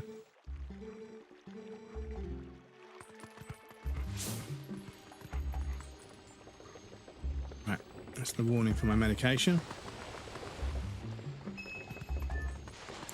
We've got an air break in 12 minutes.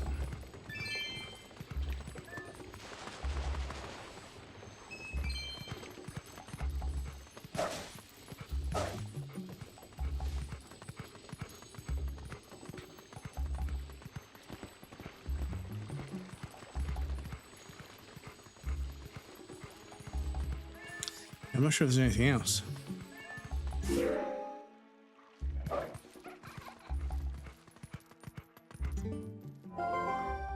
Gone past if feel any good one, my good.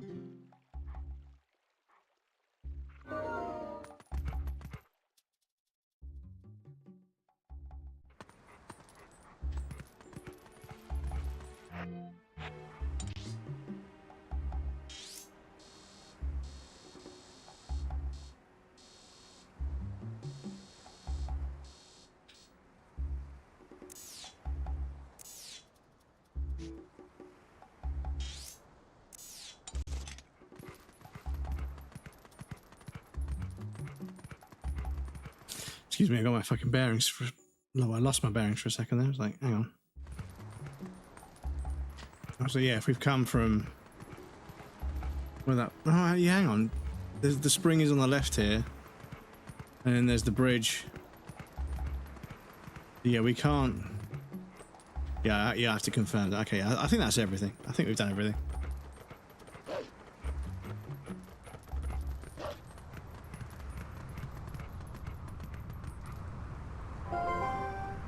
If what you could do with you.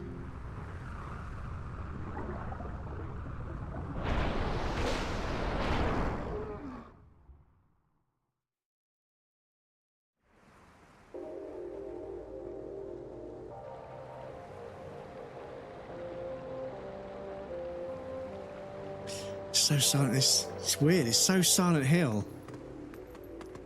I'm pretty sure that's Silent Hill. Yeah, I wonder when they started using that music. These are the weapons you use in your world.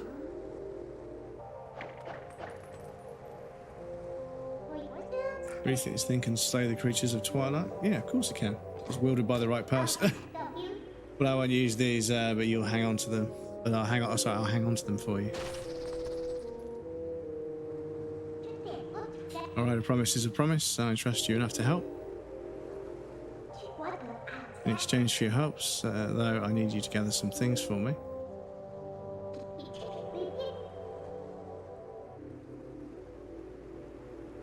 Can't tell you all the details now, but it'll be easy, trust me. Sorry, I'm really sorry, chat. I can't stop yawning for some reason. I didn't sleep that badly, and I didn't wake up that early, so I don't know why I'm suddenly just fucking... Excuse me. Enough about that. Do you hear that noise? It's the lamentation of a spirit that takes light. Oh, there we go. Yes, that's what we need to free.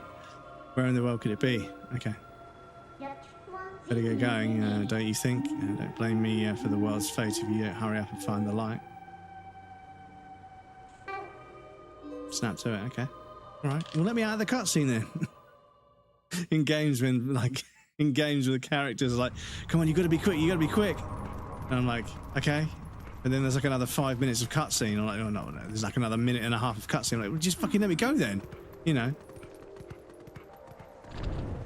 Oh. Ah, I see.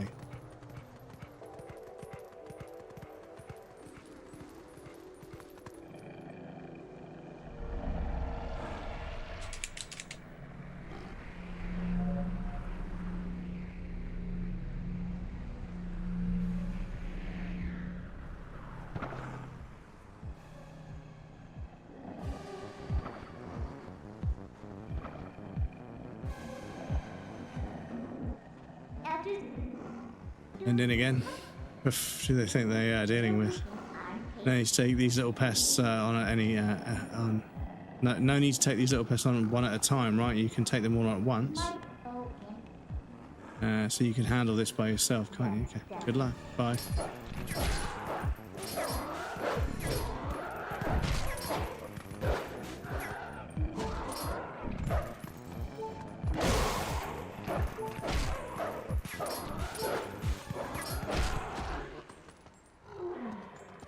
Oh no, shit. I died. I only got 3 hearts.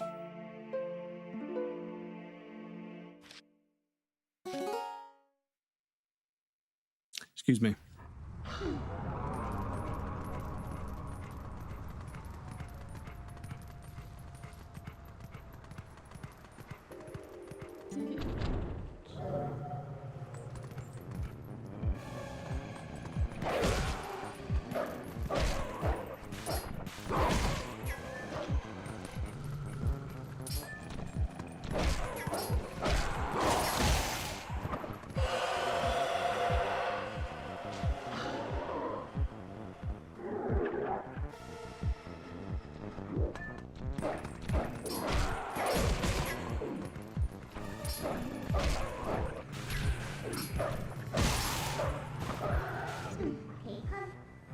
Hold up. You leave the last one alive, it's just going to use that shriek to get the others. But yeah, just let me help you out. Just move like I tell you to. Just hold down B. I'll expand the energy field and close all the enemies with it and release. Okay.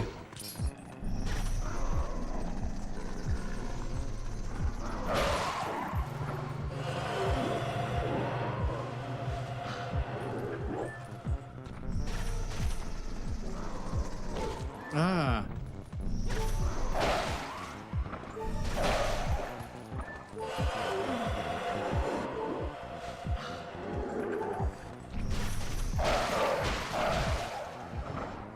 Okay. Yeah, that's a bit awkward, but okay.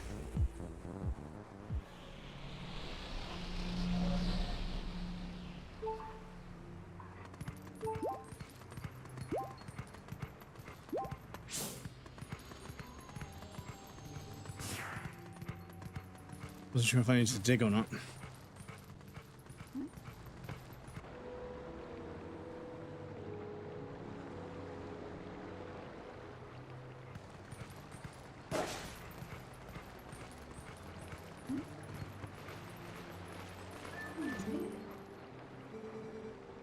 Please be careful, these woods have changed. Dark clouds of dust cover this land. This drape of shadow is called Twilight. In this twilight, those who live in the light become as mere spirits. It is a place where the dark ones and evil creatures dwell. Sorry, excuse me. And I am a spirit of light, blue-eyed beast. Look for my light.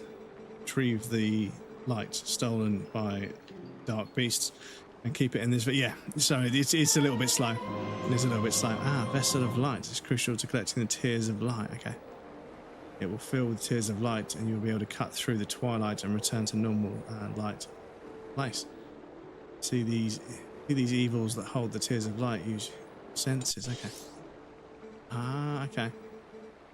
Shadows of Twilight, the dark insects are as invisible as normal beings are here. Use the last of my power to reveal the locations of the dark insects. Consumed by light. Oh, excuse me, chat. Fucking hell. Can't wake up.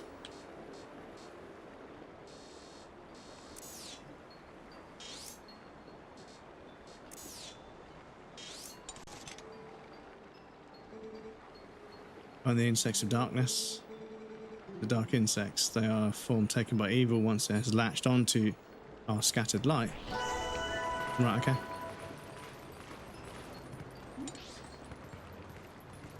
There's one right here.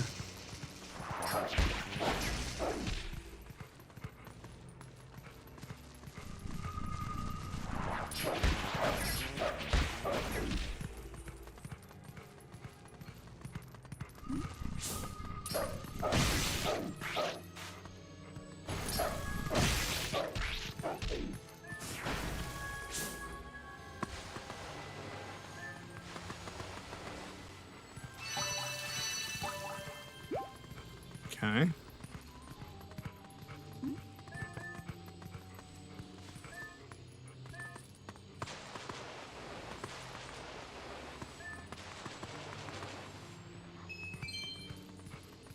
Okay.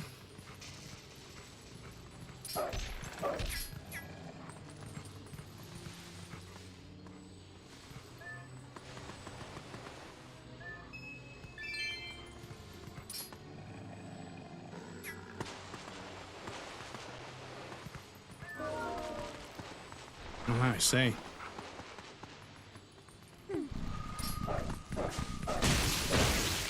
You guys are fucking done for now.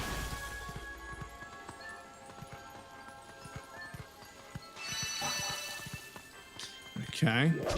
2. Well, 4 in total, sorry.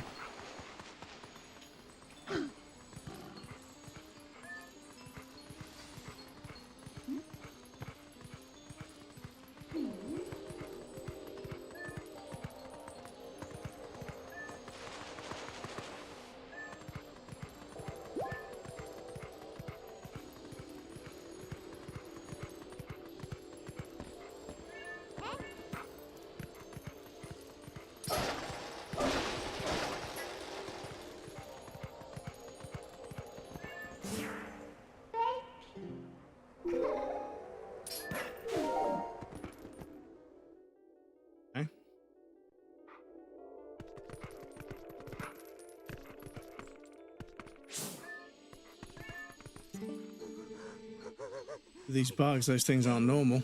They're so big, so weird, so creepy. Come on, get away, bugs. Shoo, get out of here. Okay.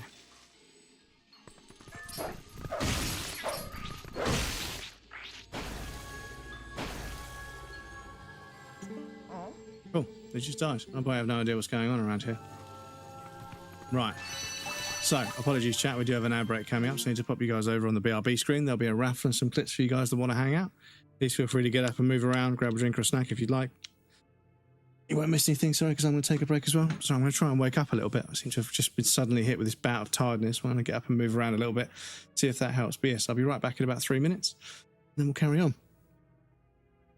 Posted proof in photography of a Legend of Zelda Twilight Princess strategy guide. Oh, really? Thank you for sharing a photograph, dude. But yes, I'll be back in just a moment.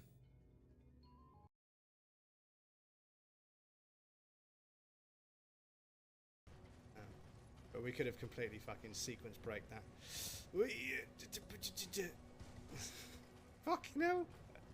How the fuck did I get away with that? I'm just driving around in circles because I'm nervous, guys. Should I do a melon impression? Like,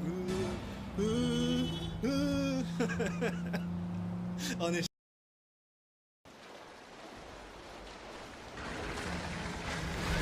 Oh wow. Oh fucking hell. We got folded like a fucking omelette. Fuck.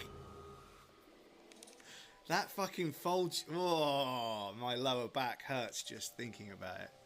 Fuck. Okay, maybe we will take the grenade launcher with us.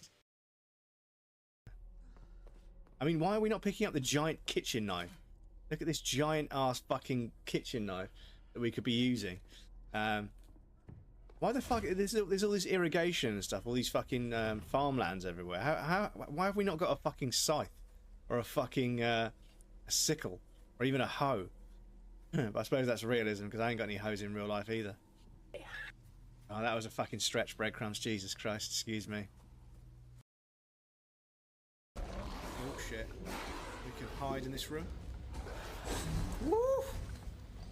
Fucking hell. You see that fucking. You hear the fucking.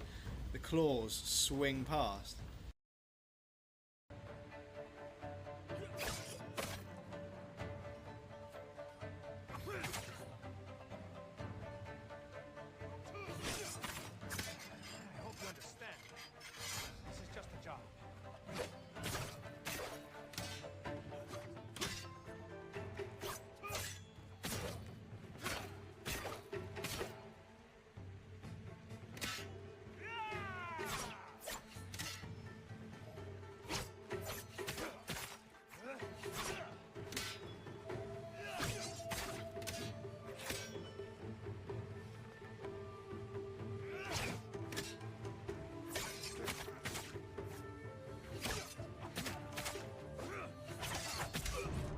It's absolute cinema, dudes. Like, once you're in that flow state, it is absolute cinema.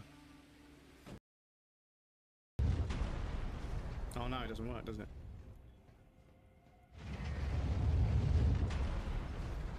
Oh, okay.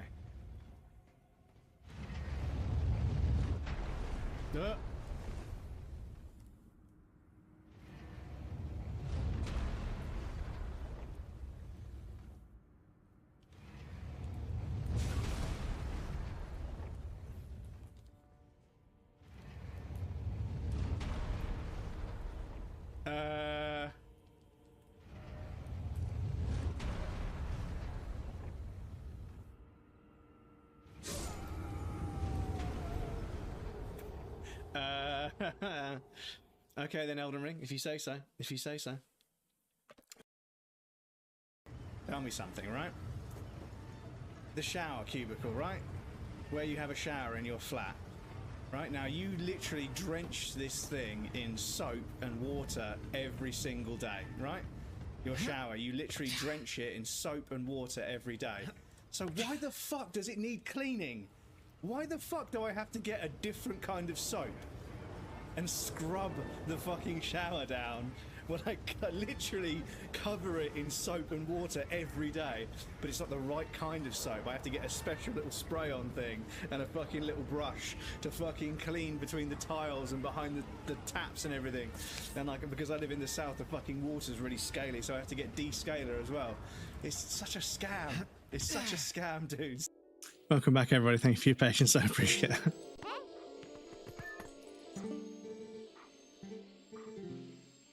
Maybe I should just lay low for a while.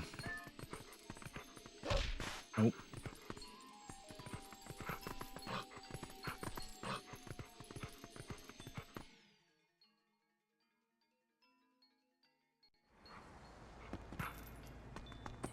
Oh, okay. So I wasn't going to make that for a second. Right. So there's one... Oh, is there one more in there?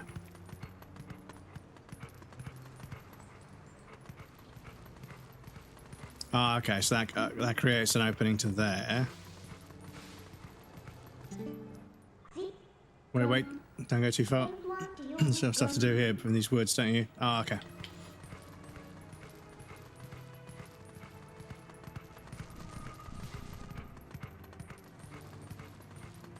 There's one more to do.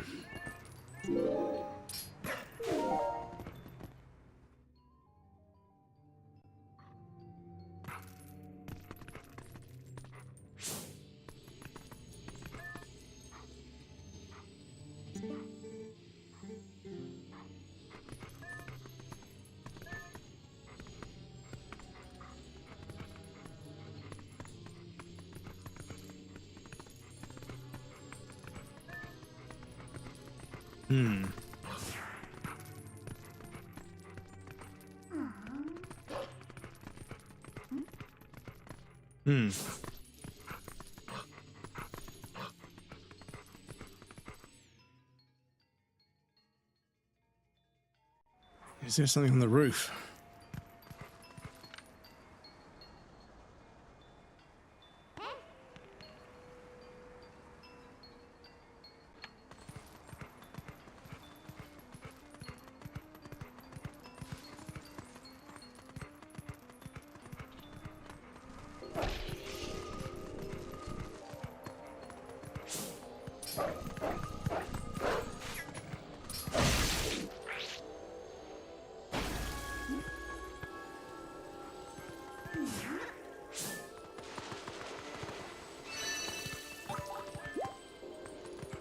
Right, so there's that one. I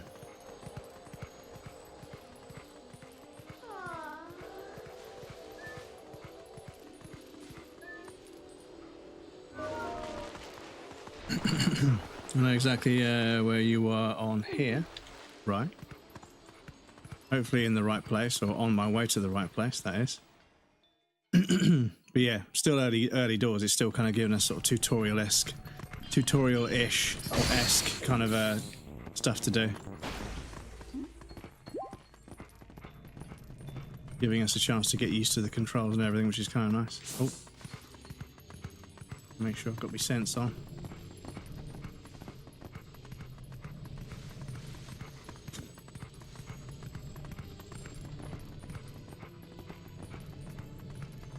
Going the right way. Thank you.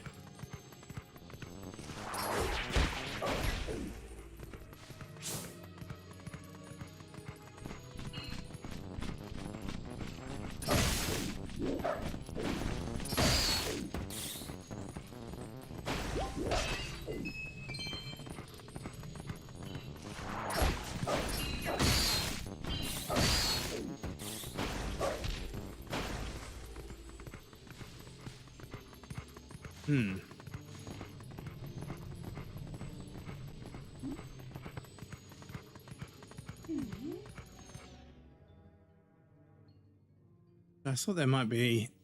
Did we get the two? It's a poison swamp. Miyazaki ripped off, like, all of this.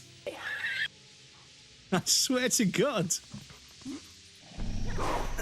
Like, there's so many things in this game that feel like they inspired Dark Souls. That's kind of wild. Be careful. Yes. Resume. Then we can get across over there. Okay.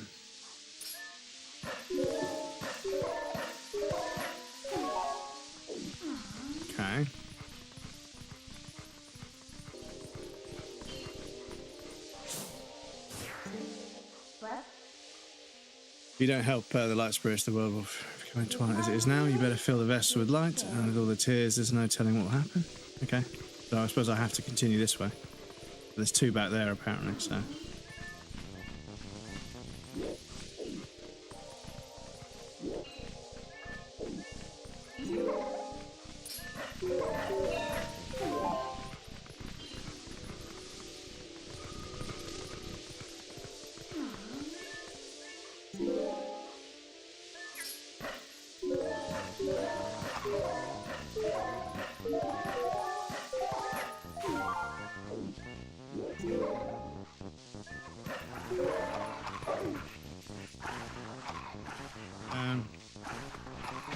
No! Oh, wow.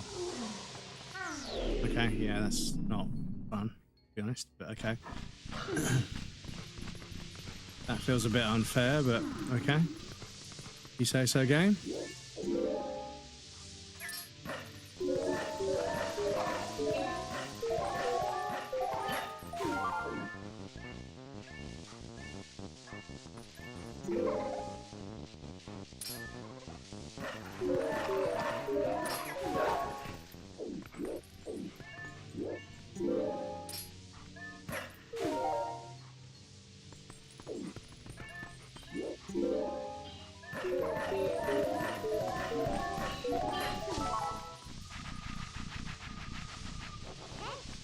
Tutorial section, chat.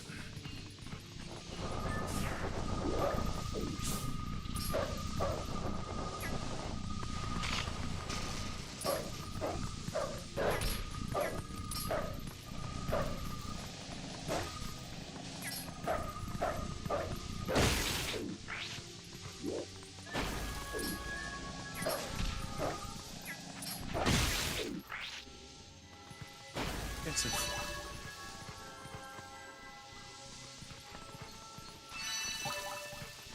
Okay, cool.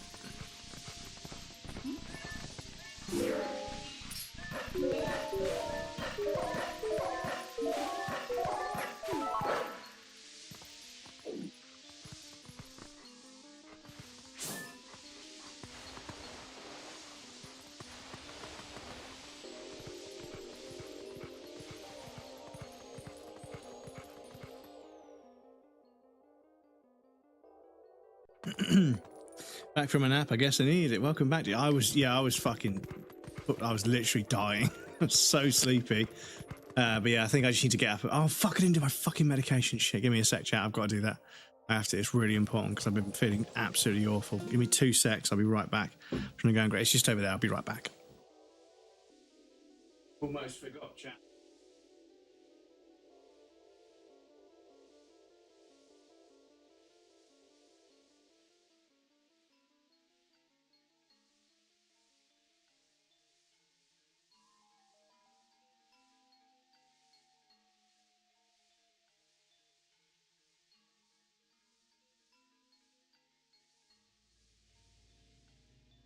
Yes, please bear with me for a moment. I'll be right with you.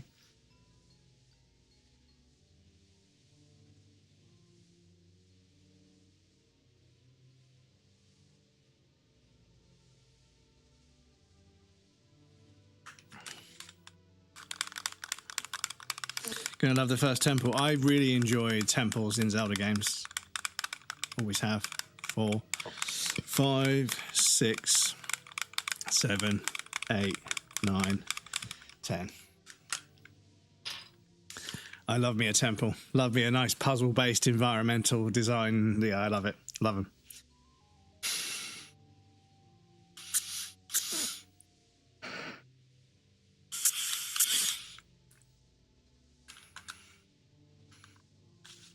Gotta make sure you clean it afterwards, chat.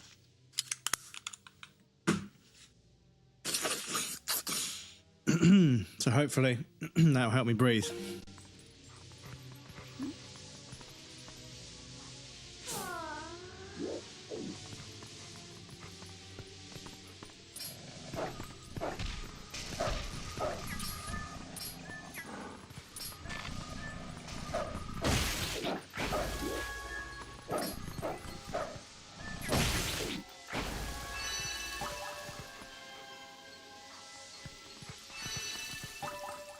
Okay, almost there.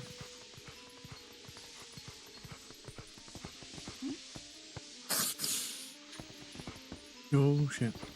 No! No!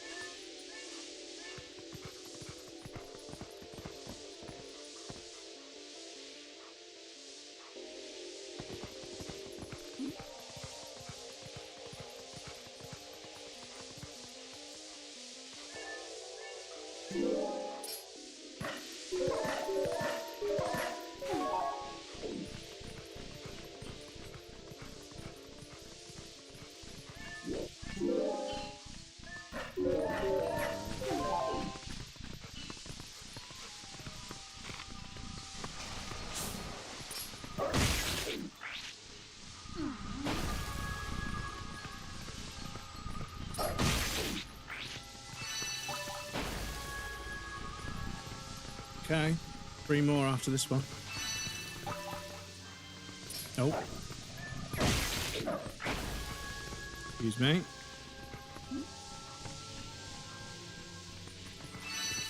Two more after this one.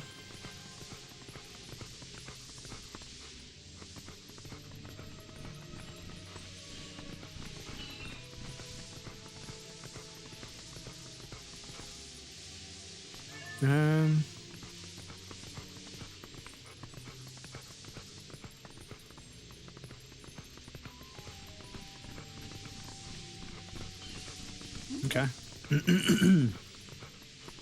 Done it 200 times, I see.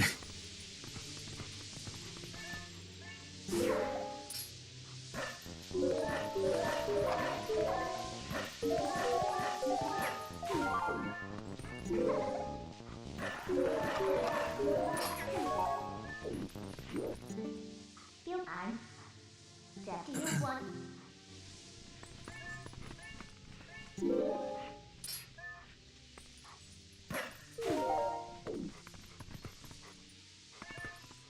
No.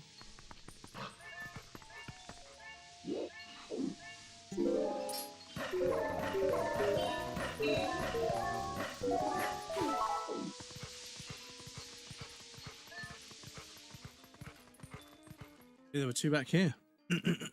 Excuse me.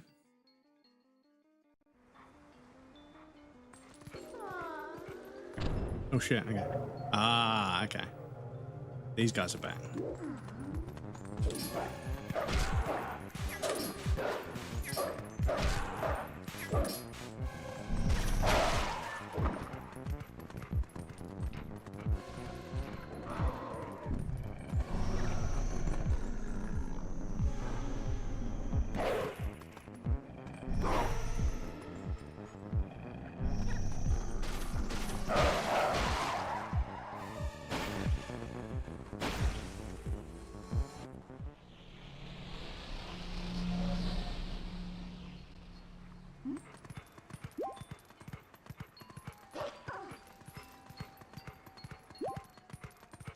Yeah.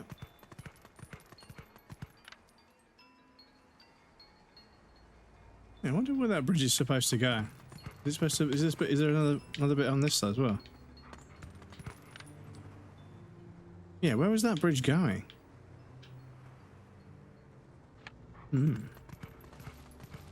Strange.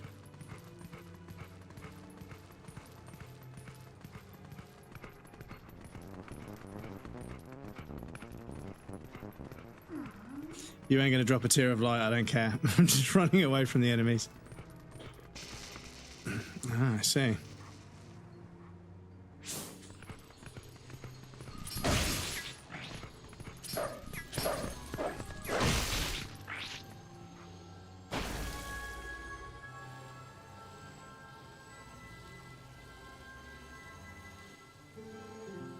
Someone help me? Don't you steal that tear of light, I swear to God. Boy, lucky for me, ever since the boss went funny in the head, there's been scary monsters everywhere. Those village kids got led through the woods for some reason. Whole forest is so weird now. What's happening? What's happened?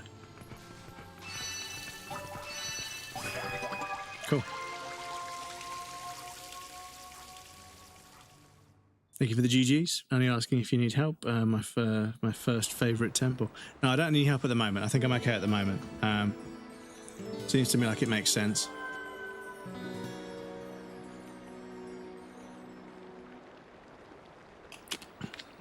So go and take out specific enemies. Build the tiers of light onto the vessel.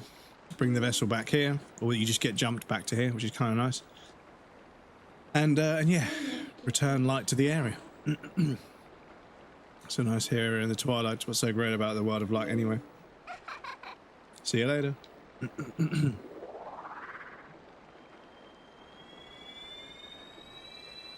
Forgot how annoying getting good sound is. Wait till you find out how easy it is to connect to your YouTube in comparison to Twitch. Yeah, I'm not sure. Because yeah, you could obviously watch on YouTube or Twitch, whichever one you prefer. But I don't know if the audio is going to be better on one or the other.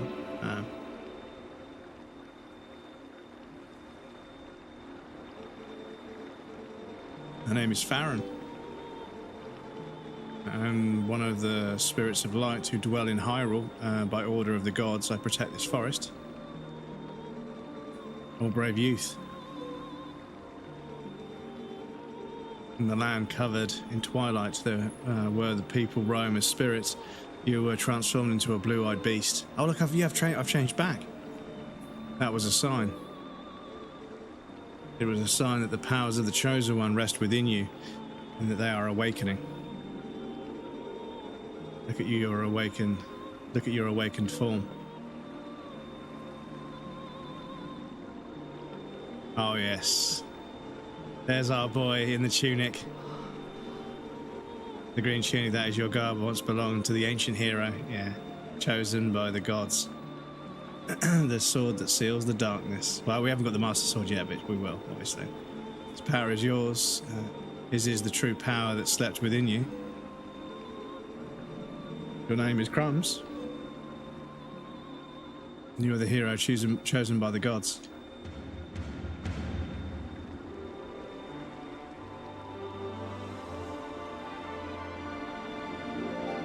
Brave Crumbs. A dark power rests in the temple deep within these woods. It is a forbidden power. Long, long ago, I and the other spirits of light locked it away.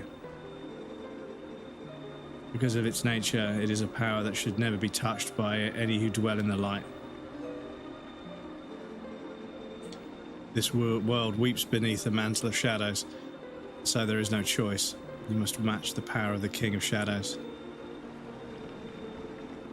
If you would seek this forbidden power, then proceed to the Temple of the Forest Depths.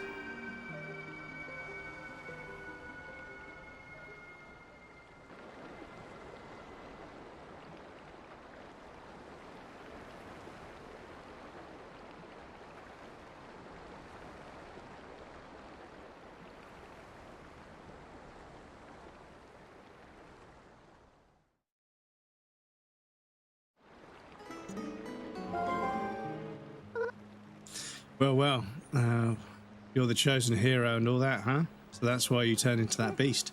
What a shame. I mean, maybe you'd rather just wander as a spirit like the rest of them, totally unaware of what was happening for all eternity, right? But what do you want to do? You want to head to that temple? I do. Isn't that convenient? I was about to head there myself. If you want help, you want to help your friends, right? The way I see it, maybe they're in that temple waiting for you to rescue them.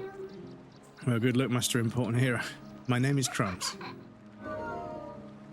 But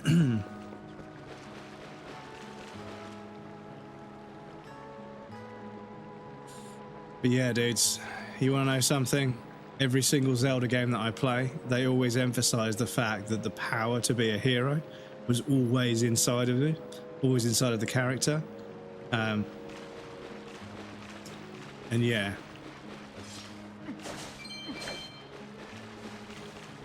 Whenever I play a Zelda game, it's always the same thing. The power of being a hero was always inside you. You just had to believe. And yeah, it always means something to me that the games are kind of saying anyone can be a hero if they want to be. And I've always really appreciated that. Always really, really appreciated that. The drip of legends. You're only human for so long, I suppose, yes, but don't spoil anything. Don't let me know.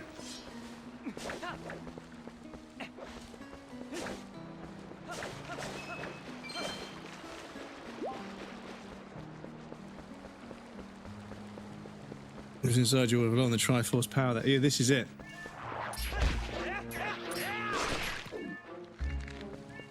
Oh. Now then, it's finally time for that weapon I worked so hard to get. You probably already know this, but you swing your sword with B and raise your shield with L. I'm so helpful, aren't I? I don't think I want to use this. Okay, whatever.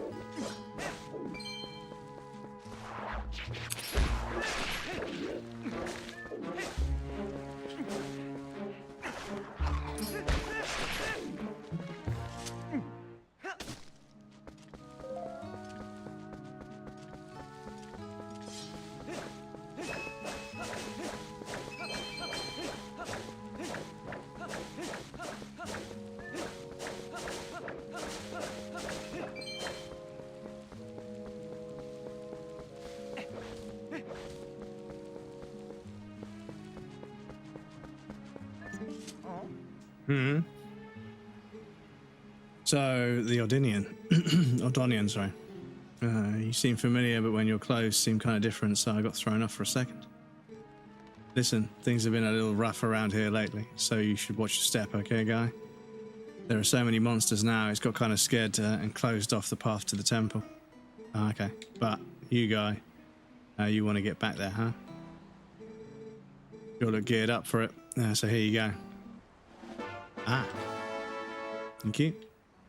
Wood is on the other side of the cave. You're covered in a really thick fog, so make sure your lantern is full. Definitely going to need to use the lantern a lot in there, so bring all the oil you can. Check this out. I have a special one-time offer, a bottle of lantern oil for 100 rupees. Yeah, go on then. Cool. Put all kinds of stuff in the bottle once you use all the oil inside. Go. Hey, keep using the lantern so you'll come back and buy more oil, okay?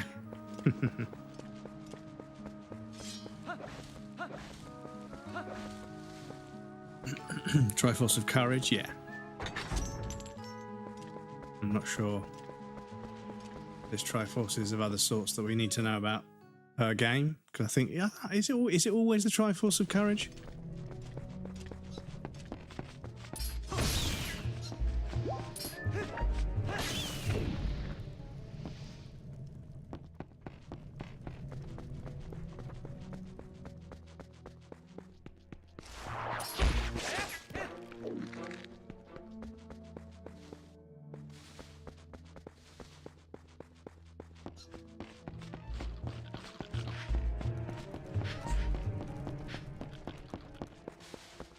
Because, yeah, it's dark, but we do have a map, so...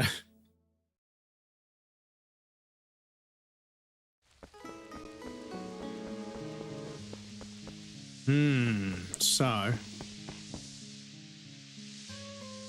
What are we going to do here?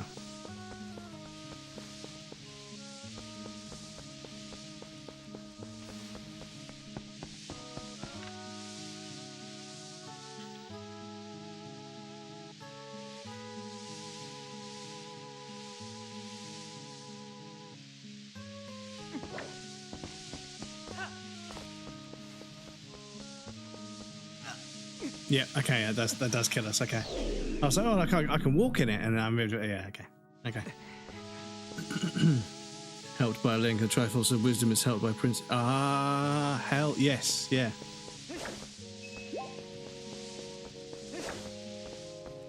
But yeah, dude, that's one thing that Zelda games have always been really, really sort of sentimental to me about.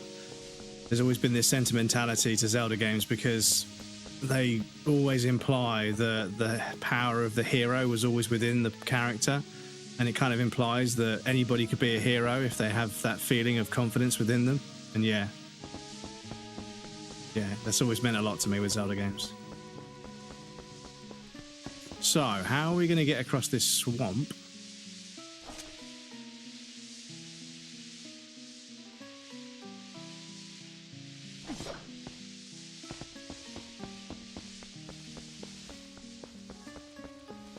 because we haven't got the hook shot or the grappling hook or whatever, and thus I'm not sure.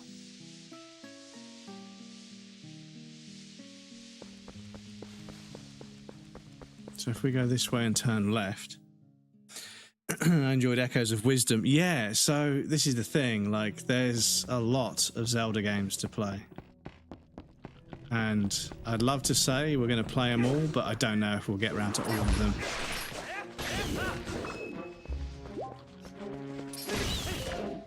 But I know there'll be, like, you know, a short list of, like, you know, maybe 15 games. And we'll probably play, like, you know, the main 10.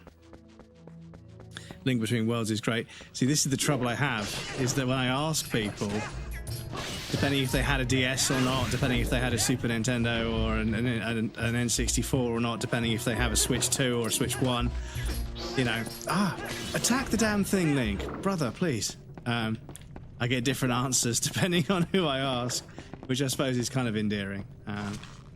But yeah.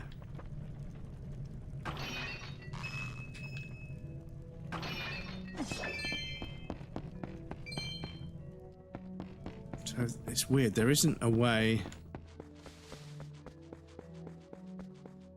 But as soon as I go out of here,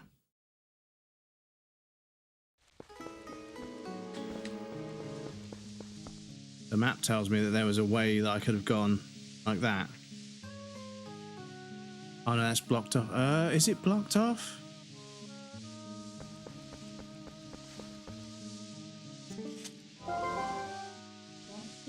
Even with the light back, this place looks kind of the same. What about the lantern? Remember the oil seller had? Don't be stingy, it's better to burn oil than wander in a dark fog. Oh, okay, so is that... Okay.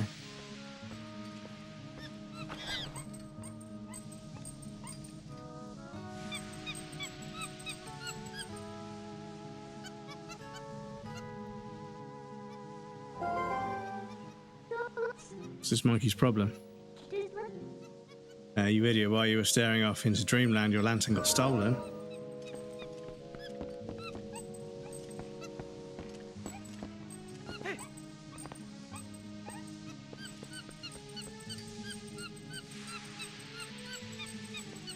Oh, I see. Teaching us how to use... Oh, so this isn't like a liquid, it's a fog. Ah, okay.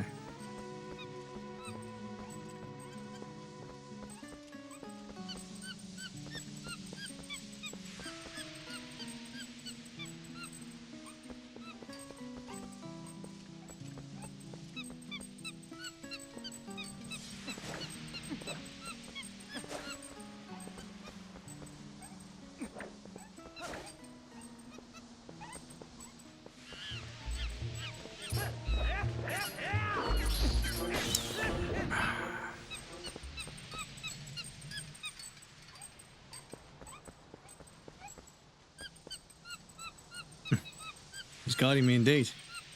Yeah, there's lots of good Zelda games. There's so many, dudes. Some of them might not work for streaming, but I bet there's a bunch of them that will. So yeah, I mean, Ocarina and Majora's, I think I need to. And I'm pretty sure that Ocarina and Majora's have, like, pretty good modding communities that are basically making them kind of fully playable on PC with, like, all the modern conveniences, which makes them super easy to play. So... No, okay, shit.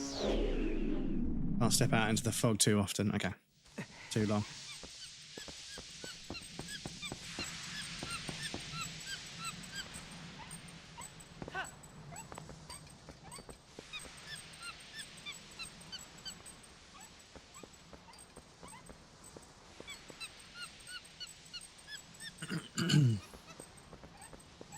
Yeah, Ocarina and Majora's. And then yeah, I'd have to think about the some of the other platforms that I need to buy, and then figure out if I can capture them, or if I can buy the games and then emulate them. Because yeah, I don't want to get into buying like a fucking N64 to mod it to then dump cartridges. So yeah, I need to either borrow modded console, or then there's the DS. There's like a bunch of different DSs. I don't want to have to buy like multiple different DSs and mod them so I can dump cartridges. Yeah, it gets kind of silly.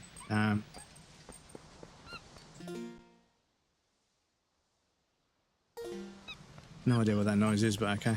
I'll just pretend it doesn't exist.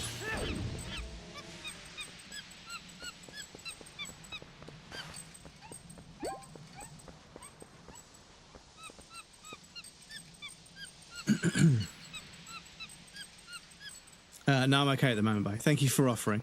I appreciate that, but no, I'm okay at the moment.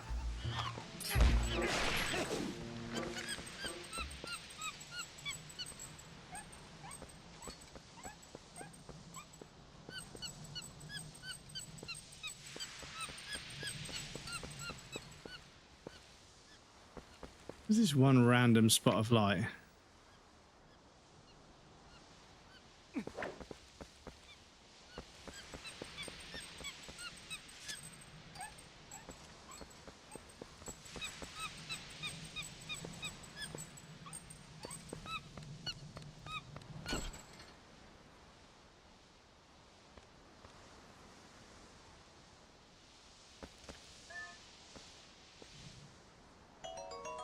Cool. Ran out of oil while you were following the monk. Oh, I see, I see. Like that is it, game? Because we're trying to go... Oh, yeah, this is the way we want to go anyway. Okay, cool. But yeah, there's a very loud humming, grinding noise, which I'm not sure about.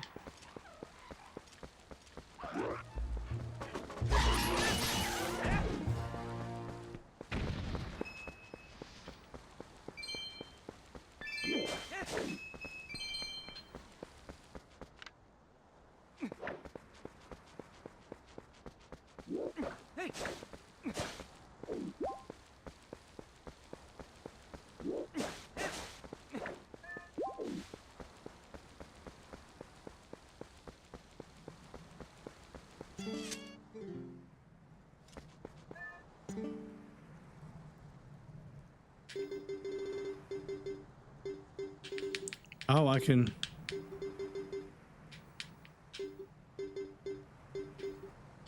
Okay. I can just move along one.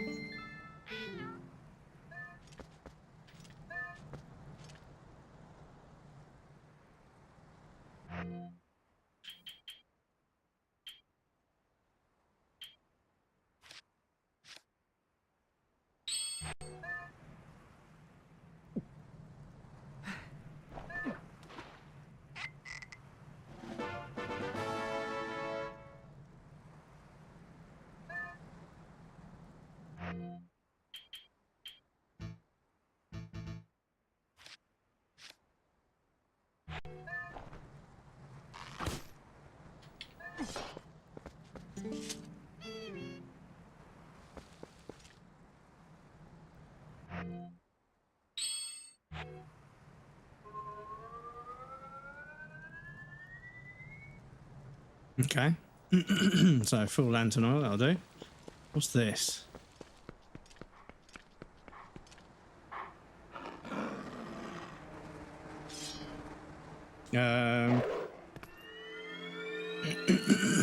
What's going on here?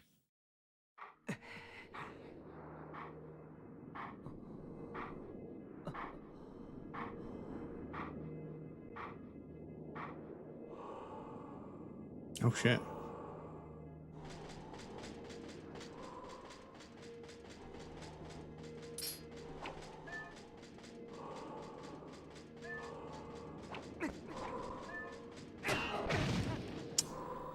Fuck you. Will be destined to become a hero of legend, but your current power would disgrace the proud green... alright. Must use your courage to seek the power and find it you must. Only then will you become the hero for whom this world despairs. You do not find the true courage you wish to and you wish to save Hyrule from the horrors it now faces. You'll be worthy to receive the secrets I hold. Okay. Oh, okay. Skill ending blow. Okay. Enemies that are filled with energy will quickly recover and attack again, even when stunned by a powerful strike. Ending blow is a secret technique you can use on stunned enemies to end their breath before they spring back into... Oh, okay, so that's why I couldn't kill those 3 enemies before, okay. Alan Givers, welcome in as a gun, dude. Is this your first Zelda game or just the first time with this game? Not my first Zelda game. First Zelda game was Link to the Past. Well, no, I played Zelda 1, but I didn't really get into it too much. I played it for a bit, never finished it, and then Link to the Past came out and I was like, wow, this looks so much better, and played that game like 4 times. Thank you so much for the follow. I appreciate that, Alan Givers. So I played Link to the Past. Then I played bits of Ocarina and bits of Majora's on my friend's N64 when I was around there.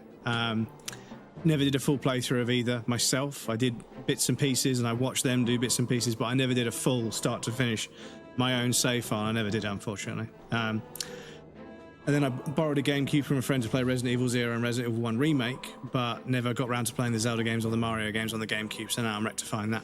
So I got myself a custom GameCube controller that I've modded to be transparent and wireless and, you know, work with a computer. So now I can tick them off the list. Meal Crumbs, Twilight Princess, I have 100% beat, not my first time. Yeah. And when an enemy lies collapsed on the ground, starting to target them, press A to leap high into the air and deliver a final strike. Okay, the opportunity to end their breath before you. You will see a finish A appear vividly before your eyes. Try it on me, okay.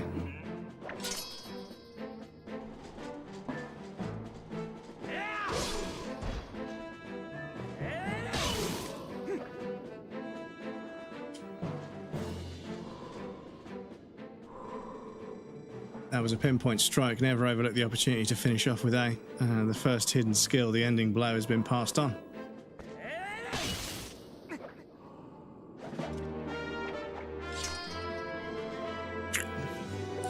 And the first hidden skill, the ending blow, and when you fell a foe, lock on an L and deliver a final... Okay, cool. There's still 6 hidden skills for you to learn, I see. Only, those are only for one who carries the blood of a hero, the one whose spirit of that is that of the sublime beast. Grow powerful, test your courage, and when you find that you need another skill to overcome the threat that faces you, search for the statues that howl with the sound of the wind, seek the sound that calls to the spirit of the beast to awaken me again. A sword wields no strength unless the hand that holds it has courage. Remember those words. Farewell. He's your mentor. Yeah. He's like, oh, I forget his name. In Sekiro, the Undying. Ganbu the Undying? The guy who you just practice on and fucking practice all the visceral takedowns and stuff on.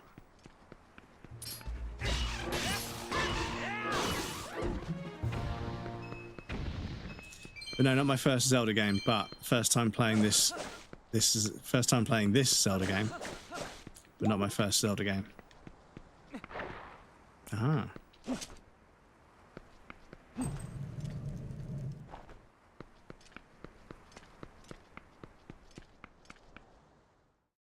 Hanbei, that's the one. Hanbei the Undying. Thank you, Damos. I appreciate that, dude.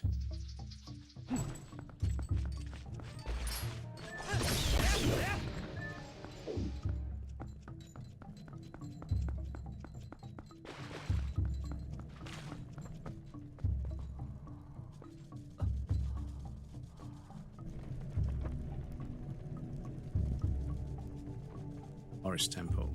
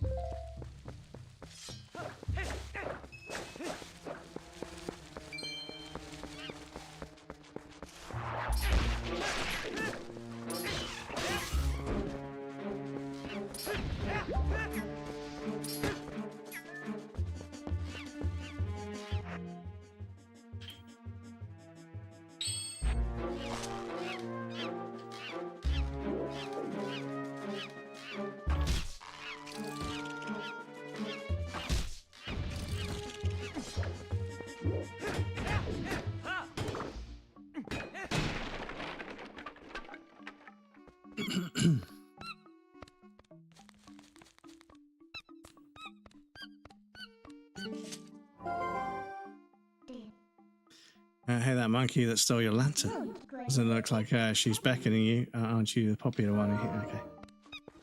I need to be jealous, Midna. I need to be jealous.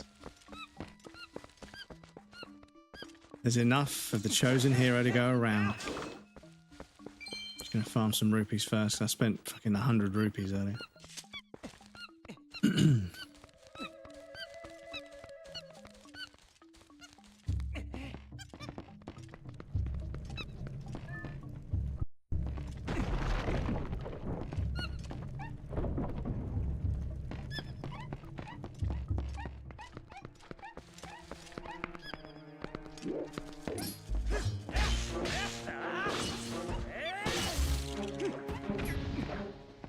Oh damn, they got the skull on the fucking body as well, just like the spiders in again, Majora's or Ocarina, I can't remember.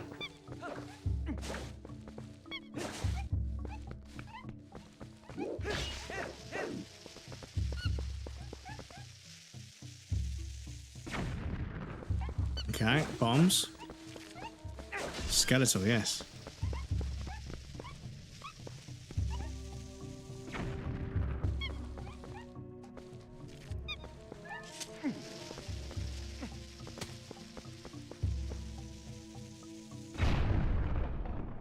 Doodle doodle doo.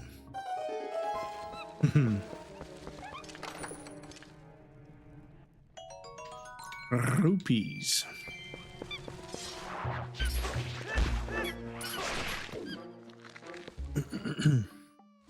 Knows everything about Zelda. Yeah, I must admit, I've enjoyed Zelda games on and off my entire life, which is why I feel like it's probably time I went through and made sure I've played all the major releases at least once, you know?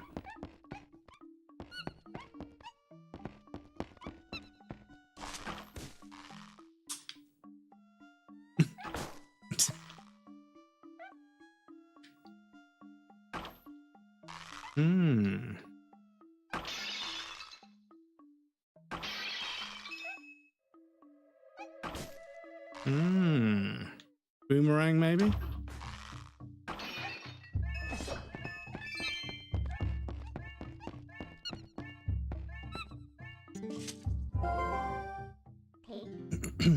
Look at all the torches. Is this some kind of altar? Wait, why am I asking you? How would you know? So yeah, how are we gonna get that motherfucker? Because we haven't got a bow and arrow yet, have we? I wonder if we're gonna get a boomerang somewhere. Leave that poor monkey alone. Yeah, well, yeah. They have caused me some grief here and there, but...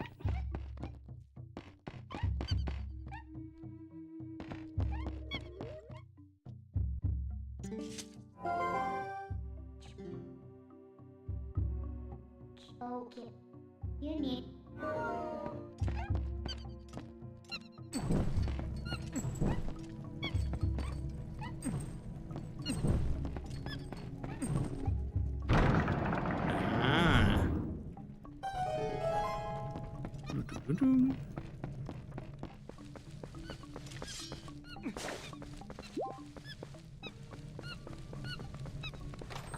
Here. Oh. Oh. Ah, map. Good. Can be sassy. Yeah, I've heard this. I've heard this. Oh, I see. We've got turbine platforms and a bridge that's definitely going to break when we walk on it. The monkey will be fine because the monkey don't weigh nothing. Oh, what's this? There's our boomerang chat. Oh, shit, the monkey. No.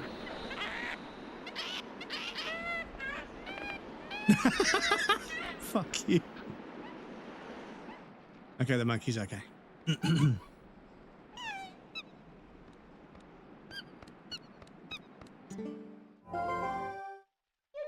What's going on? Has there been a monkey fight? Oh no. No, we can't go any further. We might as well go back. I don't know what's going on, but it seems like she wants you to take somewhere, so maybe you should just follow her. Yeah, well, yeah, but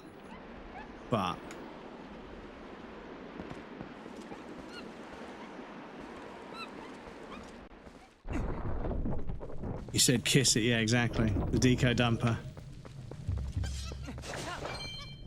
It's fucking wild to me that Deco Dumper got taken down because it's sort of sexualizing, you know, the rear end. And it reminded me of like how aggressively Twitch moderates emotes. Yet they'll quite happily show me a Calvin Klein advert, which is just fucking people with their fucking boxer shorts and the camera's all focused in right on their fucking private parts. And I'm like, so you'll serve me advertising which is heavily sexualized. But heaven forbid somebody's fully clothed emote of somebody shaking their behind gives people the wrong idea. And yeah, I've seen some fucking emotes in my time, you know. Oh, the hell is that? Out at last. Oh, my controls ran out of battery. I was worried this might happen. Oh, I got a charger. Okay, so it doesn't last a whole stream. That's concerning.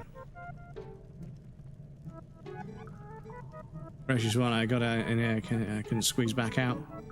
You were a big help, thanks. Looking for something in here, you see. Precious is something in do. We should be working together for a while, fellow adventurer. You may not think I look like much, but I can be quite helpful. I can even warp you out of here if you ever want to leave. But don't think of me as a burden. Now let's get started. Okay. The Uku.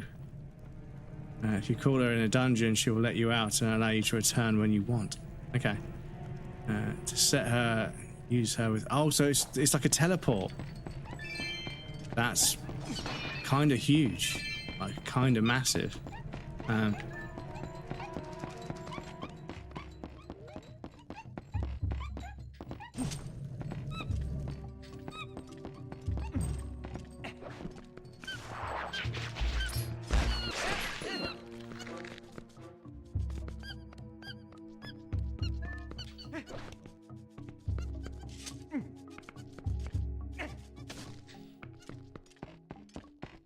Yeah, the battery on this controller did not last a full stream, only 5 hours, which is, yeah, not ideal, but...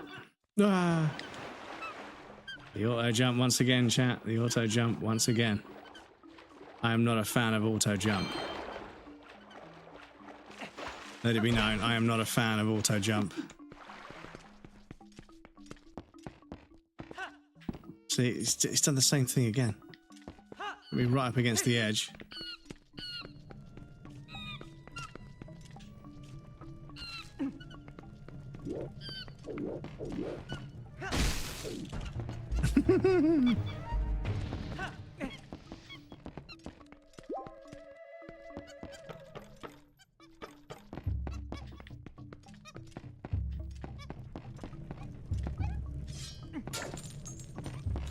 Okay, so we need a key. I imagine we find in here. Or out here, I should say.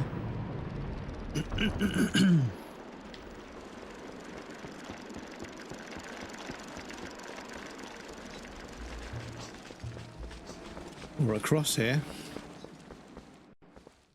Yeah, I gotta remember to plug this bad boy in on brakes.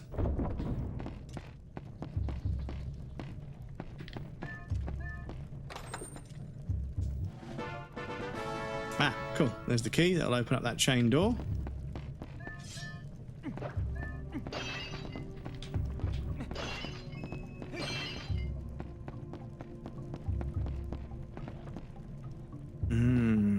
Okay. So if the wind was, if we could control the wind, we could make that turn. We don't have that ability yet, so I need to remember that across here. Oh, right, there's a locked door there as well. So maybe that key was for... Okay. Hopefully this isn't gonna fucking sequence break anything.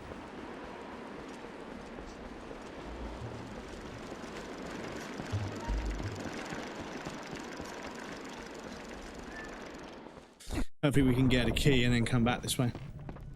Remember when Twitch allowed us girls to go nude with a sensor bar over our parts while streaming until they changed it? Yeah, well, I mean, the thing is, like, whilst I don't have a problem with that kind of content, I think it needs to be contained within its own platform so it can be moderated correctly. I don't think Twitch is the place for that kind of content, because the trouble is certain kinds of content attracts a certain kind of viewer, and a certain kind of behavior is just demonstrated by that kind of viewer. Now, unfortunately, Girls Without Any Clothes On attracts a very specific kind of person to the platform, and they then tend to spill over into other people's communities who don't perform or do that kind of content. And the trouble is, you get people that spill over from those communities that do and start speaking to and expecting that sort of thing from other people, and it gets a bit difficult to moderate. It gets a bit sort of, you know, uncomfortable for certain people. And yeah, like I say, there are platforms where you can make and post that kind of content that have the adequate kind of security measures in place to protect both the people that make the content, but also the people that are on the platform and everything. So yeah, I think there's a place for it, but yeah, I don't think it's Twitch.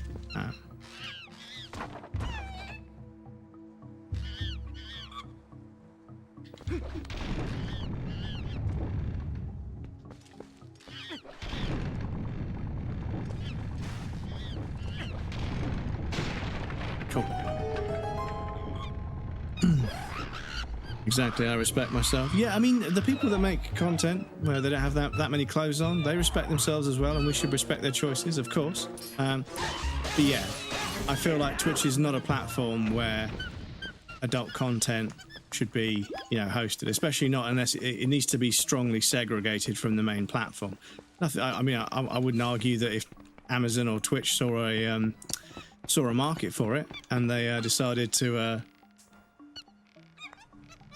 create a separate platform for it, then fine. But yeah, that's not what I'm seeing. What I'm seeing is people, you know, using categories that have grey areas in terms of their TOS to basically just, you know, reveal themselves. And you know what, if they want to do that, that's fine, but I don't think it's a good look for the platform. And I don't think it invites and brings the right kind of people over to the platform, you know. As I say, I don't have any problem with that. You know, I don't have a problem with people making that kind of content and whatever, but I think it needs to be contained to where it doesn't cause harm to other creators, and unfortunately, that's not how it works if it's on Twitch, because while that was all going on, I definitely noticed more people coming into the chats of my female friends who stream and saying and doing significantly worse things than we'd seen before. And yeah, if that's going to be the case, then I'm sorry. Yeah, no, it's a no from me. Oh, I can climb there.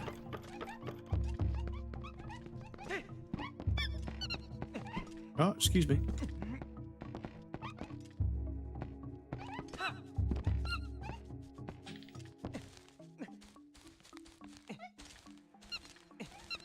Oh no, there's a fucking spooder.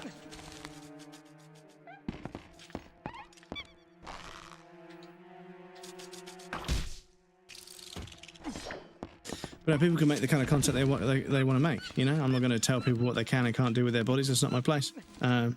Monkey sitting, yeah. But yeah, I did notice that it was kind of, you know, it was bringing over some of the less savoury characters from other parts of the internet. And whilst the platform is like, growth is good, not if it comes at the cost of the well-being and, you know, the security of your other users. It's not, you know, you can't allow something just because it's bringing people to the platform and they're throwing subs at these creators that are not wearing very much. You can't do that. You can't just allow that, especially when Twitch has been so aggressively against that sort of thing.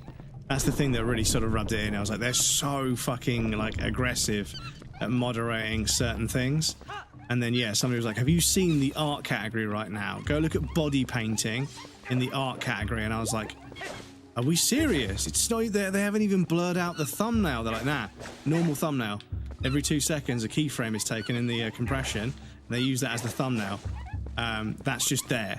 And I was like, that's, you know, that's softcore pornography. They're like, yeah, it's borderline pornographic. And I was like, and Twitch is just okay with it. And they're like, look at the sub count. And I was like, oh, fuck. Oh, okay. I was like, yeah, that's, that do be kind of fucked. But as long as the boobs are painted, well, this is kind of the thing, is that it was a grey area, right? And like I say, I've got nothing against people that actually, you know, pursue the artistry of body painting, and I'm not going to give anybody a hard time about it, but yeah, when you realise that some of the people that were doing it have absolutely no history in body painting whatsoever, like their socials, nothing about what they were doing as a creator had anything to do with art or body painting. They just suddenly found a loophole in the TOS. And yeah, and I'm sure they made a bunch of money, and I'm sure the platform made a bunch of money, but you know, you have to, you know, set a precedent. You can't be sort of, you know, moderating and banning people because of TOS breaches over very seemingly trivial, you know, missteps and mistakes that are fairly normal mistakes to make, and then allow that to happen. Yeah, I don't agree. Anyway, we've got an ad break coming up, so I need to pop you guys over on the BRB screen. I do apologise, the ad breaks keep coming. But yes, we do have to play them. Unfortunately, that's another problem with the platform, is it's got to be paid for. So yes, I'll pop you guys on the BRB screen. I'll be right back.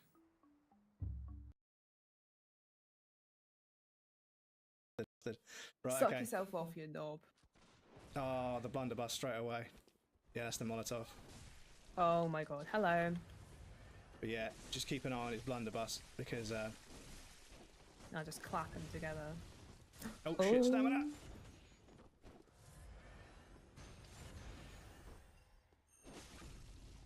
The synchronized R2s! Suck me off, you bitch!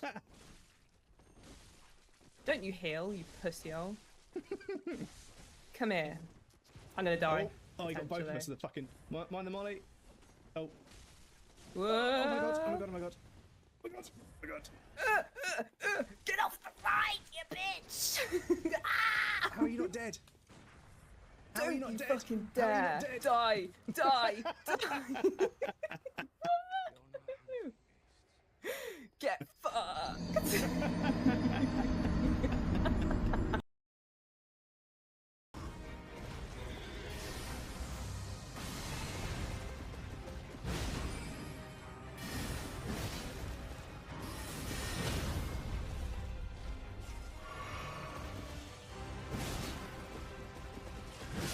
Memes. Memes. So we get the sickle. Okay, cool. Right, well, yeah, that was a lot easier than I thought. You're staring straight into my soul.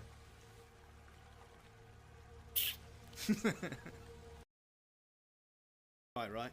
Yeah, I don't remember his legs being quite so thin. So, I wonder what... Oh, you can stab from down there, can you?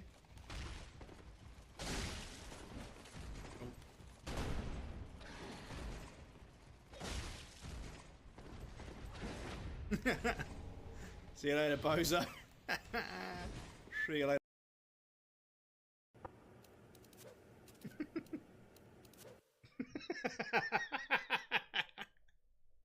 It still fucking works.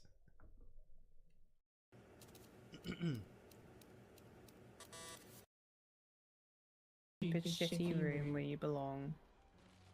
Please don't one-shot me though, I really can't emotionally handle it. No! Oh my god! He input read me. Oh my I God, charged I'm not R2'd even going- him from behind and he input read Oh my it. god, I watched it happen as well. Oh my god. Oh my god. That was so personal. Miko, you are such a prick.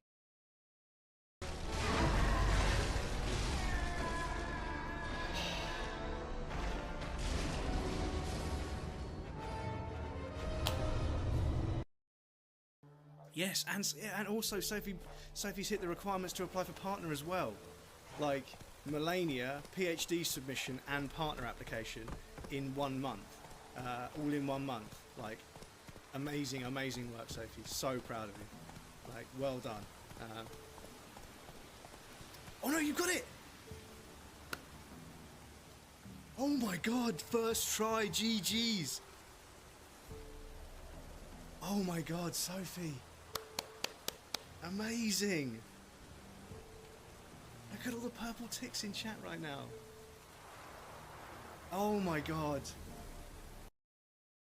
I don't want to die, I don't want to die, I don't want to die, I don't want to die, I don't want to die. It's all yours, it's all yours, it's all yours. You sure? Yeah, it's all you. Yes, let's go. Oh, he's not big dead. boy. He's not dead. He's not dead. Wait, he's not dead? He's not Are you dead. fucking for real? Shoot him, shoot him. Fucking you. Jesus Christ, that could have been terrible.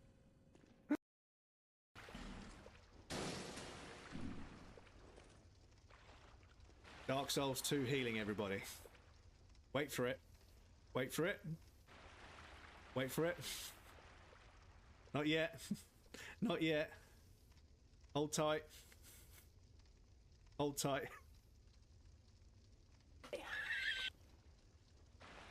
There we go. It's fucking so stupid, dudes. It's so fucking stupid. It was these guys. Oh, that was good. That was good. That was good. I got a little bit of a spike of adrenaline there. I got a little rush there. Oh, that was pretty good. That was pretty good. Here, but I feel like I can do this, boss.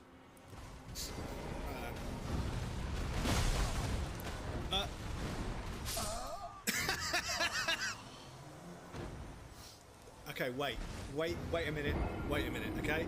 That doesn't count, okay? That doesn't count. Fuck you, game. Fuck you.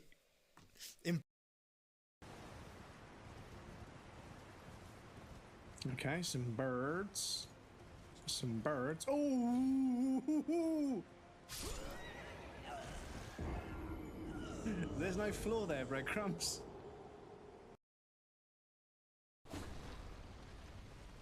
But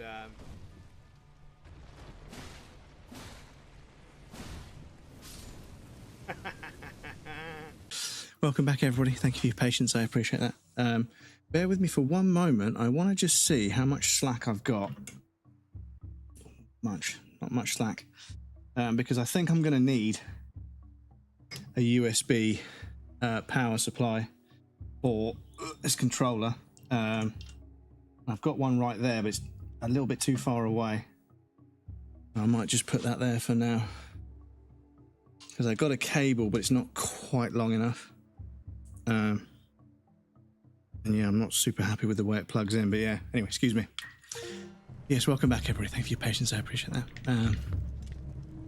As long as the boobs are painted, there was a girl. She body painted herself as a cheetah. Yeah, and the thing is, like, I don't have any problem with what they're painting, like, on themselves, and I don't even really have an issue with where they're painting it. It's a thing. It's a category, whatever. But I feel as if, you know, they found some lax, some open-ended TOS. And they were sort of seeing how far they could push it. And I respect people for pushing things creatively, I do. But like I say, when it comes to pushing the boundaries of TOS, and like I say, when it's going to inevitably attract people of a certain sort to the platform, and those people become a threat, you know, or an inconvenience or a friction towards other people, at that point you're compromising the sort of integrity of the platform for the bag. Which, unfortunately, Twitch doesn't make the most money, and thus, when an opportunity to make money comes along, they won't often turn it down. But yeah, I feel as if, you know, for the protection of all the feminine presenting creators on the platform, allowing that to happen, and then, you know, the knock-on effect of that, then letting those people from the community spill over into other communities and start asking girls to, you know, to say and do things, and it's like, ugh, you know, again, it's not my place to tell people what they can and can't do, but yeah, I know, I mean, I'm not even a mod in that many channels, but even the channels that I don't mod for, I was like, holy shit, like, there are a lot of fucking really thirsty creeps on the platform right now, and I was like, that's what it is, you know, that's what it is. So yeah, I think for the out of respect and out of, you know, a desire to protect the feminine presenting creators on the platform, whilst I don't have a problem with the kind of content, you know, people can do what they want with their body, it's up to them. What I do have a problem with is the kind of person it attracts to the platform. There's a big Z on the is it showing us the order in which we need to do them. Ah, okay, that's kind of clever. Right, so where have I not been as of yet? Because the map will tell me, right?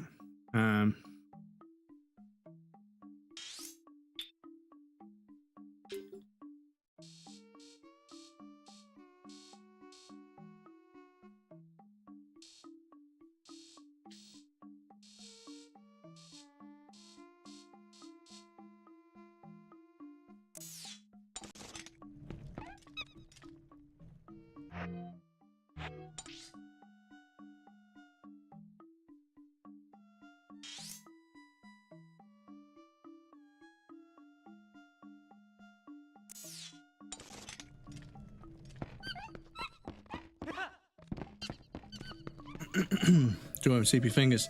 Twitch did 1.8 million US dollars last year. 1.8 billion US dollars last year. I'm glad Twitch cracked down on people having OnlyFans in their profile commands for a link to it. Yeah, again, you know, like if somebody wants to make video game centric content on Twitch, but also make that kind of content on OnlyFans, that's, you know, that's up to them, you know. But I think it is right to try and sort of, you know, create some delineation or differentiation. Some way to sort of, you know, to separate that out, because, you know, that's a different kind of content that's got nothing to do with, you know, what Twitch is and stuff. But yeah. Well, I mean, on one hand, you know, as a father, I'm sure you'd see that and think, I don't want my young girl doing that. And I completely understand that. I think it's also kind of up to a woman what she does and doesn't do with her body. So if OnlyFans is like one of the only ways that a woman can really capitalize on, you know, the monetary value of the sexualization of her body, which is something that she doesn't really have a choice in, unfortunately, in the society we live in, people are going to sexualize women, you know, that they have done for millennia. I don't always agree with it, and I think, yeah, a lot of the time it shouldn't exist. But what I 100%, you know, have absolutely no, like, you know, no patience for is when people will, like, criticize a woman for utilizing her sexuality, but at the same time they'll partake in, and this is not aimed at you, of course, but, you know, they'll partake in pornographic material.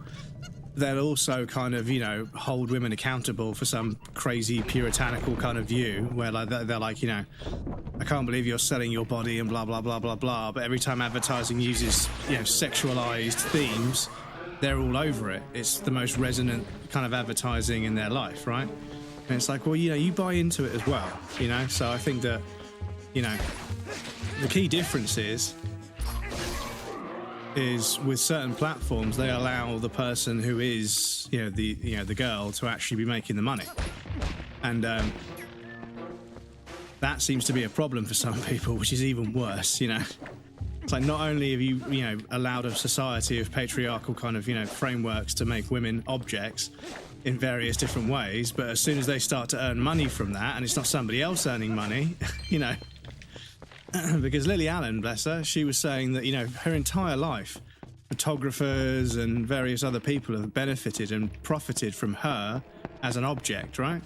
And she was like, well, fuck it, I'm going to sell pictures of my feet on whatever site that is to make money. And people were like, that's a bit fucking weird. I was like, no, it's not, you know, because in a podcast she was doing with her friend, she was saying, do you know what, my entire life, men and people in general have been, oh shit, did that just eat me? Yes, okay. Have been making money over sexualizing my appearance. So it's about fucking time I started making some money. And I was like, you know what? She's 100% right. 100% right, you know? The amount of times that poor girl has been somewhere and been photographed, and the photographer's been paid for it. The newspapers run the story and benefited from running the story. Otherwise they wouldn't have run it. And it's like, yeah, like, actually, when you think about it. So yeah. I think that, you know, whilst it's not a path that, you know, they should definitely be honest about, you know, how that line of work operates, definitely. Oh shit. Pick the fucking thing up, man, come on.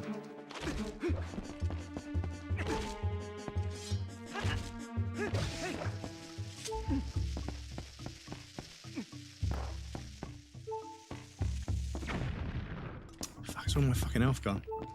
But yeah, I think, you know, when people can look up to whoever they want to look up to, right? And if people are empowered by that, they're empowered by it, right? And if it's done so in a way that doesn't exploit them and everything, and they're comfortable with it, then it's their body, it's their choice. They can do what they want with it. It's not up for me, not up to me or anyone else to tell a girl or a woman, oh, fuck's sake, what they can and can't do with their body and everything. But yeah, I feel as if they need to be a bit more honest, because there have been a handful of girls that have spoken out and said, you know what, this is this person, they told me this and this and this, and actually that's not how it works. Actually, this isn't for me, but I'm kind of now stuck in it. You know, I've got obligations, and you know, it's like, yeah, it's pretty scary how, you know, it works and everything. I was like, oh, okay, that's a bit worrying.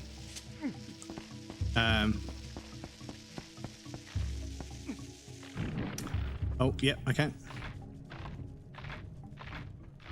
So yeah, there needs to be honesty and transparency with how the industry works, so that people know what they're getting themselves into. 100%. But yeah, I think people can do what they want with their bodies. Oh shit. Oh shit. Oh, you fucking... That should have cleared that fence, to be honest. No.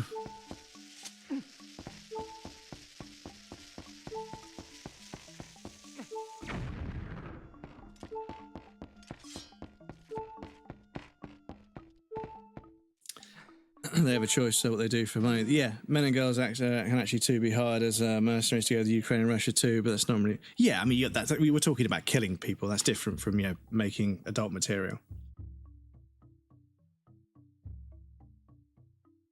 Because, yeah, if somebody's empowered by the thought that lots and lots of people really appreciate their form and they're comfortable with how it all works, if they're comfortable with it, you know, and they're not being exploited, like I say, there's obviously considerations to be made. There are definitely considerations to be made when it comes to, you know, people revealing themselves on the internet. I'm not, you know, I'm going to pretend like there aren't. But yeah, I think that the whole puritanical kind of stigma around how people monetize their physical appearance and their sexuality and everything else, you know, it's up to them, you know. It's their body. Fucking hell, I knew there wasn't enough time, but now I need some fucking health.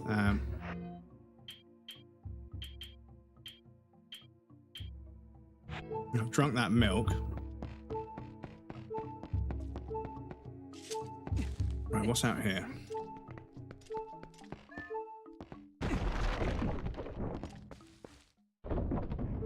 Lead to movies are famous for exploitation of women and also human trafficking, which makes it morally wrong, but also fun for the future of kids. Yeah, obviously, like a lot of things, you know, it's a slippery slope, and like I say, there needs to be transparency, and people need to know what they're getting themselves into and everything. I completely, yeah, I'm not saying it's not without perils. There are definitely pitfalls to making that kind of content, but like I say, I think that with the right kind of moderation, the right kind of protections, it's oh shit, it's not going to work, is it? Because when that changes, do I even have a moment before it swaps? Let me check.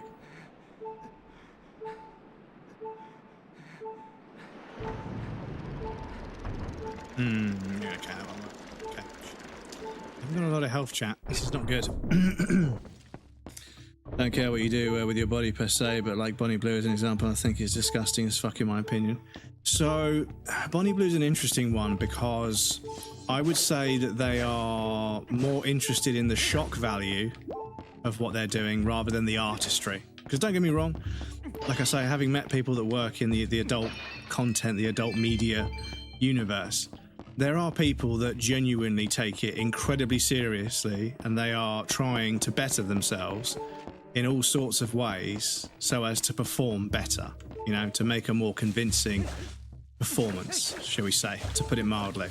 And when you realise how many of them, when you realise there are examples of people in the adult film industry that treat it much like, you know, acting in any other film, right? They don't draw a line between what the content they make and, you know, short films that people in college make, you know?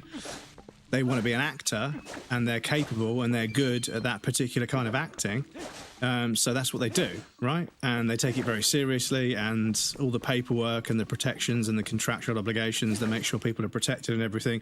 It does fill you with confidence that there is hope for that industry to not be problematic. That's not to say that it isn't, because it is. I'm not an idiot. It definitely is. And like I say, the people that I've spoken to explain to me how some stuff happens. And yeah, it sounds terrifying. So you've got to be careful and you've got to be sensible. And like I say, all the contractual obligations and everything, and the I didn't grab it that time. Are they perma? Oh yeah, they're perma gone. Okay, cool. But yeah, there are some people that just want to make content because it gets attention and blah blah blah, and you know, unfortunately those people can actually lower the profile by doing, you know, stuff that's a stunt. They're not doing it because of the artistry of it. They're not trying to make it seem like two people passionately engaging in physical, you know, stuff. They're just doing it for the shock value. And they're sort of making it, what my friends do, into a gimmick, right? And yeah, that doesn't sit well with them, because, you know, a lot of them have to work very hard on not only their craft, but also on explaining how and why they do it and why it's not as bad as people think it is. But then somebody like that will come along and, shit. No, I'm fucked. Oh, I was fucked either way. Somebody like that will come along and do something for the gimmick of it, and it just gives the people that don't like my friends ammunition against them. And it's like, so yeah, that actually isn't particularly popular with people in the adult film industry either. They really are burning a lot of bridges, and not that I've asked, but I presume a lot of the people I know, the studios they work for, they wouldn't work with that person, because yeah, you know, they're kind of. It's a pretty ruthless industry. So I don't use this term lightly, but she would be considered damaged goods, as in she's no good to work with. And I'm like, it's a pretty fucking horrible term to use, but yeah. Grey zone industry. Many of them also don't think they did wrong to get into the industry at first, especially with regrets. Yeah, I mean, people regret getting into all kinds of stuff, but obviously there's a sting in the tail with adult content. You know, like the stuff you make is out there in perpetuity in some cases, because if you are contracted through a studio, they own the rights to the material. You are just a performer, right? So if you have a change of heart down the line, it's irrelevant to them because you signed a contract to perform for them. You got paid to perform for them, and that's the end of your, you know, control, right? You did a job, but you weren't given any rights, right? And I mean, there may be some instances where rights are signed over, but you won't get paid as much, at least, you know. You're not going to get paid as much.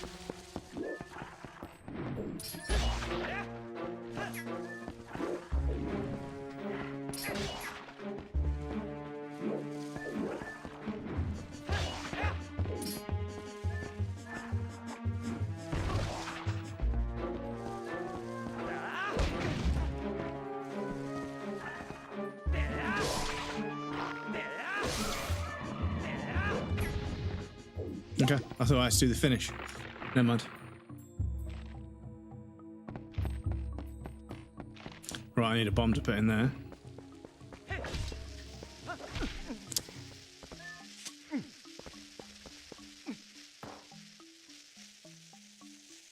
Oh, I could have, yeah, I probably could have walked that out, to be honest. But yeah, I think that when it's done through a studio that has a reputation of being, you know, respectful and, you know, not exploitive,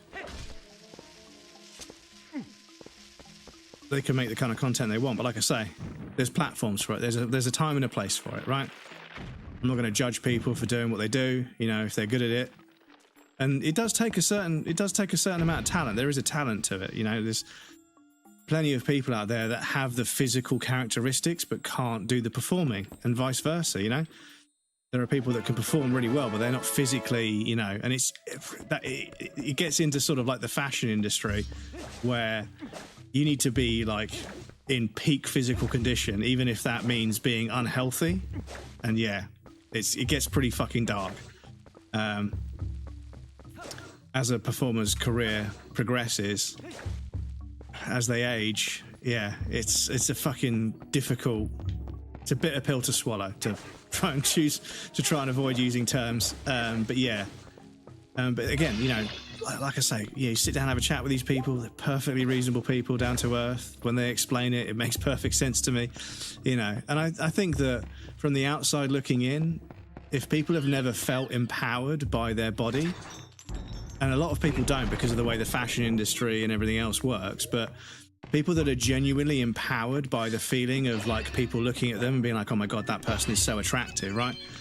That if that makes them feel good and they're not being exploited and it's their choice, I don't know, I don't really have a problem with it. But like I say, there is a time and a place for it. People can make that kind of content, but it needs to be contained where it's going to be looked for, and creators of the content have protections in place so that the people that consume that content aren't, you know, thrown into the same chat room with a bunch of people that don't, or see, I can't get it to go down there. Like I say, you need to segregate that stuff, and it's fine for it to exist, but yeah. Fuck's sake, what's going on with the bombs? Can't throw a bomb in this game. Maybe it's a cultural difference, I don't know. In Sweden it's very equal to the genders. I know many women themselves think of it as like the worst a woman can do, so maybe that's why even women think it's bad, because they know they aren't restricted to other industries.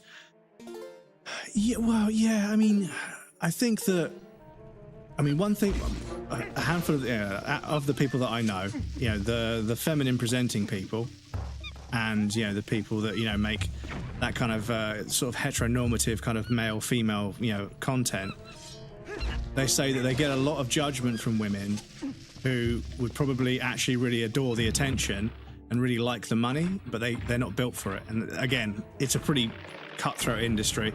Saying they're not built for it, they're not built for it, you know. Just like I am not built for it.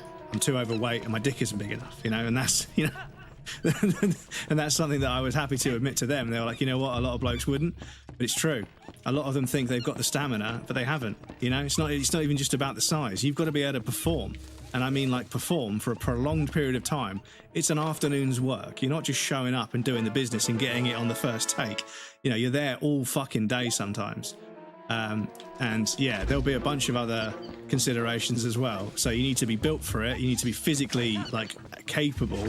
And yeah, you need to be able to act. So it's actually a very specific set of criteria, which is why they get paid, you know, why they get paid what they do, because it's very rare to find somebody that can act, has the physical stamina, as well as the other physical, you know, characteristics, shall we say, to do that kind of content, right? So that's why they're a rarity, and that's why they get paid, right? So I think I'm taking this monkey back to the middle. I don't know why I'm fucking talking about this so much, but yeah, having met people in the creative space, I've also met people that, you know, make all sorts of art, and that is art, you know. Like I say, you sit down with these people, you have a chat with them, they explain the artistry of it, you think it is, you know. They have a very specific skill set, and although, you know, the religiously puritanical holdover culture we have, where people aren't allowed to explore their sexuality. Homo29, thank you for the follow. I appreciate that, dude. It's very kind of you. But yeah, we have a culture of people that refuse to really be honest and or explore their sexuality, and as a result, they have a lot of pent-up sexual frustration. And what happens to pent-up sexual frustration? They take it out on people, which is probably one of the drivers between why so many people fucking hate each other in society. Whereas if everybody was just comfortable getting laid and having fun and doing what they really wanted to do, consensually, of course, without exploiting anybody, we'd probably all be a lot more relaxed. I mean, we wouldn't be at each other's throats all the fucking time, right? Because, yeah, you know, I've never met somebody who's comfortable with their sexuality that's also really fucking angry about the world all the time, you know? Don't get me wrong, you can be angry at the world. Trust me, you can be angry at the world, but still. But you guys don't want to do this, do you? Okay. But yeah, you meet someone that's just angry at everyone and everything all the fucking time. I know that might come across as me, but it's not, I promise you. But yeah, you think to yourself, like, damn, dude, like, you know, you either need to figure out what it is that gets you off, or you need to make yourself into somebody that, you know, gets off with somebody else on a regular basis, because, yeah, you are not a happy dude. So, I think I need to check the map, actually, to be honest. But But yeah, you've got this puritanical culture where, like, you know, masturbation is frowned upon so heavily that nobody ever does it. But then everyone's got so much fucking sexual frustration, pent-up sexual frustration, that, yeah, they're just, like, on the fucking verge of having a meltdown as soon as they get turned on. They have no control over it because they've never satiated that urge, and they've never really got to know it. They've never explored their sexuality, right? So, yeah. Good day, Samo. Welcome in. How's it going? Yeah, ballerinas say not built for it. Also, yeah, this. But I mean, ballet is another really fucking brutal environment for young women. Like, you need to be a ballerina. There's no ifs, no buts, no sort of, you know, grey areas. You need to be a fucking ballerina, and if you're not, well, get the fuck out of the way and let someone else do it. And it's like, damn. And you need to be able to do all the dancing moves and everything. You need to be able to fucking basically keep yourself incredibly thin, like unhealthy levels of thin, as well as absolutely fucking destroying your feet. My friend's girlfriend came home from practice and was just slowly unwrapping her feet, and just the amount of blood that came out of this poor girl's feet. And I was like, and that was just practice. That wasn't even a performance. She was like, no, the performance is going to be probably 4 or 5 times the length of that.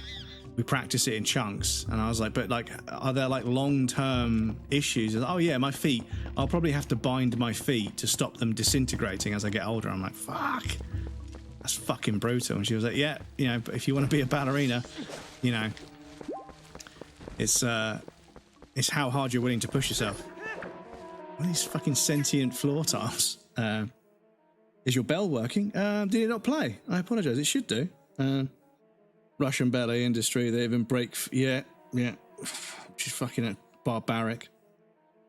Brutal, but it makes her one of the best in hard... Yeah, this is it. You know, and the Russian gymnastics, like, kids that do gymnastics at the Olympics that come from Eastern Europe, like, never forget that they've probably had one of the hardest childhoods you could have. Like, that child was born into a family that wanted to have a gymnast as an offspring, and put that child through gymnastic training from a very young age. If they're at the Olympics, they start really, really young.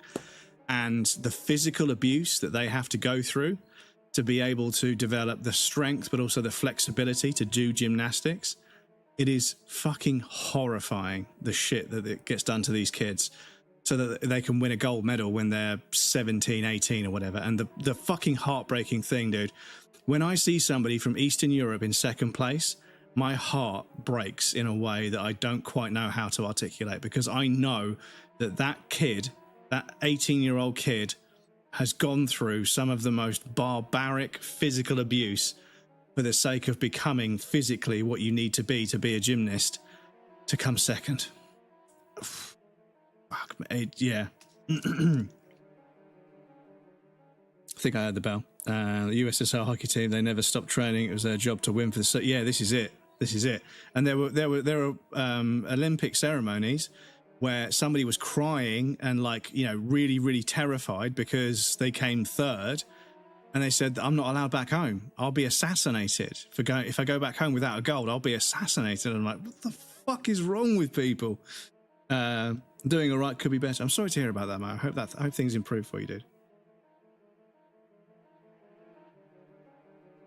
But yeah, the Olympics, kids start, you know, not even just gymnastics, but the majority of the disciplines at the Olympics, the kids start so fucking young, because you have to have easily 10 years worth of, like, training to be competitive at the Olympics. I would estimate, because, you know, you hear about kids starting when they were 5 or 6, and they're now in their late teens, early 20s, competing for gold medals, you know. And obviously, you know, each person has a different physical peak. If somebody's body peaks at like 19, you know, they only had...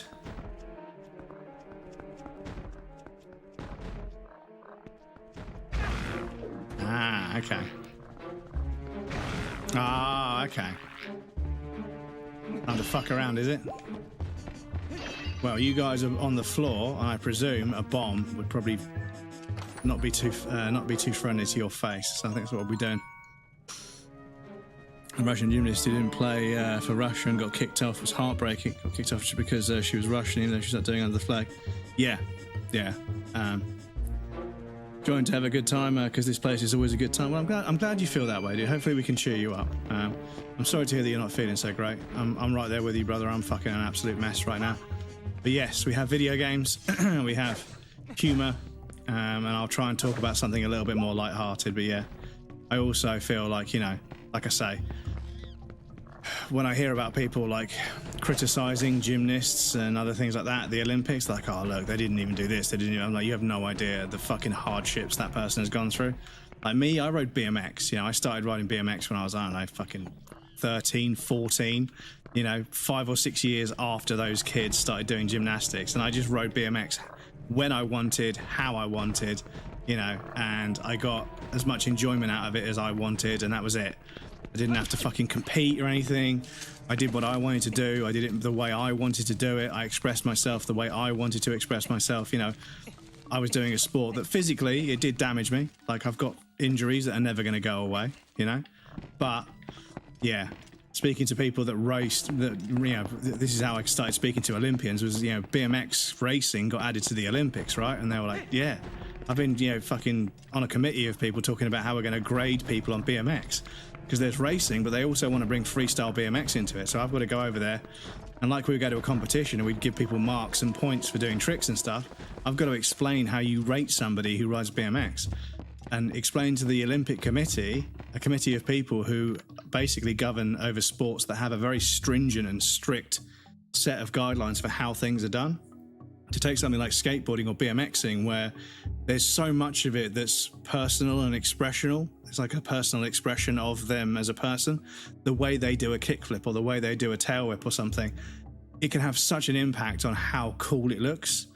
And that's a very, very subjective grey area. So having a judged sport in the Olympics, like the top level of sport, having a group of people that might prefer a particular kind, it's difficult to be impartial and say that somebody's tail whip looks better than someone else's tail whip, because it's your preference, right? You know, a tail whip is a tail whip. If you land it to pedals and you roll away nice and smooth, they're both tail whips. But some people, they move their elbows a bit more. Some people really kick with their hips. Some people really lean over the bars, load. Some people don't.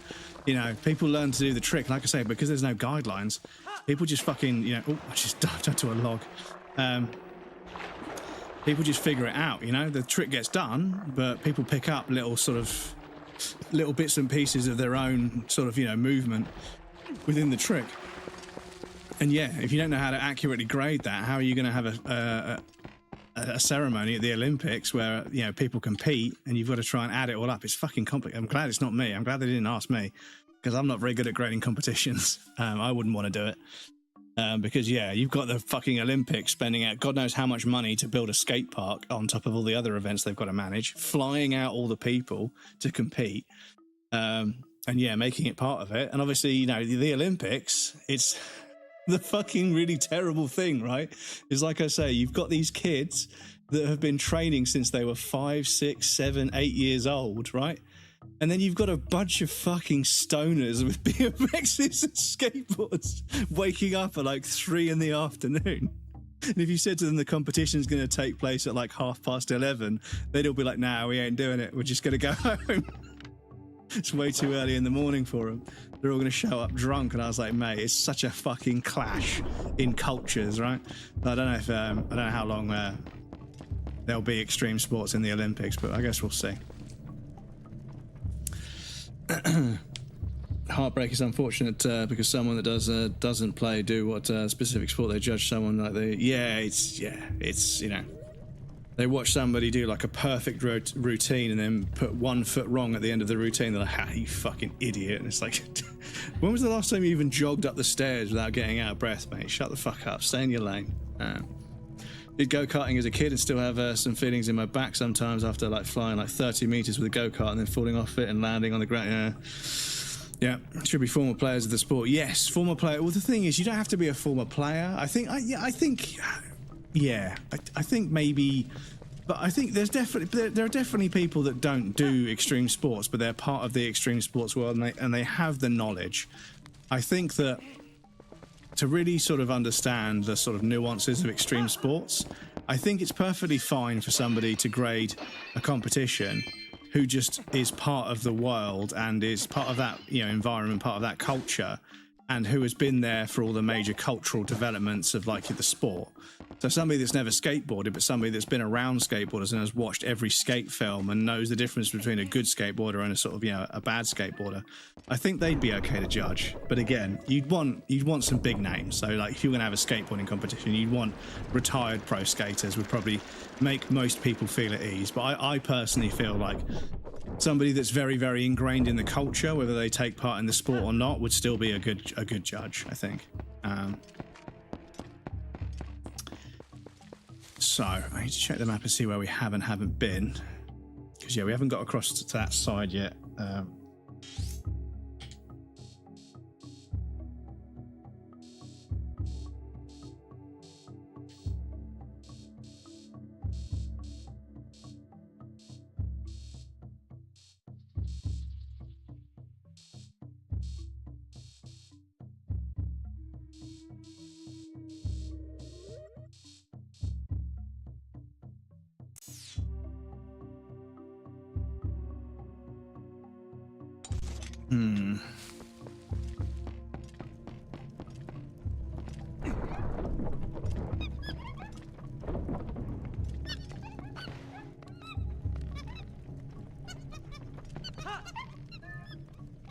Oh shit. Yeah, those guys will help me. Those guys will help me across when there's like a rope, but they didn't want to do it in that one place. And I'll go over there again and double check, but yeah.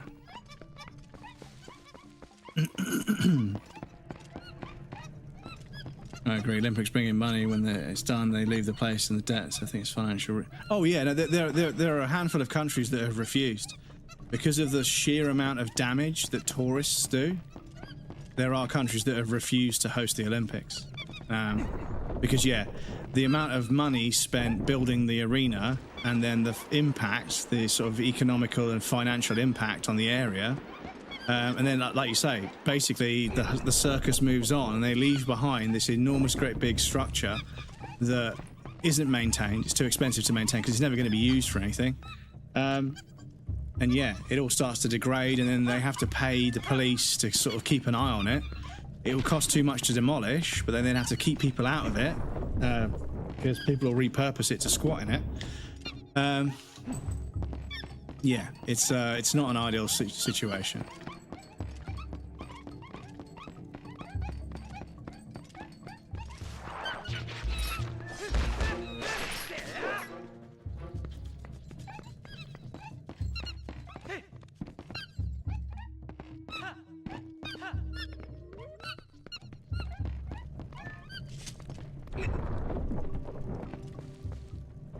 Yeah, because they won't follow me over here.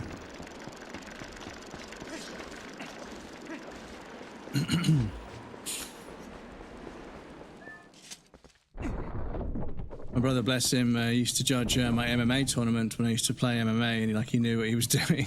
Formula One Basic has former members. The FIA? Well, no. I mean, I think the FIA is made up of people that understand the sport, of course. But yeah, I don't think it's exclusively ex-drivers. So yeah, I'm not sure. I mean, I'm not really sure how they choose. I mean, the FIA has always been a bit of a strange organisation. They've been a little bit funny over the years. I'm not going to lie.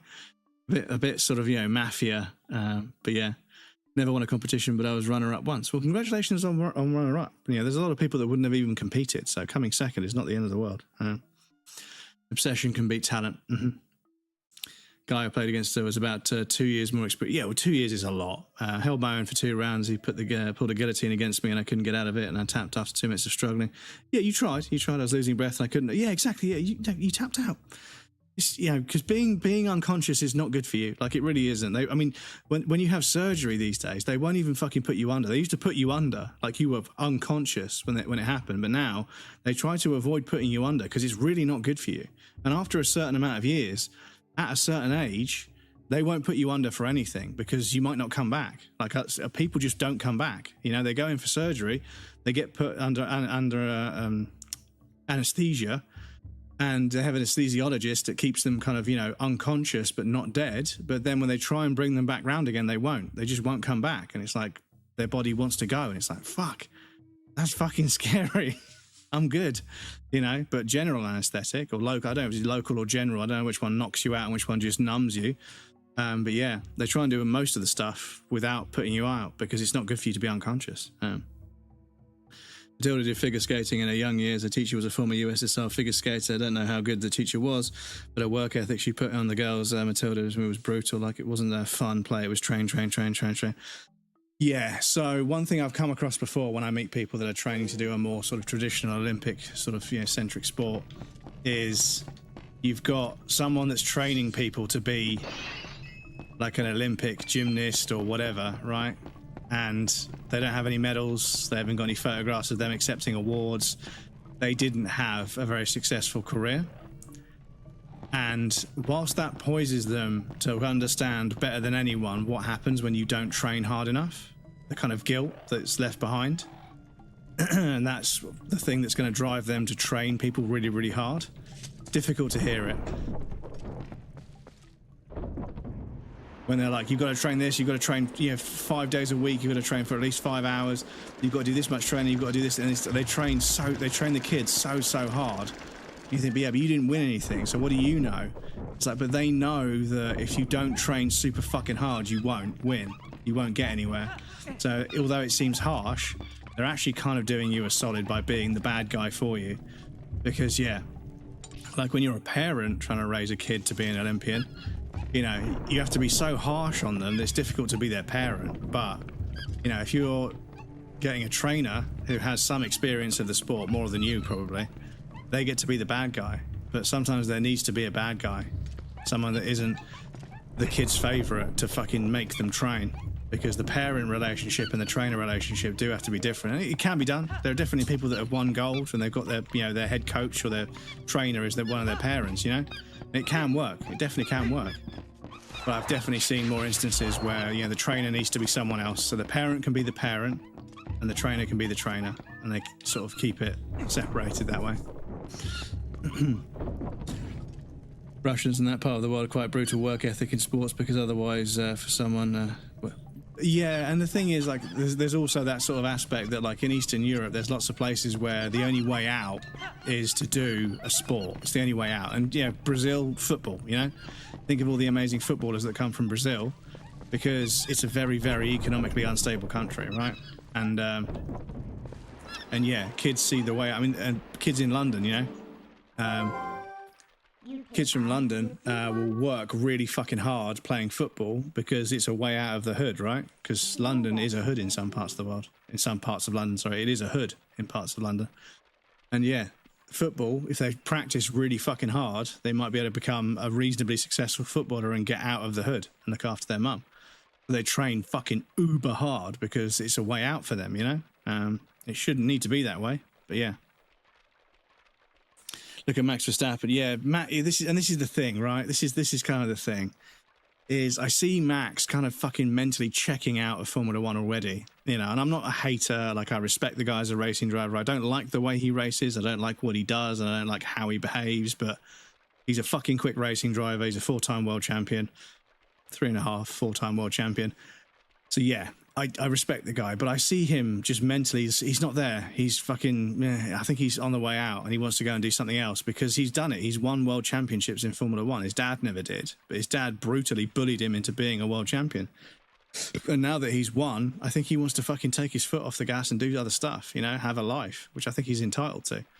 But yeah, hearing him talk about his childhood in interviews and stuff, it's like, fuck, man, your dad was such a fucking cunt to you, like such a cunt. And then Helmut Marko is also not the nicest person in the world. So yeah, Red Bull is a fucking really toxic environment, but fucking world championship team, you know. Ferrari's toxic. Mercedes doesn't seem toxic. Mercedes doesn't seem toxic, but I don't know, maybe there's something else they do that, you know, is behind the scenes. Maybe their PR is really good, but you know, to be world champions, you've got to be ruthless. And unfortunately, that has resulted in people being ruthless with their children, with their teammates, with their colleagues, with, you know, with their contractual obligations. It's a fucking pretty cutthroat situation sometimes. But They can be Zlatan if they have the confidence. I have a better idea. Eat the rich, get rid of the professional sports. Jode, welcome in. Very good idea. Very good idea. But yeah, Jos Verstappen didn't raise a child. He raised a world champion. And Max was the victim, you know. And yeah, you see it in him. Max's heart and soul just doesn't seem to be in it. And it's like, yeah. Don't like it. We need to help her too, so I guess we have to. Yeah, I mean... So do I have to stop the wind? I've got to stop the wind blowing. I don't think I'm going to be able to from over there.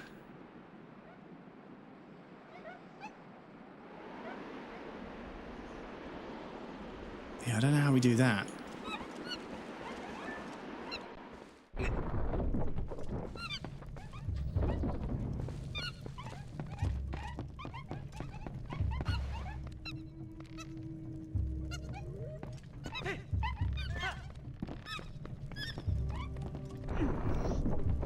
Yeah, it's the Red Bull, it's the Red Bull Mike Mateschitz is going to drive Dakar Rally under the Red Bull flag using an alias this year. Oh, I see. An alias. Really sneaky about it.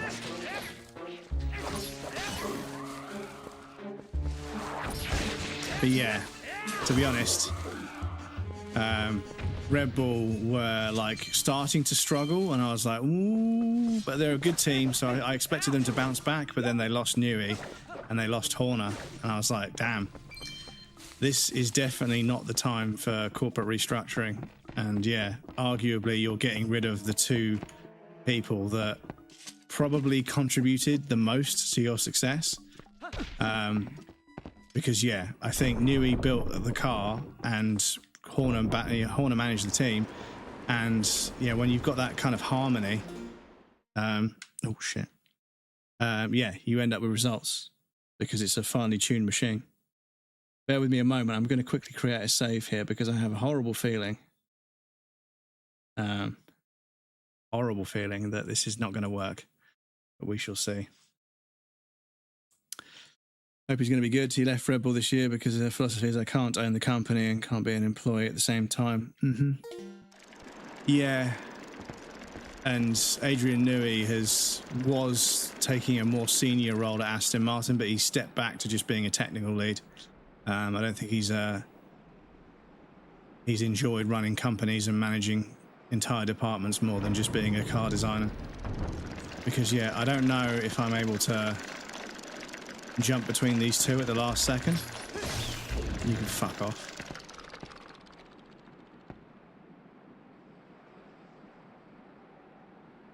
I don't think this is going to work, but...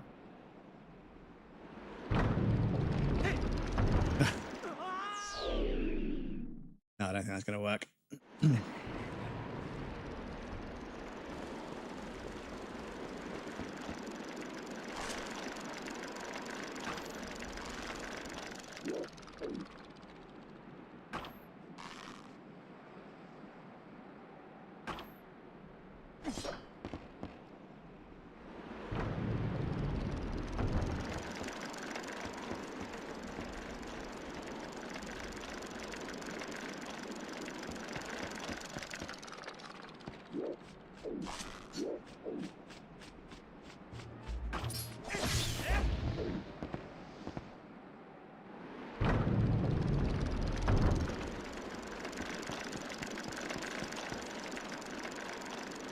Because, yeah, there isn't really any way to...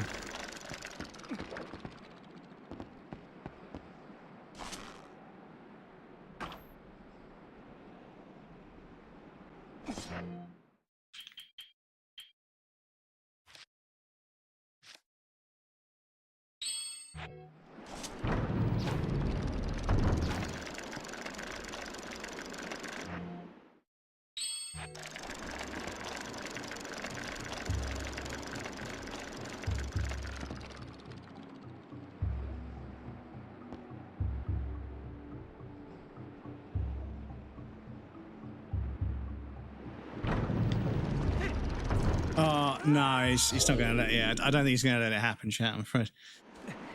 That's obviously not the... I was just double checking. Just double checking.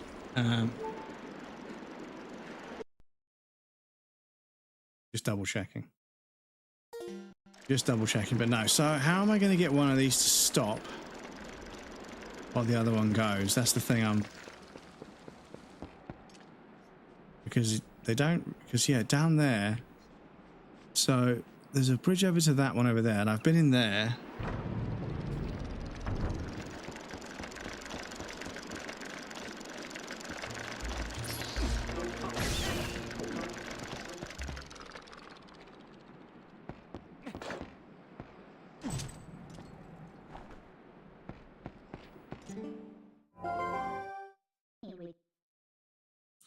Wondering why she was being so nice. Now I know that she just wanted to help friends. I don't like it, but we need her help too, so I guess we have to.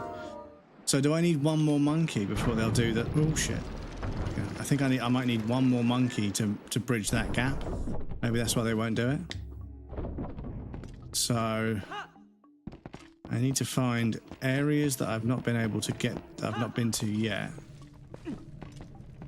Because, yeah, I think I'd left this area till last. So, in this room, we've got some floor tiles that are a bit awkward. We've got a chest up. Oh, there's a chest up there. And I knock that down.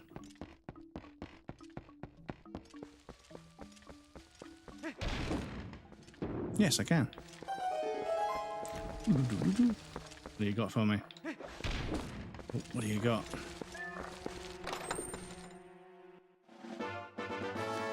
Right, okay. So that's the key for that. Okay.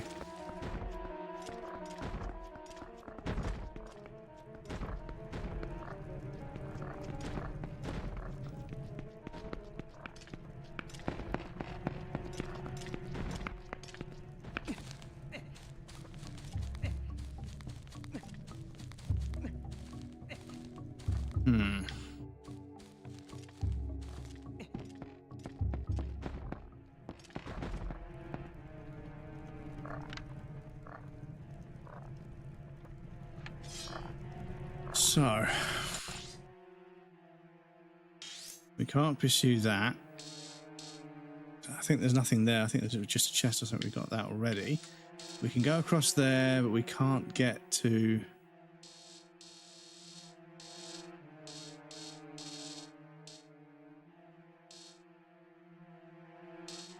So yeah, there's... Oh yeah, so that connects to there, and that's that. Okay. So I think maybe I need to go this side and try and see if I can get into any of these rooms. Let's do that. I've got to go back across, straight across. Right, okay.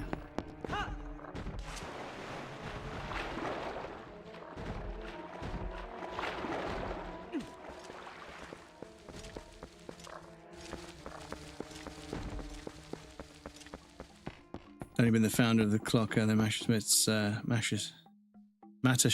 has been the richest in Austria for 40 years now. Pretty crazy. Only 3 people have switched the spot. Mark did through inheritance. Well, yeah, this is kind of the thing. I don't think you should be able. I don't think you should be, you know, listed as the richest person in blah blah blah when you inherited like $900 million from some. It's just, you know, you aren't rich as such. You're just, you know,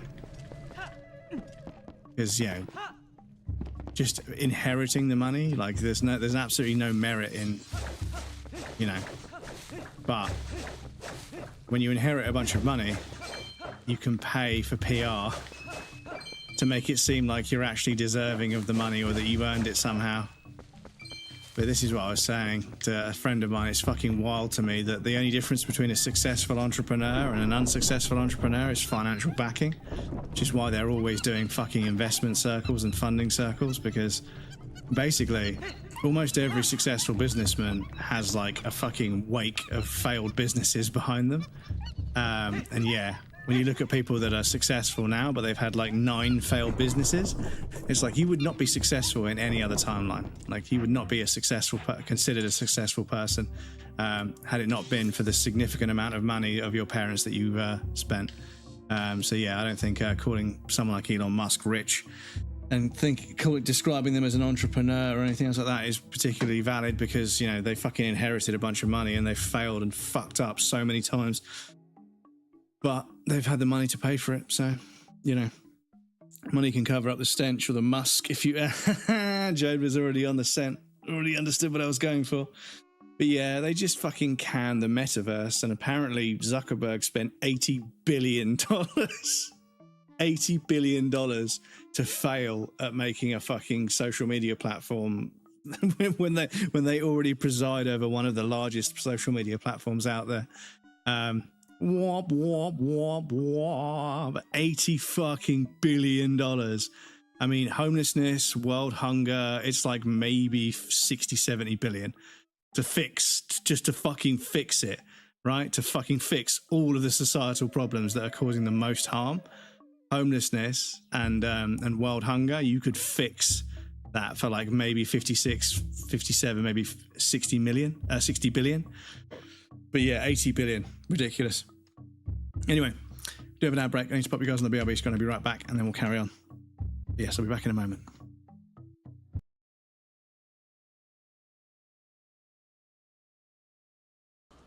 Grant me this one wish.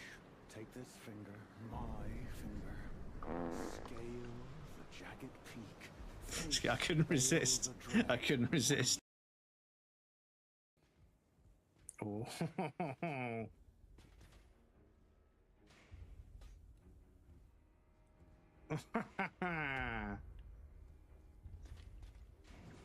No.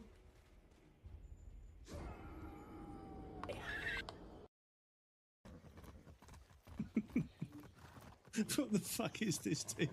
I'm riding a unicorn in Far Cry 6 at night wearing sunglasses, listening to this song. Oh, it's there.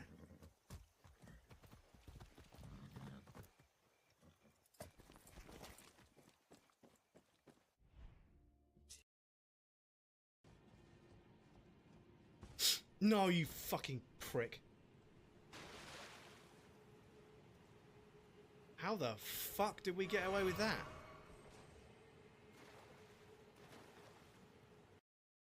What, yeah, it's Dark Souls 2 and this game have both done that, right? When I am running full speed, you can't hit me with an arrow. I'm sorry. You...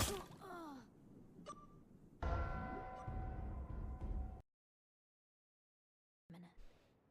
you prepared to commit a cardinal sin? EU Reezy. EU Reezy, there we go. So non-raiders, please feel free to stop by this channel and have a look. What game is this? What am I witnessing? Are we watching a clip of somebody playing a Star Wars game? This clipception chat. Look at this. Where else do you get this kind of integration? What a clip.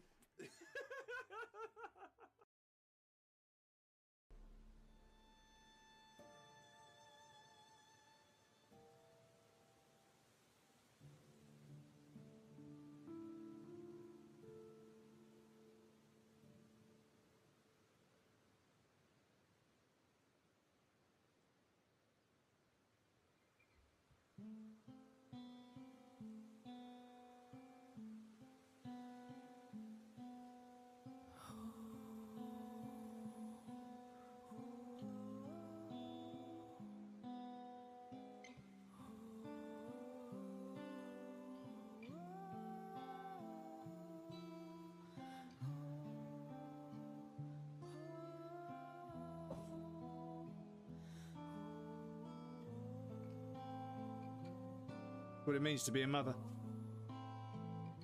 You give everything. Everything. There's all sorts of scary Cronenberg monsters and jump scares and everything, but we all know the scariest thing about this game is first-person platforming. And fucking grabbing with a first-person platforming, dudes, fuck that. This is so harsh. Really great game, though. Really great game. One day I'll get tired of the joke, but not anytime soon. Yeah, exactly. That shit is more of an entrepreneur. He went to Thailand and had the Thai Rebel. It was carbonic, and he called up the owner, and they split 49% each, and 2% to the Thai guy's son. Had to do all the work for it and became the biggest drink, basically. Yeah. I think the original Thai Red Bull is called Kratandang. Yeah.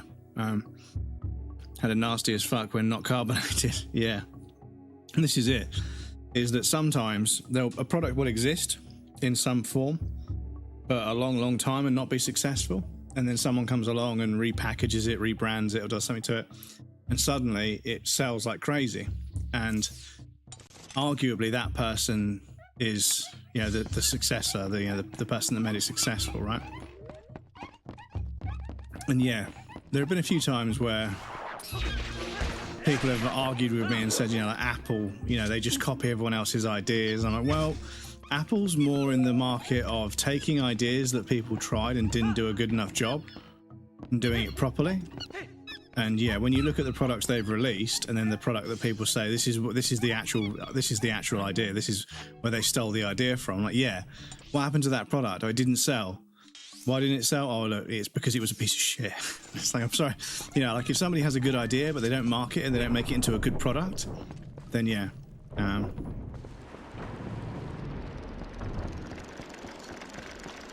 So I can get over here.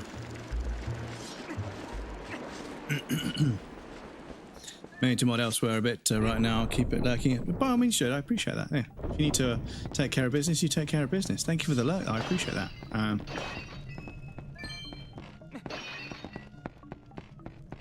need to check my Discord and see if it's who I think it is. Because, yeah, we can't... Yeah, we need the leaf to blow this, don't we?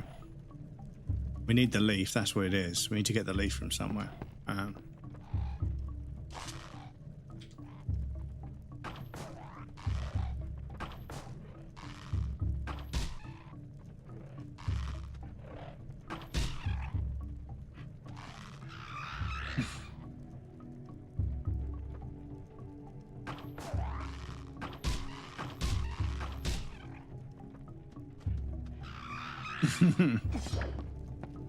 So, not ghost. Ah, okay. Well, there she is. She also has better mods than me. Crumbs rant incoming. Think of Apple now. When Tim Cook leave, by the way, is he leaving? Bunny has the power to this. I think the original Red Bull. Yeah, sorry, I read that one. Sorry, where was I? Where was I? Come on, breadcrumbs. He was in Thailand to sell toothpaste, I believe. Stepping down. To be honest, fair enough. I don't think he's the kind of person that can run Apple. And yeah, whilst I'm not going to sit here and say that Jobs was perfect, he wasn't. He was fucking tyrannical to work for. He was awful to work for him, and he was fucking incredibly ruthless in terms of how he did business with other companies. But the quality that I think made him what he was and made Apple what it was his ruthless pursuit of customer experience and, product and customer interaction. He really understood what it meant for a product to feel special. Like, he just knew what it was. He was a product guy. And he made products that felt like significantly better than other people's products, even if they weren't really on paper any better. But the design and their sort of pursuit in pushing what could be done with an object. He was absolutely fucking ruthless at saying, this needs to be, smaller, faster, better. Not to meme about the Daft Punk video, but yeah, he would push people to make things that they didn't believe were possible, but he would push people to find a way to do it. And that's why his ownership and his running of the company, when he presided over the company, they released some of the most exciting products, a tech company, for years to come. Everybody's kind of iterated on the iPhone since.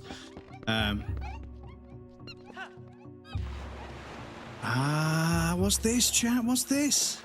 Oh, it's just a fucking chest. Okay. It's good that we found a chest, but yeah. Thought that was progress. Oh, it's just some rupees, okay.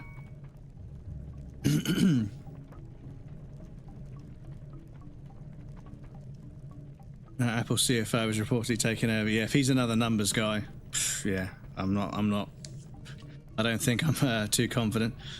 Jobs was the best CEO for Apple if looking on it economically. Yeah. And Tim was the best to take software and make it earning as high as he can on software, making the offshore tricks there and stuff. Yeah, I mean, Cook was a numbers guy, and yeah, they're always so uninspired. It just, you know, they release very iterative products that are very mathematically sound and safe, and it just, all of the fucking soul and energy comes out of the brand, and then it's really difficult to make people, you know, take a brand that's very, very stale and very, very sort of iterative. It's difficult for people to take that brand seriously when they start doing new and interesting things. So it kind of soft locks them into this scenario where they kind of have to keep doing that because people aren't going to trust them. However, they have just released a laptop that's dirt cheap, that's very similar to the iMac. However, I think Steve Jobs released the iMac because he wanted people to have a small, cheap, affordable computer to use at school, because if you use Apple software at school, you then use Apple software for the majority of your life, right? Because it's what you learned on. But also they wanted to make a really beautiful product, whereas the Neo is kind of just Apple's way of making a bunch of kids buy laptops they're going to need AI data centers to really actually use. Because, yeah, they're going to need... So, we definitely need the Leaf, but it's nowhere to be found.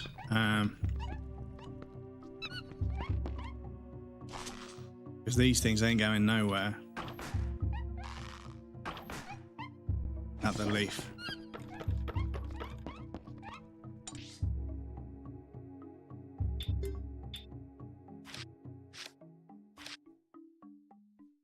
Green areas are the ones you visited, the yellow arrow is you.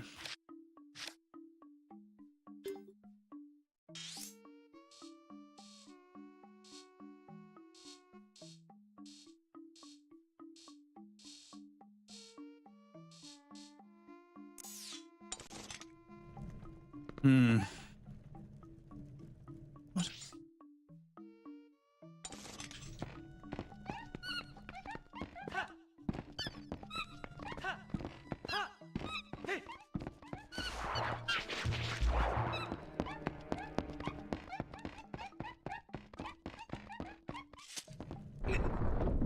Curefits, welcome back, dude. Two Swedes following you around, that's cute. The two Swedes. The monkeys. I need the boom. Yeah, I need the boomerang. Yeah, boomerang. Do I need the boomerang or do I need the leaf? Don't tell me. But yeah. Have you got the boomerang yet? No, I haven't got the boomerang yet. Should have played a better CEO, chief of products development at least. Crumbs, hello. You need the boomerang. So I can't progress without the boomerang. iMac comes from Next Computers, which Steve Jobs ran back. So when iMac came exactly, Steve Jobs came back to the bash dial rather than departments they had, and the Next Computer was the most advanced computer you could have at home too. It was the only computer to make the World Wide Web, for instance, according to Tim Berners-Lee, the inventor. I see. Both. So I need the leaf and the boomerang. So can I not do this temple without? So do I find the leaf and the boomerang in this temple, or do I find them elsewhere? Need a leader for the wind, is all I'm saying. Yeah, so I need the leaf. I need the leaf that makes wind. Boomerang is in this temple. RSY, welcome in, dude. The boomerang is in this temple, yes. Doom and Quake also developed on Next Computers. Fun fact, really, in the temple. So I can get the boomerang. And with the boomerang, I can chop down those things. Right, so I'm going to guess that the boomerang will allow me to chop down these. Inside that chest is the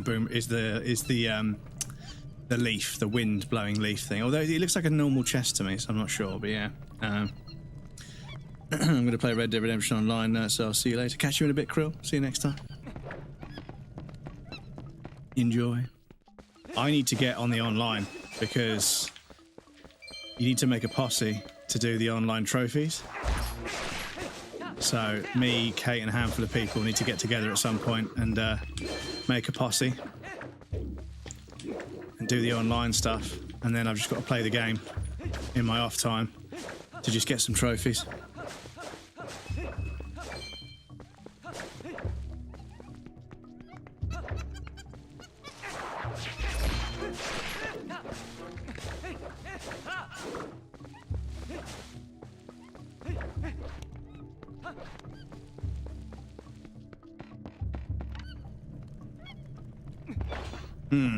So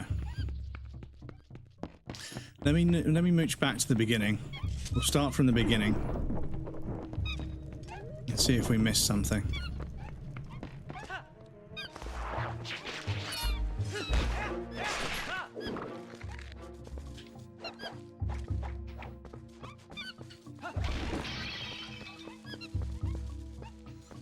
The rupees falling out of bounds is like, yeah, that's not nice. I'm not a fan of that at all.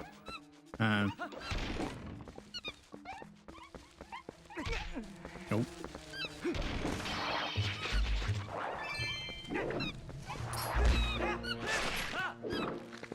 Very fun online gameplay. Yeah, well, yeah, I mean, there's a handful of people I know that just play Red Dead Redemption Online. Becca, who raids over occasionally, she plays a lot of Red Dead Online. And like Killfits was saying, there are people that never even play the normal game. They just get the Grand Theft Auto engine and mod the fuck out of it and just play online, you know, as like a social media. And I was like, damn. They've got 0 time in the actual campaign and they only play online. And I was like, damn, that's fucking a bit of a fucking flex, to be honest. Like, the game itself doesn't even really matter. Oh, I can climb up here. Oh, look at this, chat. I've missed something. Okay, that was me. I've missed something. Roscoe used to, not sure if he still does. Yeah, and obviously, like, I'm not really looking to get into another online. Like I say, I'm playing Battlefield 6 at the moment, and it's stressing me out quite a lot because they've just updated a new season, and there's a new map that I'm not a huge fan of, but I think they've done a bunch of fixes and patches and adjustments, and it feels like fucking ass at the moment. It's really awkward, like really difficult to get a bead on somebody. Really difficult to get my shots to connect, and yeah, but I hate to say it, but I have succumbed and got aim labs. There's a like a freeware program that you can put in that you're practicing for Battlefield, and it will load up a few like floating orbs for you to shoot with a gun, and you can practice aiming. So I need to do that a bit more to practice, but on top of that, I also need to use the practice ranges that people make in the there's like a portal mode where you can make custom experience, which I think that's the real feather in the cap. Battlefield games are usually kind of fun, but the portal mode where people can make their own kind of games and maps, that's going to be huge. And there's already been a few, like, you know, people have remade maps from other games in Battlefield 6. And obviously, DICE could never do that. They could never, you know, allow that to happen. But if people do it, you know, with the portal, they're the ones technically kind of copying it, not the company. But yeah, they have made a few changes recently, and I need to get used to it again, because whereas before I was able to lock onto enemies and sort of down them fairly easily, it's got a lot more awkward. And I'm not too sure whether they've nerfed PC, because it's the first time playing on PC. I normally play on controller, on console, but I got PC this time. Thing is, I spent all the fucking money on this damn thing. But how are you doing, Ice Rice? Good to see you, dude. I hope you're well. Becca is beautiful. We love Becca. We love Becca. One of the sweetest of peas. So there's those over there, but I don't know if I can get to them, but... Oh.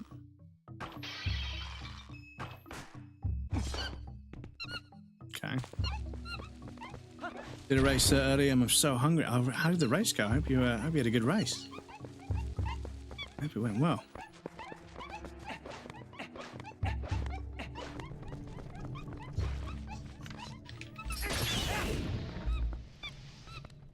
This is how we enter the, yeah, this is how we entered. Okay, so I'm gonna make sure I check every single room, or rather chunk of forest like this, because there was something up there. Nothing on top of these pillars. Okay. Play games myself. Enjoy, Dennis. Thank you for stopping by, dude. See you next time. Ooh.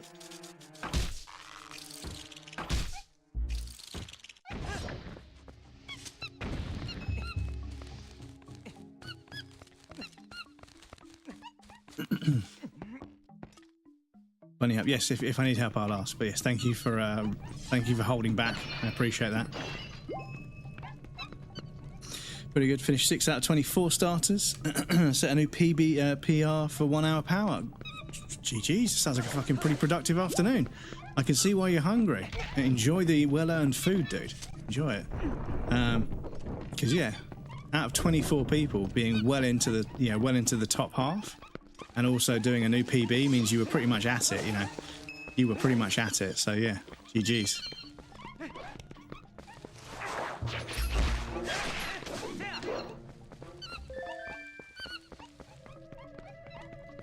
Right, so is there anything... I need to go up here. Is there anything in this room that I've yet to see?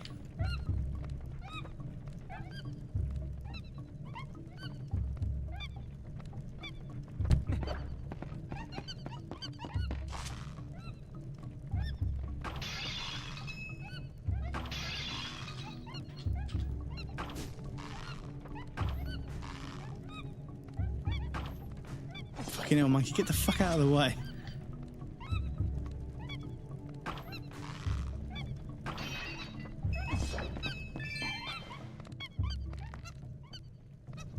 So, they will do that. We can go, but I can't get from this side to that side apart from there. And then when I get to there, I need the thing to be turned. So, there's something.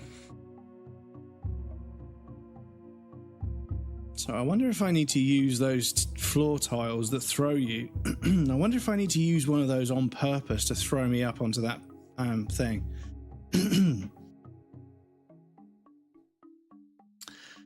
I wonder. So let's head to the left, because that's my only real lead, is trying to find if there's a bomb plant in that room. Can I put the bomb on the tiles that are sentient or enemies or whatever? And when they blow up, does that do something? Let's try and figure that out.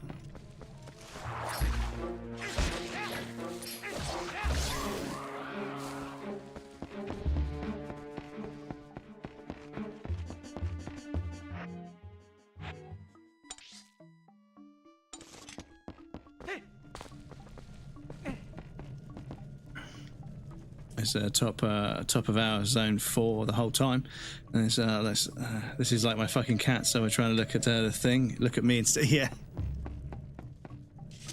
Bubba was the same earlier. He kept walking and jumping across me to get my attention. I was like, "What do you want? I fed you. You've got everything you need. You know. I don't know why you keep trying to get my attention, but you know, he likes to be the centre of attention, does he? The Bubba, the Bubbington."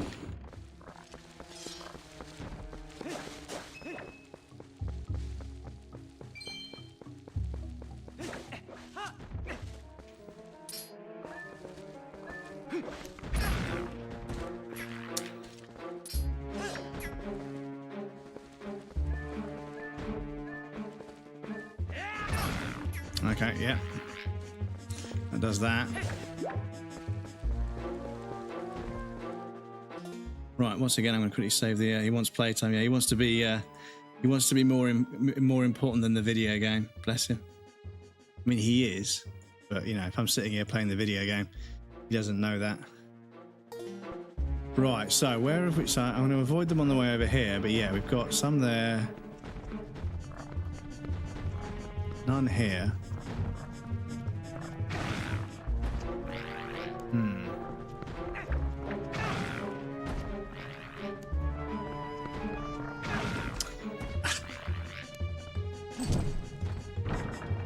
Oh, come on, chat. What am I doing? Oh, chat. I'm such a silly boy. I'm such a silly boy. You just like the fucking things. You've been doing that all fucking day, breadcrumbs. Excuse me. Did you not have that before? No, I had it. I just didn't see that there were lanterns that needed to be lit. Here's the fourth monk. Oh, hello, spider. Oh, shit, hang on.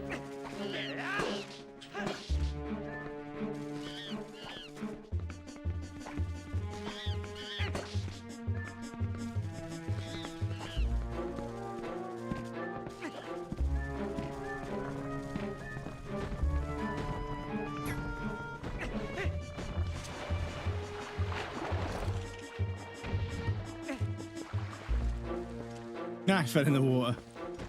No! So did I. Excuse me.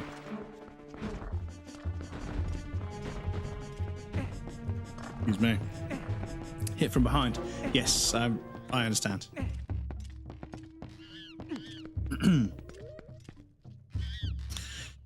Did you not have that before? No, yeah. Like I said, I had the lantern. I just didn't notice there were like little plinths. Right. So I think with 4 of them. Come on. There's got to be a heart in here. Come on. There we go. There we go. Right. So now we could probably get across to that monkey. Probably have a fight with them. But when we fight, they'll probably drop the boomerang when we defeat them. And then we're good to go. And we've got the boomerang to just cut down a few bits and pieces and try and boomerang the fans and see if that does anything. So.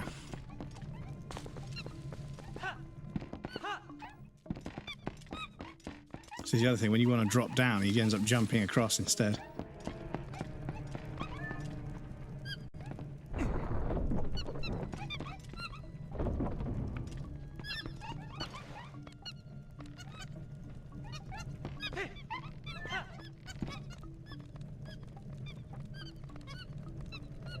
Yeah, okay.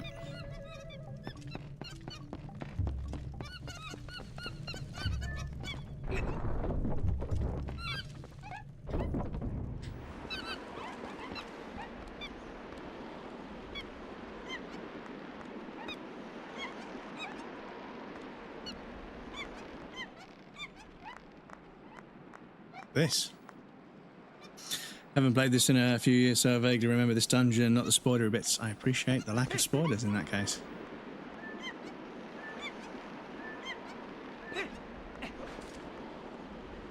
There we go. Thank you very much, monkey friends. Thank you very much. Right, so there's a bunch of these outside, so I imagine we need pumpkin seeds.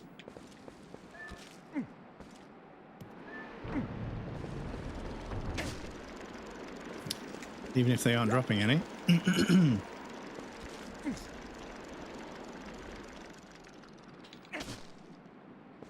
Okay, just hearts. So, that was how you get around there.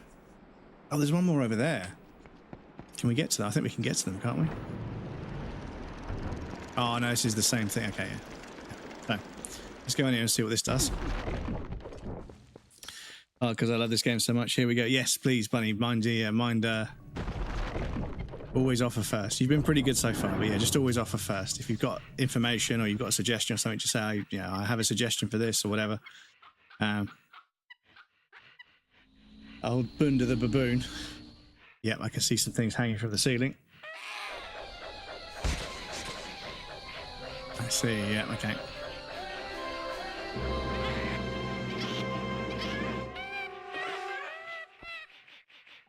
Fucking baboon ass jiggle physics in 2006, chat.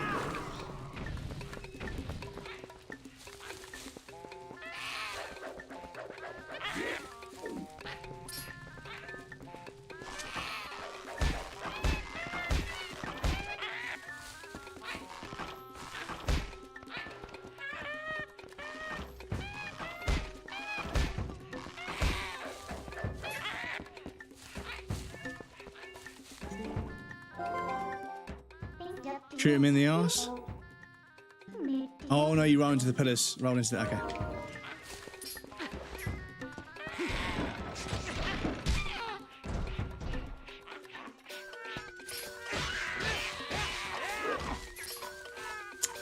Get off me.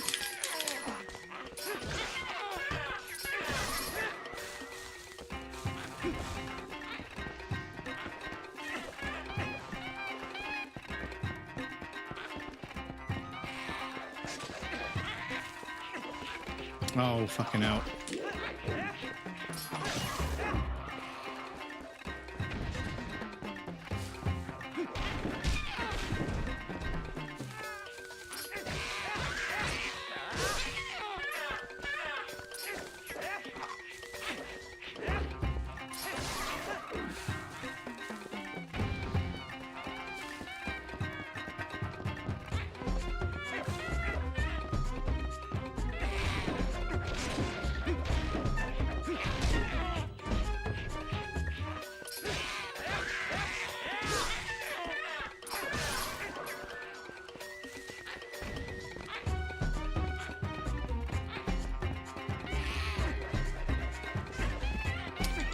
Oh my god, the aim. Oh, I don't know if the camera's actually allowing me to do it there.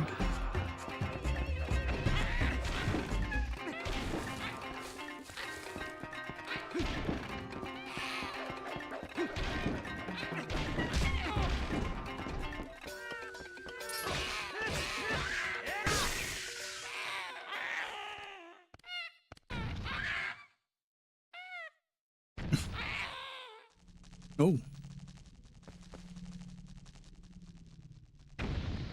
Okay. Oh, it was possessed. It's not actually evil, it's just possessed by that parasite thing. I see.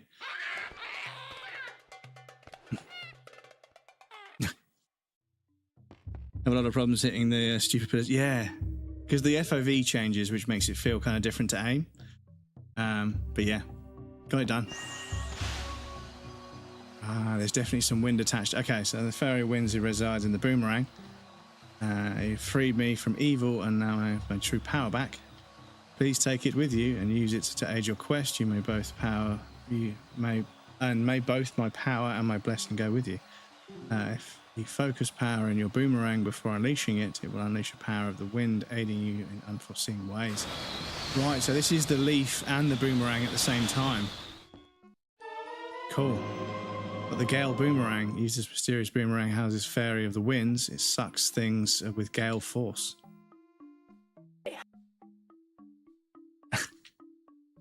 Use the items screen states to that, and while holding the button, use R to lock on to places where you see that. Ah, so R. Okay. Lock into as many as 5. Yeah, so you can. Yeah, okay. Similar. I've seen this before. Yes, Minda. I bet even the monkey should be satisfied now. Let's continue combing this place. Already found something good, so let's keep searching places we haven't looked yet. Yeah.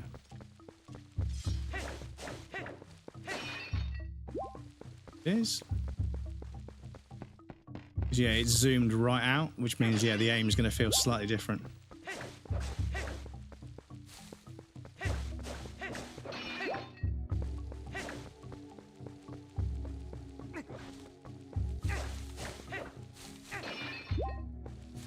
No rupees. Only got 255.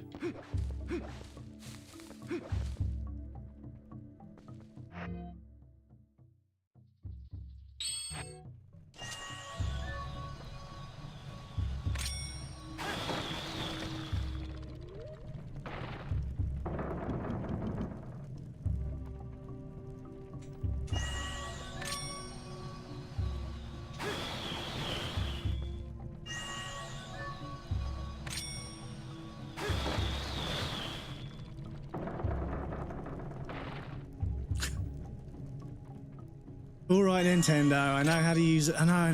Don't.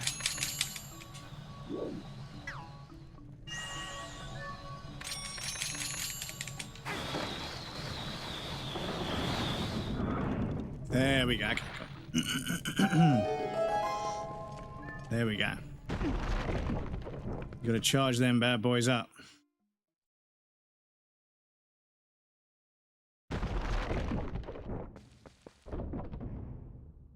Right, let's go through that other monkey. Oh, come on, man.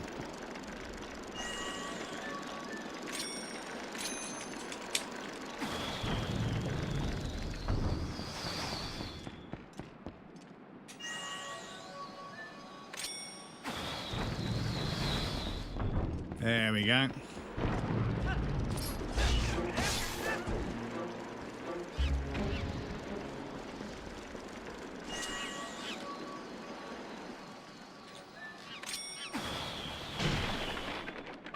Right, let's do this extra one. I don't think we need them, but yeah, we may as well. Does it look a bit overexposed to anybody in chat? Because if you guys played this game back in the day, I don't know how bright, but the game seems quite bloom heavy, quite bright. So I might fix that after stream. I guess we still need some monkeys haven't freed yet. At this point, you should just save them all and see what you... Yeah, exactly. Save them all. Save all the monkeys. All of our little monkey friends.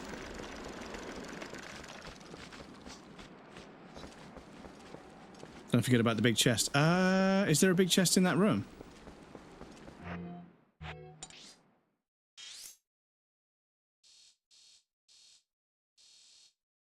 Was it in that room or?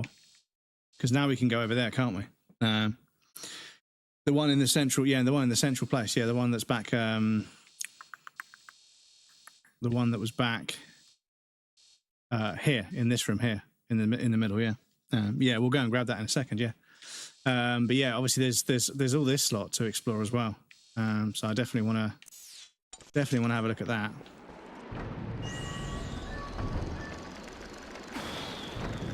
Oh shit.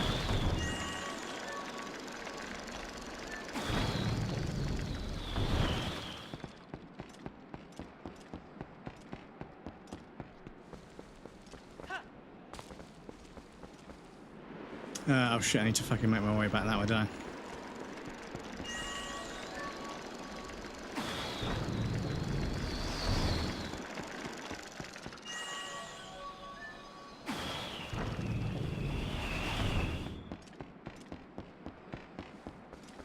Need to go back this way anyway. Toys are fun. Yeah, the gadgets are usually pretty fun in Zelda games. They usually do a pretty good mixture of offensive sort of tool as well as puzzle tool as well. Like they genuinely, I mean they're the same, but they're mostly the same. But yeah, they come up with some really interesting puzzles with them, which is always nice. So I would like to go across to there. Oh, my spine.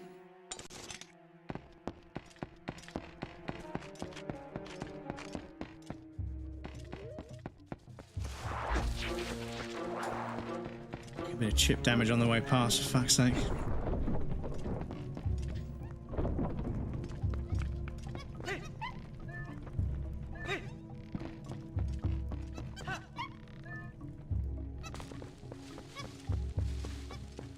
I say one thing. If it's not, yeah, if it's not a spoiler, then that's fine. Yeah.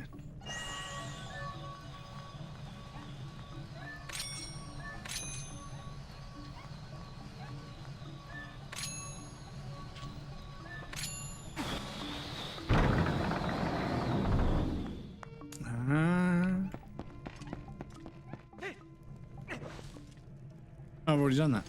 Shit.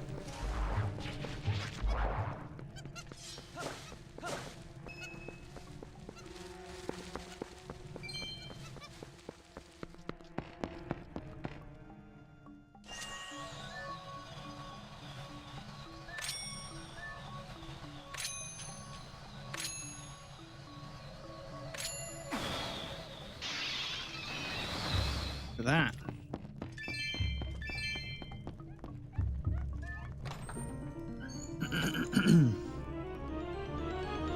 You're gonna love the boss. I hope so. Ah, compass. Very useful.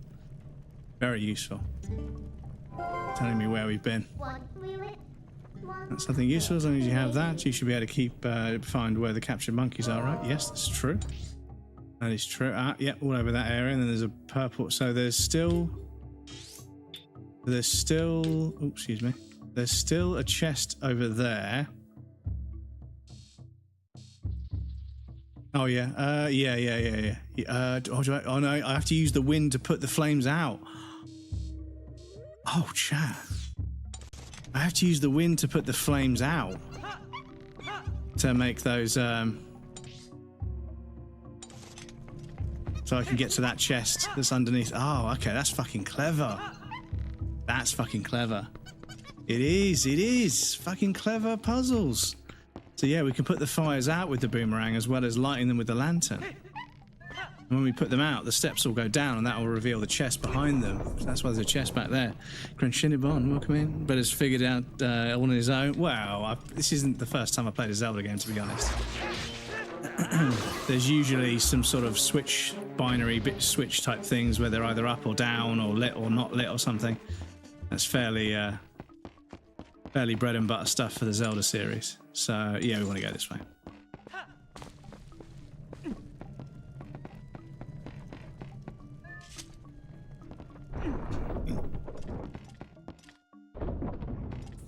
And also, can the boomerang take these fuckers out?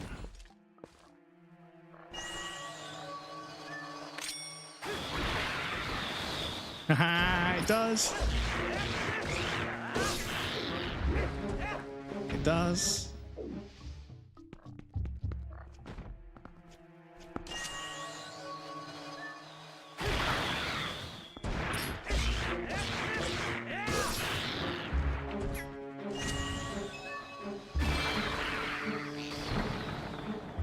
There it is, chat. Look at this.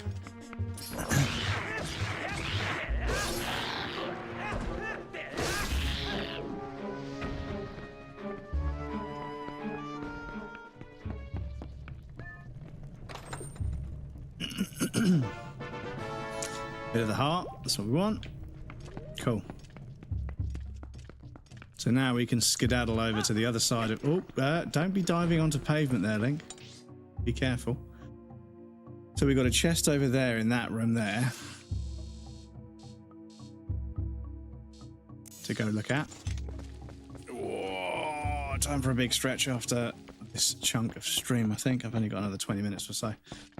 Time for a big old opening up of the chest stretch. Yeah, proud of him. It's the number one. This is my number one Zelda game. Really? Yeah. So far, yeah. Feels solid. Animation works really fucking good. Everything's felt pretty snappy, pretty locked on.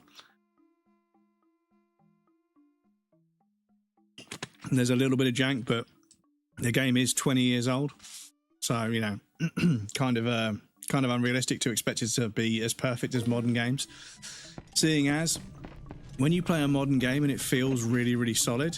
A lot of that is just contextual stuff that's automatically decided for you, which doesn't always feel great, but yeah. Like when you play a modern game, a lot of stuff is kind of just, you know, contextual. It's just automatically, you know, it pre-calculates that you're going to want to do something, so it gets the animations ready and everything. Case in point, when I go to jump over here, in a modern game, I would just hold forward and I wouldn't have to push the jump button. It would just swing me over because it knows I want to do that. And there's, you know, there's no point and there's no real challenge in, you know, stopping me from doing that. So it would just automatically do it just to streamline it.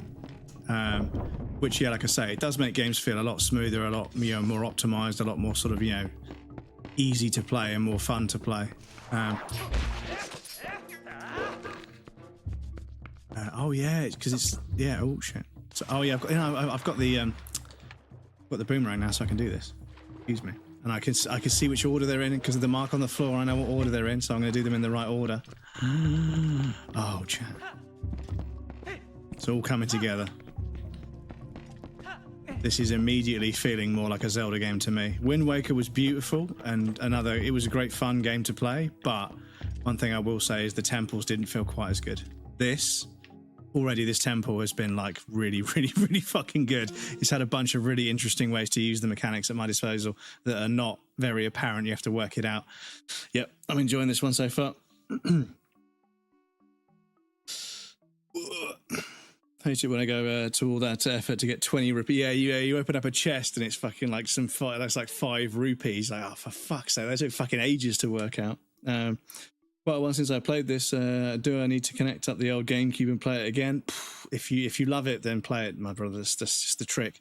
Never be afraid of going back to your favourites, because every now and again you play a bunch of new games. You're like, yeah, they're good, you know. And then you go back to playing a game like my second playthrough of Disco Elysium.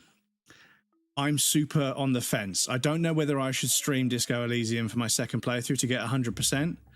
I know that if I stream it, it'll be popular, and I want to share it with you guys, but also I kind of want to go through my second playthrough, not without distractions, because you guys aren't a distraction. Like, I really appreciate you guys a bit, but I feel as if there might be a level of immersion that I won't be able to achieve. And I don't want to come across as if I'm just saying, yeah, I don't want to be distracted, because this is coming across like I'm saying, but no, I'm sure you guys understand what I mean. Like, you know, if you're watching a stream whilst you're doing something, and if you're just doing something, it's different, right? So yeah, Pragmata, I got 10 out of 10. Sounds pretty promising. Looks pretty fun. Interesting mechanics. But yeah, I'm tempted to do a 100% run of Disco Elysium, because I think we only got like 20 or 30 trophies out of like 100. So there's like a bunch more trophies to get. So I know what the story is, so I can read a guide and not get spoiled. We'll get to uncover all the dialogue. So I might stream it. But yeah, I'll probably do a vote in the Discord. But yeah. Doing my second run through Bloodborne now, catching all the things I missed the first time. That Crow Cane House dude was rough. So you went back to Cathedral Ward after Amelia, And yeah, the hunter of hunters is not a joke. They hunt hunters. They are fucking savage. I did. Yep. Yep.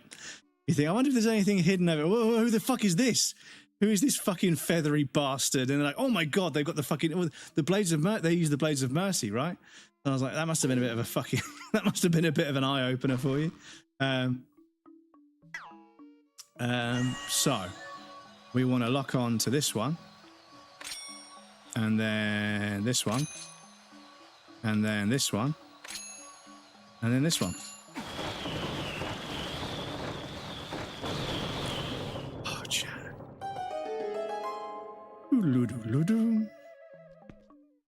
It's the other dude. I thought I'd lean on the foot. Oh, okay, okay.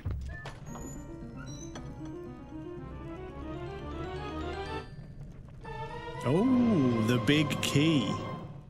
Which is for the boss door, I presume. So we've got the big key for the boss, who is in the top. So we've got some captured monkeys to go and grab. We've got a monkey over there, a monkey over there. And then we go through here, we've got the boss, and we've got a monkey over there, we've got a chest over there. Cool.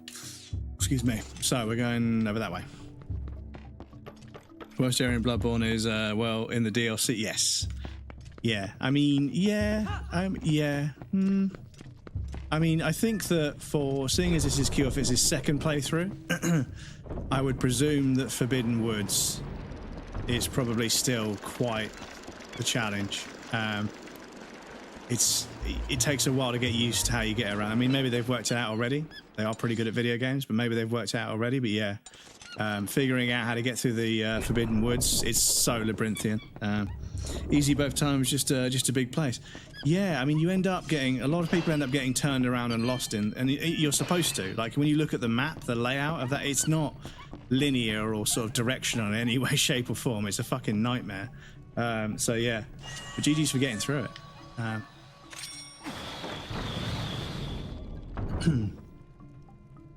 Dude with the seppuku katana was a rough one. Yes, yes. Heinrich. Are they called Heinrich? Can't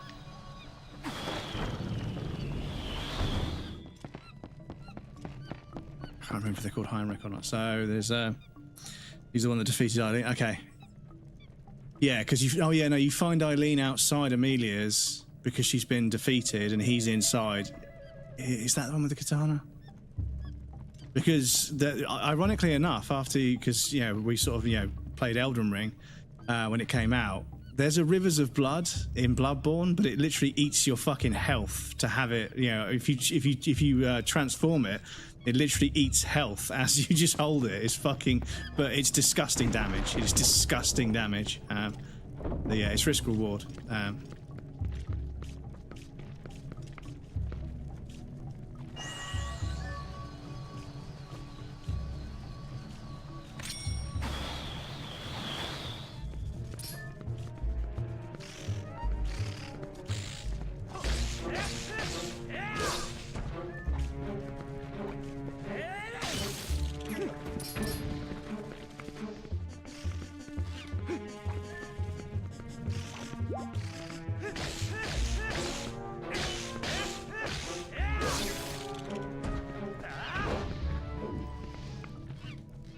So yeah, they found an even scarier skeleton to put, a skull to put on the fucking abdomen of those fucking spiders.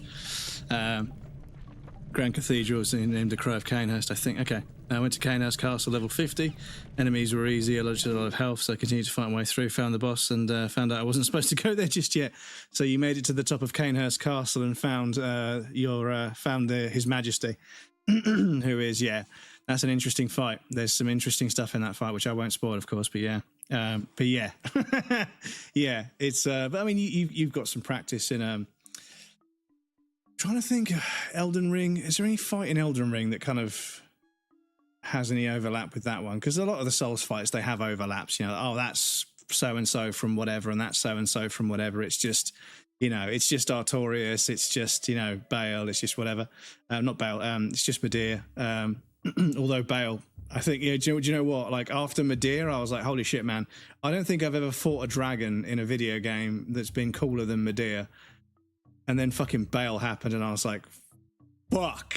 How did FromSoft step it up from Medea to fucking Bale, who like has like fire and lightning and creates basically this, because Placidusax was like a visual spectacle, but Placidusax was a fucking cunt to fight. God, I fucking hated that fight. It was so annoying. And I think after I finished Elden Ring, and I didn't even play it on release, but I think after I think you're allowed to use torrent.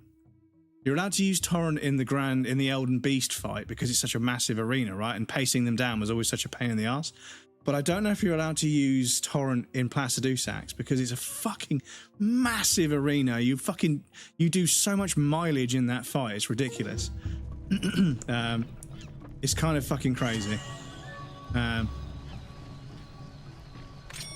So I'm not sure if they added that as well.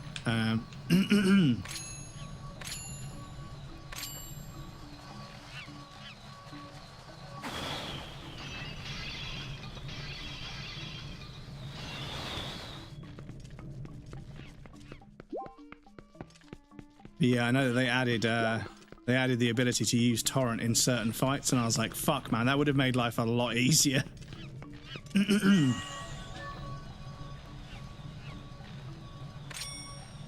Pacing down that fucking giant great big boss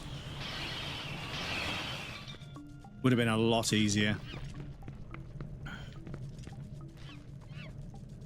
I love the music during Plaxi's fight. Yeah, no, the thing is, like, in terms of visual spectacle, Placidusax, in terms of visual spectacle, the giant, great big Colosseum, circular Colosseum with the pillars, the fact that it's kind of like in this embryotic kind of like fetal pose when you come in, the fact that the lightning strikes and everything, it is a visual spectacle, which again, I didn't think would be topped, you know, until Bale. Bale was one of the most visually exciting and compelling fights I've ever seen in my life. It was fucking ridiculously good. Really fucking rough fight, and I still need to go back and solo it. I need to solo Bale. Never soloed them. Killfish was like, you have to summon the guy because of the voice line, and yeah, he was right. The fucking voice line was so fucking good. That voice actor, Egon, was so fucking good. But yeah, Placid was just visual spectacle, music, environment, you know, all of it was fucking, but the fight itself, mechanically, was just fucking annoying. And I think, had they not had like 19 other dragons in that game, Placidusax would have been really fucking cool, but I was so fucking done with big swooping attacks that have AoEs and fucking claw attacks and ground slams. I was so fucking fed up with ankle biting dragons by the time I got to Placidusax. You can use torrent for the giant and Redana. Really? Fucking okay, fair enough. Fair enough.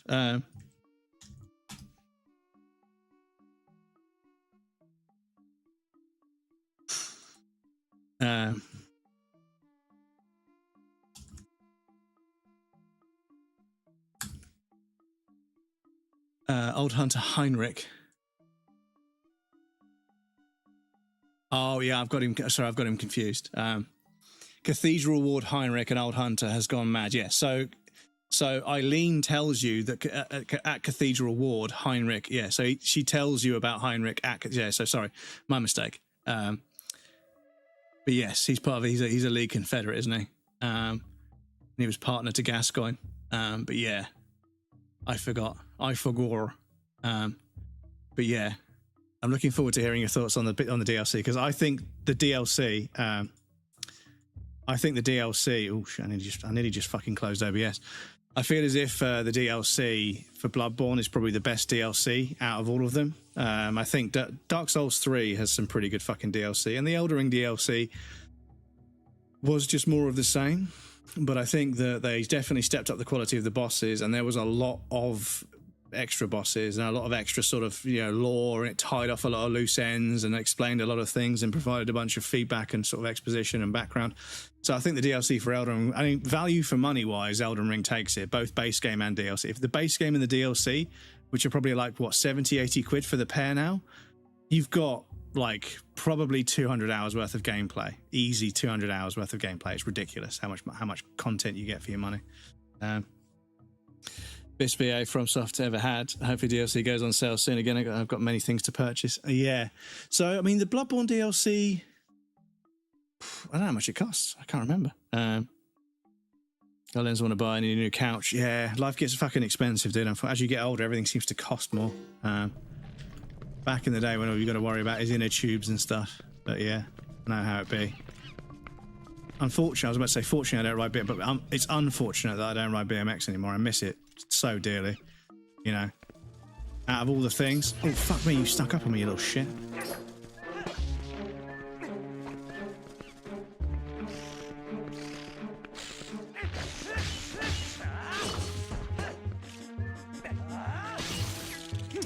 Out of all the things I gave up, you know, alcohol, cocaine, whiskey, you know, yes, whiskey's different to alcohol. Alcohol is beer. But yeah, cigarettes, cocaine, MDMA, all the various different things I've fucking given up. But BMX hurt me just as much as they did, but fuck me, do I miss it. The other things, I don't miss them as much. I mean, my body still wants them occasionally, but I don't miss them. But BMX I miss, like, with all my fucking heart. I'd give anything to be fucking 19 again and just fucking ride BMX every day. Christ.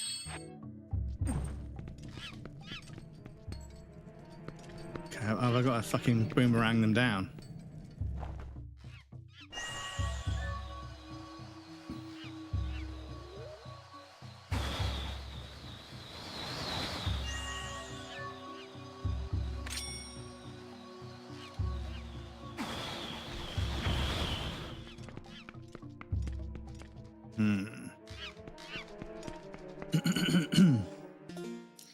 Better cheap full price, but still need to say, yeah. Well, you're a Steam gamer, aren't you? Like, you're a Steam PC gamer. You're never going to buy anything full price. You're always going to wait for a sale. That's just Steam, isn't it? So yeah. Fight with Ludwig and DLC was so annoying. I enjoyed the fight against Cosmore. Ludwig was a real fucking wall for me, and it was such a relief to beat them. And I have since learned Ludwig fairly well, and I have since learned Lawrence pretty well. Orphan of course, I've still a little bit rougher. I can do them, but I don't really know the fight. So I need to do some more practice with them. But yeah, running tubeless on it, and sadly they rode over a piece of glass and made a long hole. Wouldn't get to, yeah, fuck yeah, hate that Cure Fits. Yeah, I got burped both wheels going around a town the other week, and I haven't gotten to reseat cleaner yet. May have to give up and take them off, retape the rims, redo the seal. Yeah, it's fucking ball ache. But you know, it saves you what, 7 grams or something. Mod miracle, yeah, until it isn't. Yeah, like getting like, because I have seen like downhill mountain bikers, they land and like the wheel is like folded and rolled up like an old tissue around the outside of the rim, and they ride away, and I was like, dude, like your fucking tire fucking ate it so hard because you landed slightly sideways. Like, nah, it's good, man, it's good, it's Kevlar. They gave it to me to test, it's Kevlar, it's fine. And then yeah, about 2 days later they huck a massive drop and it just fucking explodes, and all the fucking dust on the ground gets kicked up, and there's this sludge from the fucking inner seat, the tire sealant that's still in there, that's liquid, that fucking goes everywhere. But yeah, running 10 to 12 psi, yeah, it's a bit too low.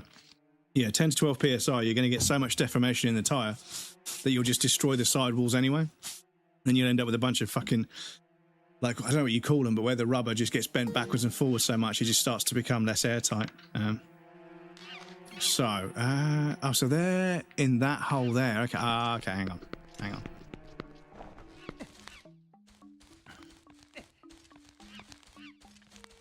25 on the rear, 20 to 22 on the front.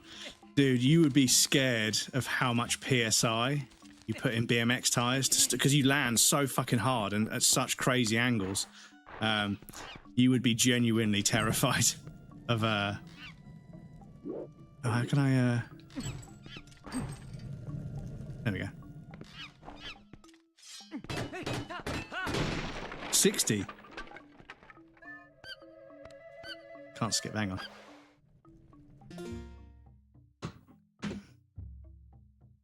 An old radio used to run 120 psi, yep.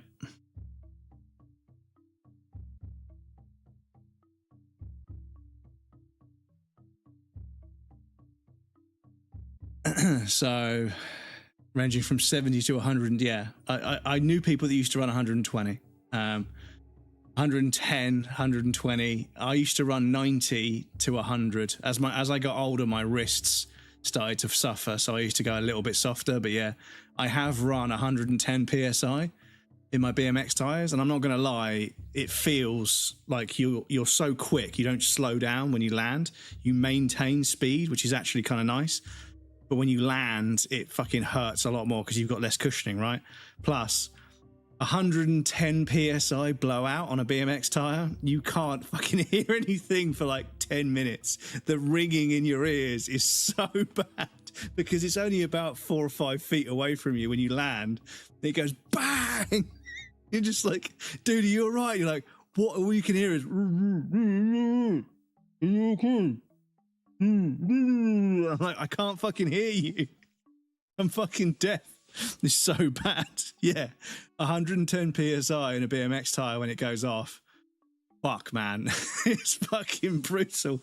Like, one kid landed at a competition and they got a massive bulge on their tire and they were like, what? And they just stopped and did this. And everyone was like, what is he doing? And then the tire went. And everyone was like, oh. Anyway, yeah, it's going to start in a second. I'll put you guys over on the BRB screen. I'll be right back. And then hopefully we can finish this dungeon. But yes, I'll be back shortly.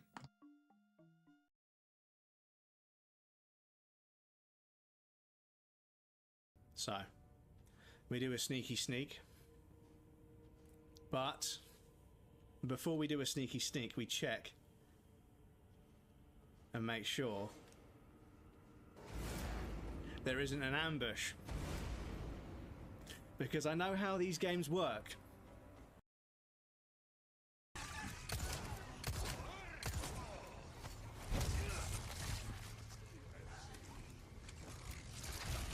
You're serious. Fucking hell! Fucking hell!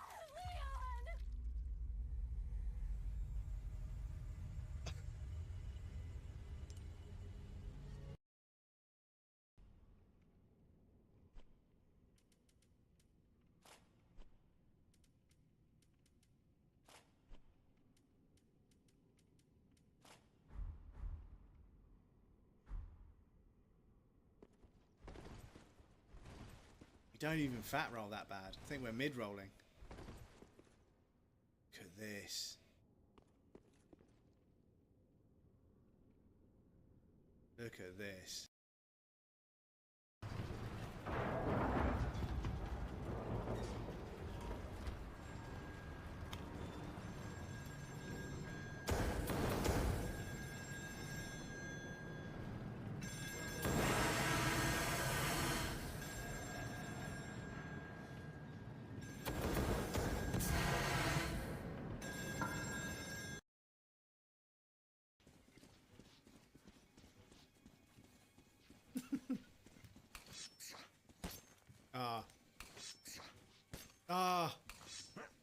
Oh my god!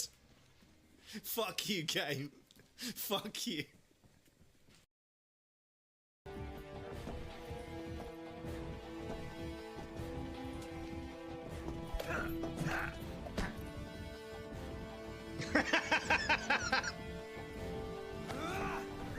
He punches him in the eye, it's not there.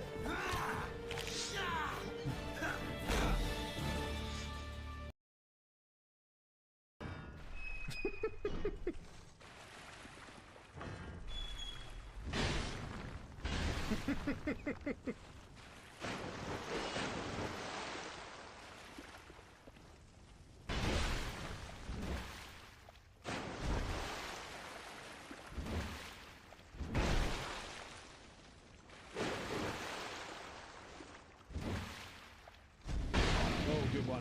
Good hit. Good hit.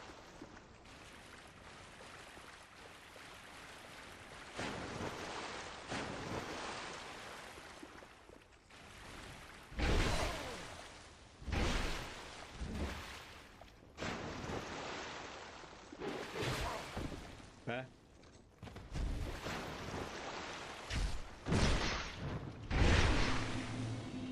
So sorry about that, mate. So sorry about that. So sorry about that, mate.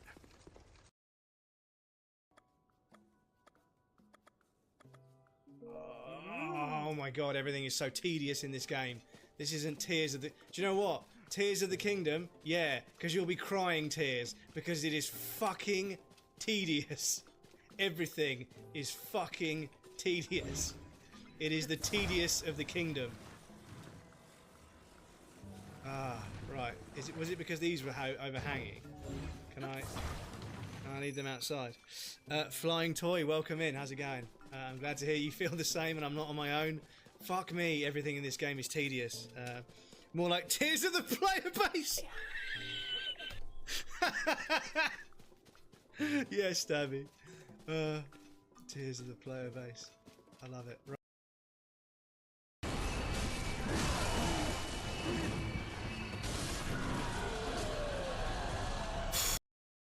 Oh shit.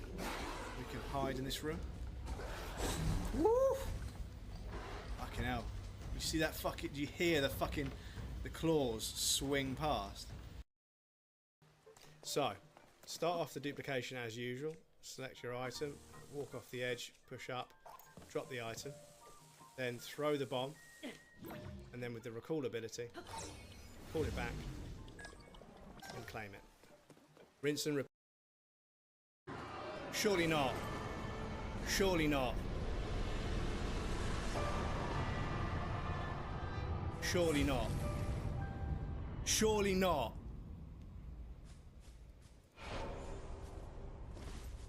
Really? How many goes was that? How many attempts was that? 2? It must have been more than 2 goes. Right. So, excuse me, but yeah, that was a little bit over the top. It's fucking massive. It's fucking massive as well, dudes.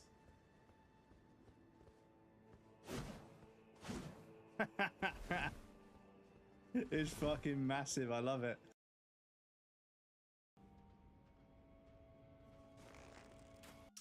Welcome back, everybody. Thank you for your patience. I appreciate that.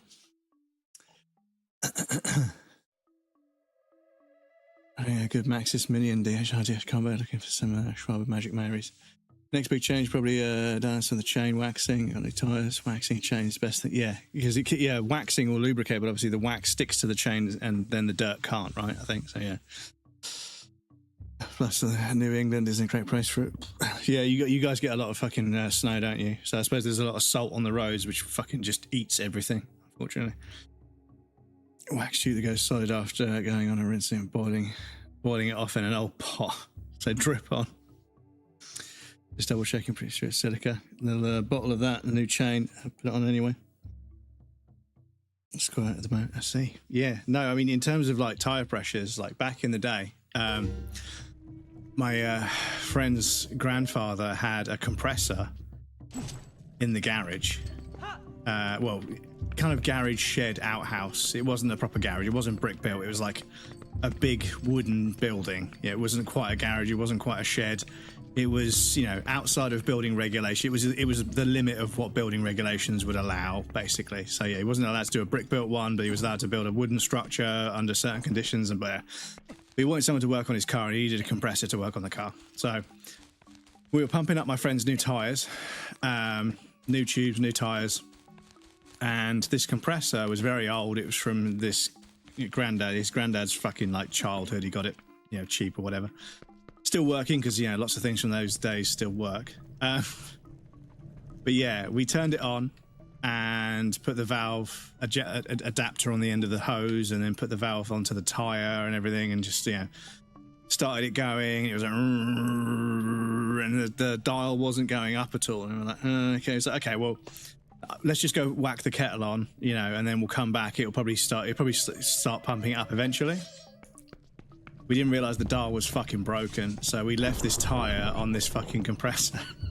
And yeah, it fucking went. And I kid you not, the fucking window, it was a little outhouse wooden building, so it was a single pane window. The window got blown out by the pressure change. Holy fucking shit. It sounded like a bomb had gone off. Because yeah, the tires were like 110 PSI. They were fucking ridiculous. Yeah, unfortunately, we used that fucking key, didn't we? So, yeah. We'll have to go and do the boss. See if we can get a key from somewhere else. Salt, snow, muck, dog poo. All been buried in the snow for months, yeah. E-bike chain wax, since I'm running e-mountain bike, there isn't really a big difference between normal wax and wax for an e... Yeah, well, yes. Yeah, wax is wax, I suppose.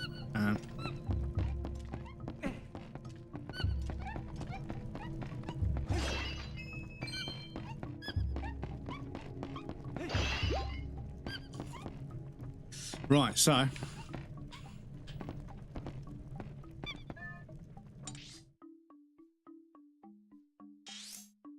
Okay.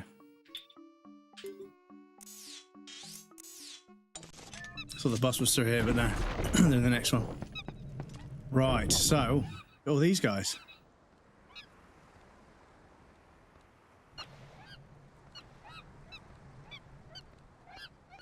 It was not in sync. Yeah, 2 more to find, okay. All bad boys are trying to solve the same basic problems. Yeah, exactly. Yeah, they're all trying to provide a substance that lubricates metal but doesn't fall off really easy, right? I would always use... can't remember what grease I used to use. But yeah, I always bought the same pot from the mechanic shop. And yeah, that shit stuck, it lubricated, it didn't come off.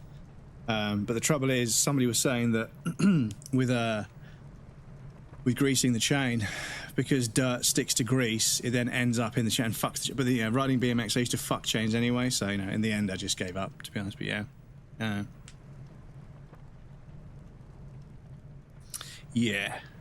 Yeah, obviously, if you're putting wax onto a lubricated surface, it's not going to stick to the surface, it's going to stick to the lube and just come... Yeah, makes sense.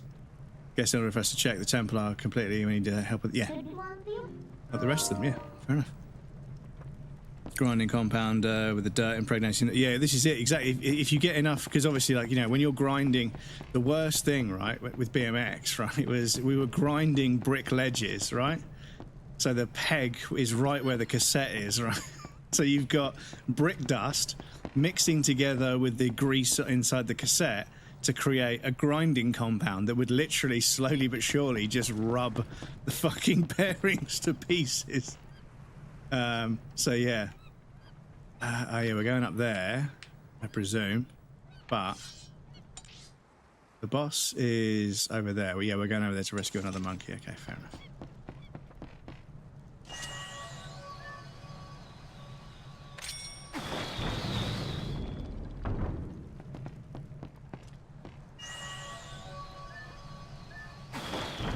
Yeah, I can just throw it, it's fine.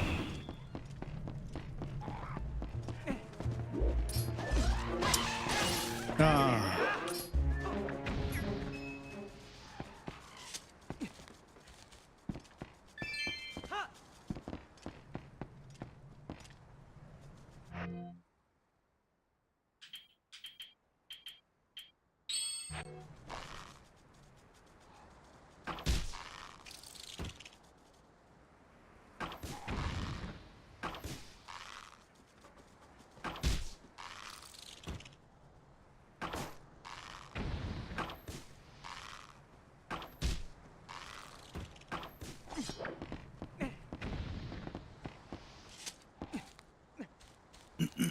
I think you're making the switch now and I need to change my chain anyway. Yeah, exactly. If you put on a new chain, you may as well adopt the new way of working. That's going to prolong the life of that chain. So what I used to do is I bought a thorn-proof inner tube, and when I eventually got a puncture on that thorn-proof inner tube, excuse me, I bought a thorn-proof inner tube, and when I got a puncture on that inner tube, I didn't throw it away and get another thorn-proof inner tube. What I did was I gutted the thorn-proof inner tube, and then I put a normal inner tube inside, with some chalk, obviously, inside, so that I had basically the same price as a normal inner tube, but even slightly thicker than a thorn-proof. And after I did that, I didn't get a puncture for such a long time. Such a long time. To the point where my tyre wore out. It was already kind of worn to begin with, but my tyre wore out, and I was like, okay, I need to get a new tyre. When I took it off, I was like, oh yeah, I gutted and put a fucking... Because I opened it up and I was like, My inner tube has already fucking exploded inside. How is it? And then I realised, oh yeah, ages ago, I put a normal inner tube inside a Thornproof that I'd gutted down the middle, down the inner rim. And yeah, I was like, oh yeah. And then I fucking saw the rim tape that I'd used was from a shop from somewhere else. Somebody had very kindly given me a rim after I cracked mine.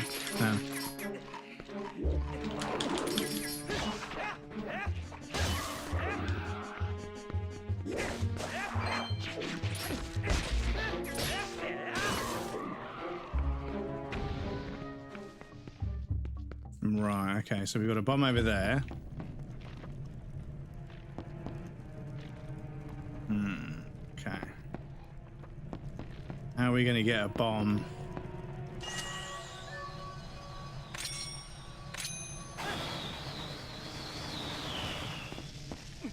Oh, shit.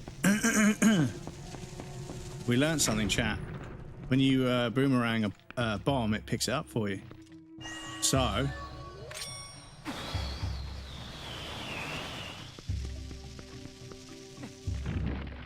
Oh, chat. Officer Dibble, welcome in. Good evening from the UK. I've liked and subscribed. I'm new to your channel. Thank you very much for liking and subscribing. I can see a Kojima Productions badge next to your name as well. I'm not sure why, but good choice. Good taste. I hope you're enjoying Death Stranding too, if you're playing it on PC, like a lot of people are at the moment. Sad that it got leaked, but yeah.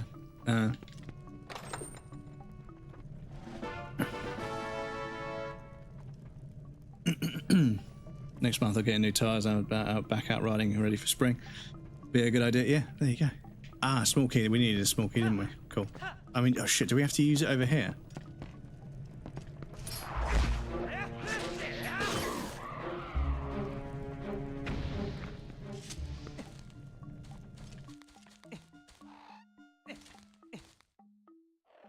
Ah, okay, so we can't get up there. Okay.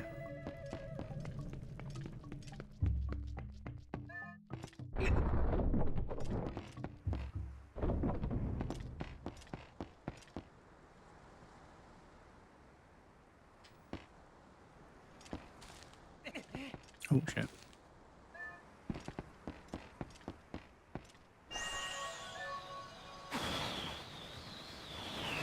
Oh, okay, hang on.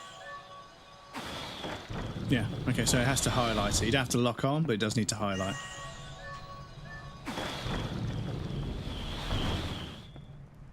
How clean it stays, how silent it is, and getting... Yeah, this is the thing. Wax is definitely the way to go, right? Because it acts as a lubricant, but it also doesn't act as like something that sticks everything. Because yeah, like I was saying, the fucking brick dust would get caught up in the grease of the cassette on the BMX, and then just get fucking absolutely fucking shredded. So yeah, there's a fucking door over there. This is the fucking thing, chat. I feel like I may have burned a key by accident, but yeah, we've got to go over there to rescue a monkey, and then that key, that's the boss key. Okay, excuse me. We're fine, that's a boss key, so I can go this way. Use the key over here. Chucking it lights itself. How are you doing, Crumbs? Oh, not too bad, not too bad. I hope you're well. Hope you're all right in chat. I haven't forgotten you, chat. The auto jump, fucking hell, chat. The auto jump. The auto jump in Zelda games. Yeah, no, I'm going to go back there in a second. I want to use the key that I got on this door over here.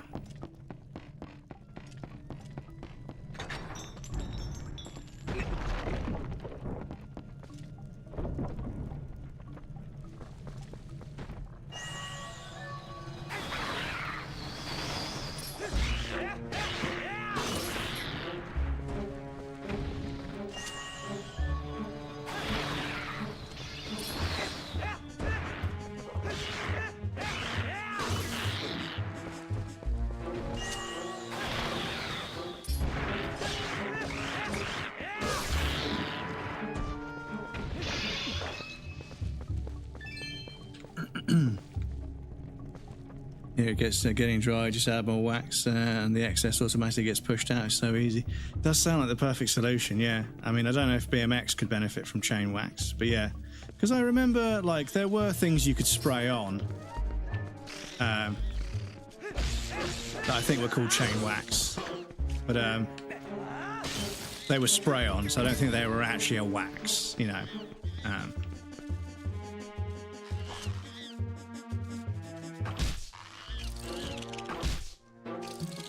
I don't think they were actually a wax. I think they were just a liquid sort of lubricant that, you know. Yeah. Too busy the bulge to bust out. Mine is a drip that goes solid after applying. Yeah.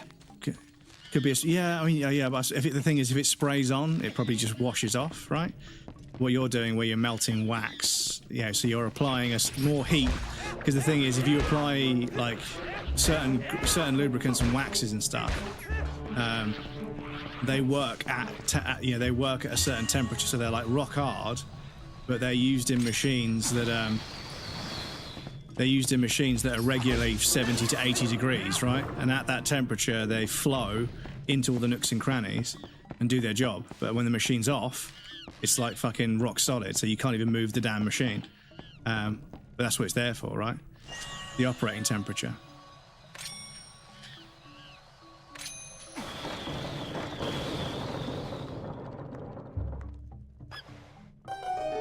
Cool. I think that might be one, if not the last one. The fucking rupees falling and landing out of bounds where you can't get them, that's really fucking annoying. That is definitely a bug I'm not happy about. So, where's this? Can we jump across here? Oh, this is up here. There we go. Oh, we can only carry 300. Really? Oh, okay. Is that how it is? Oh, so I can't clear this without spending some fucking rupees. I need to come back. Oh, okay. That is not very nice. Okay, so we got a monkey over there, and then we're going for the boss. So, yeah, we're going up here to the right, and then across there. Okay.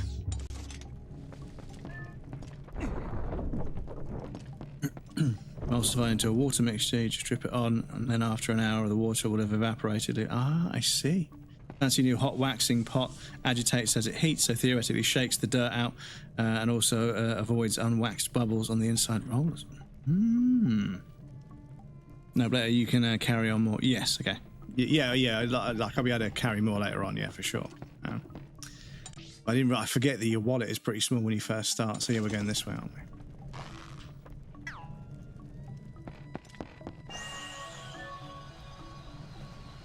I'm trying to aim inverted because of fucking because of Wind Waker. I'm trying to aim inverted when it's not. It's fucking normal in this one. It's so fucking crazy how they invert them between games, but also just don't give you the option to uninvert or invert. It's crazy to me. It's so crazy that Nintendo missed that. But yeah. Just put it in there, and after that you just add more whenever it needs it. Yeah, like you say, you can hear it, right? You can hear it, then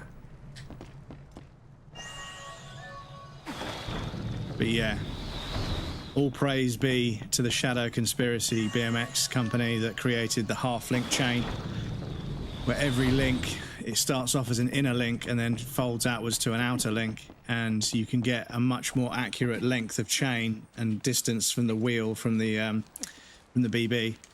So you can get your manual balance perfectly aligned, but also each link protects the link in front of it. And yeah, they were fucking good chains. Because yeah, I remember the first time I saw a half link and I was like, damn, that's a really fucking good idea. And then like months later, someone was like, yeah, you know Shadow, that American company that Ryan rides for? I was like, yeah. It's like they just make an entire chain out of that. And I was like, damn, I bet it's expensive. They're like, yeah, it's expensive. I was like, but I bet it's a fucking good chain. They're like, yeah, it's a fucking really good chain. I was like, shit. Okay, I guess I'm spending a bunch of money on a chain. Probably not what, you know, road bikes spend, but yeah. Enjoy your visit to Horny Jail. Have I missed any? Make sure I haven't missed any redeems. So yes, I need to get the bomb up there. I need to get this bozo out of the way.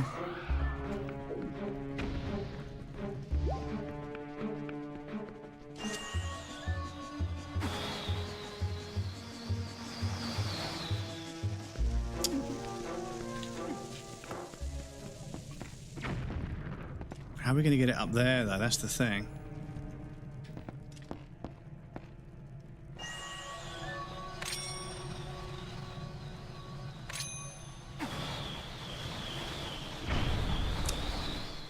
Oh, chat.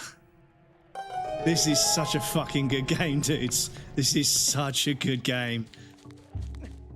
Oh, fuck, that's so fucking cool. So you can use the boomerang to pick up a bomb, and then you can throw the bomb to where it needs to go. That is absolutely fucking game-changing. I love it.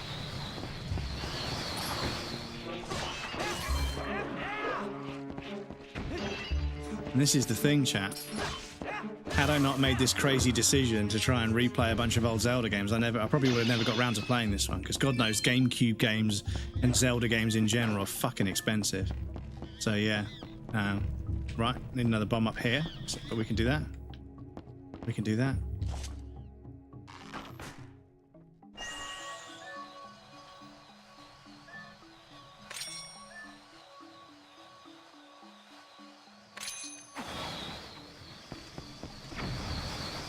Ah, okay.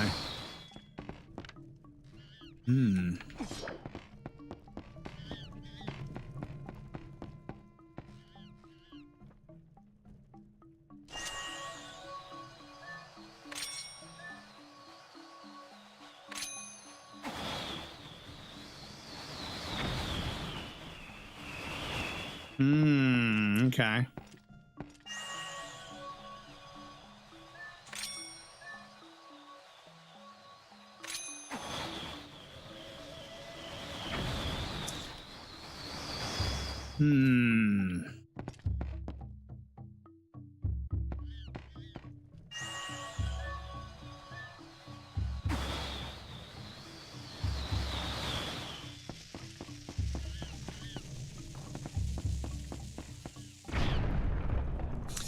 There we go.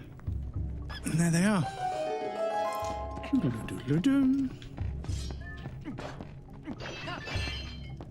Give me them rupees. Cool. So that's all the monkeys, I presume. Oh, you could get fucked. Excuse me. Mountain bike YouTuber I watched, I made an entire chain out of quick disconnect links. Yeah, and I saw Colin Furzel. They made a bike that was hinged and had magnets as suspension. And yeah, I think they're going to do a skateboard as well. Oh, look at this. We can now use these guys to get across the gap. Look at this. I see. Okay, cool. And then we got a boss to do. Unfortunately, the Formula 1 is at fucking 6 in the damn morning, so I'm gonna have to get an early night tonight. Even though I've made the executive decision, I'm not gonna wake up, get up, and get my day started at 6 in the morning. I'm gonna watch the race on my phone in bed because we have the technology, and I've never done that before. I've always had to get up early and get the TV on and everything. So I'm actually gonna use a little phone tripod thing I've got to mount my phone on my bedside table and watch the Formula 1 on my phone. So I need to double check it still works. But yeah, that way I can watch the race in bed, and then when it finishes at like 7:30, 8 o'clock, or, yeah, 8 o'clock-ish, I can just go back to sleep.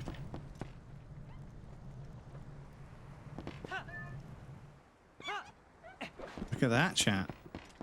Look at that.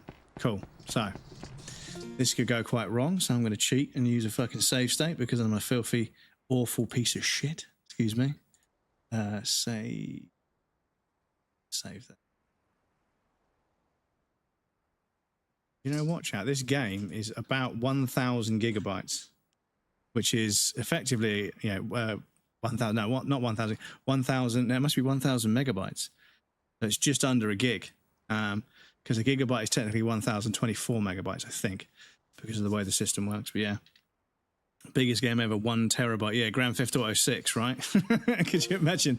Rather than buying it on physical media, they just send you a fucking SSD.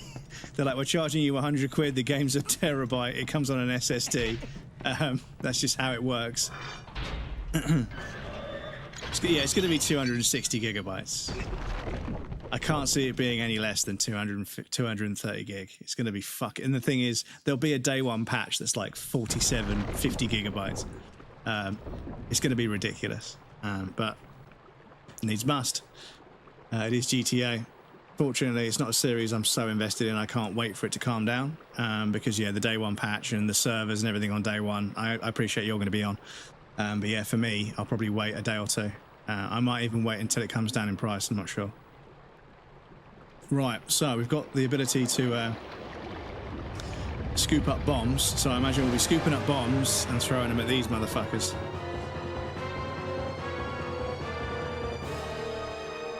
Twilight Parasite Diababa.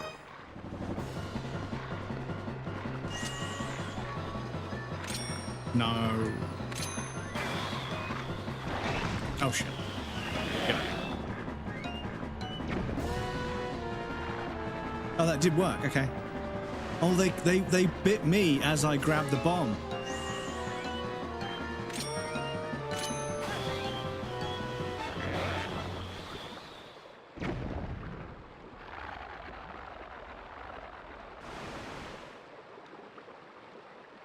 Good luck, yeah. Probably going to be at midnight for me, so I'll wait until the morning after, like 7 hours after this, and should be, yeah, you should be able to download what you need to download, and yeah.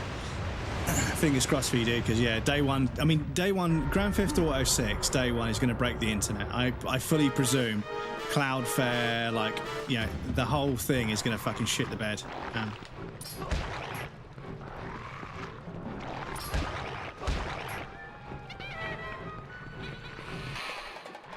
Oh, here he comes.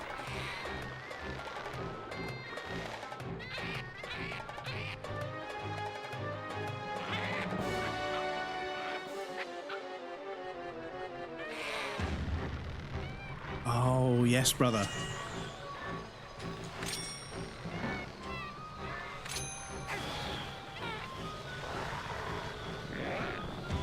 Oh, yes, brother.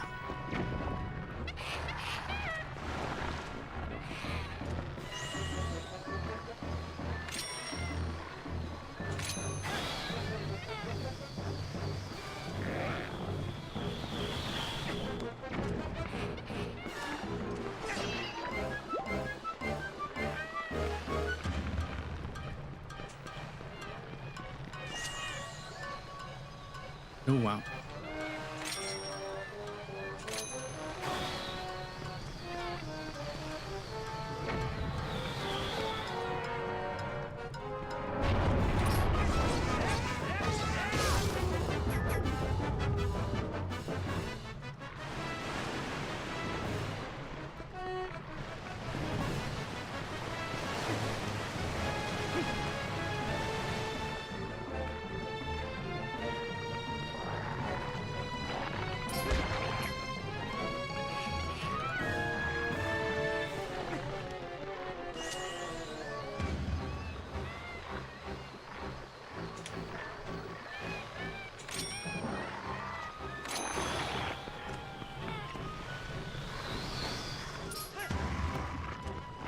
Oh, fuck. Okay.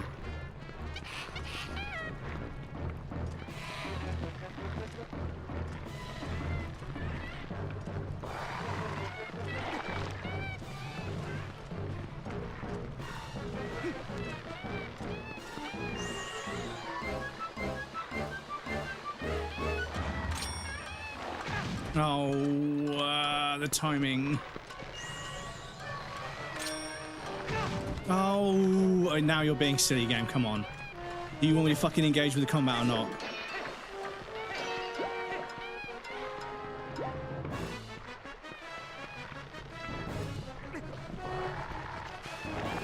Oh my god, I couldn't move. Ah.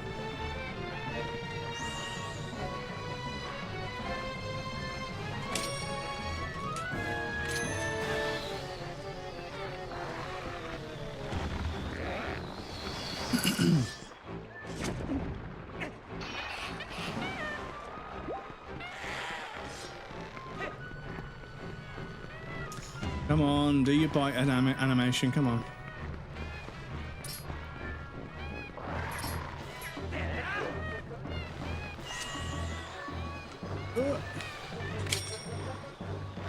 Ah.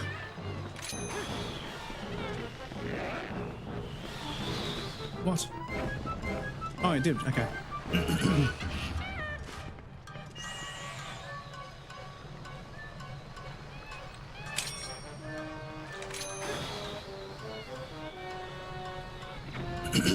Oh.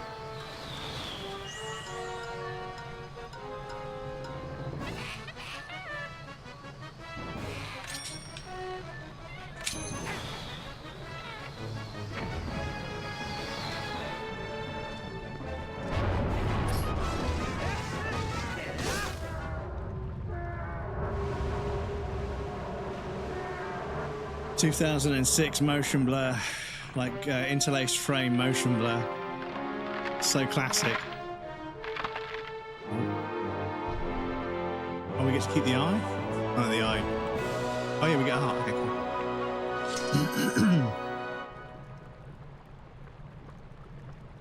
Expect the world to pause for like a day or two. Yeah, well, yeah. This is apparently like, you know, like across the world, people are booking time off work and everything, and everyone's like, no, people that don't play video games are like, why the fuck is everybody booking a week off at the same time?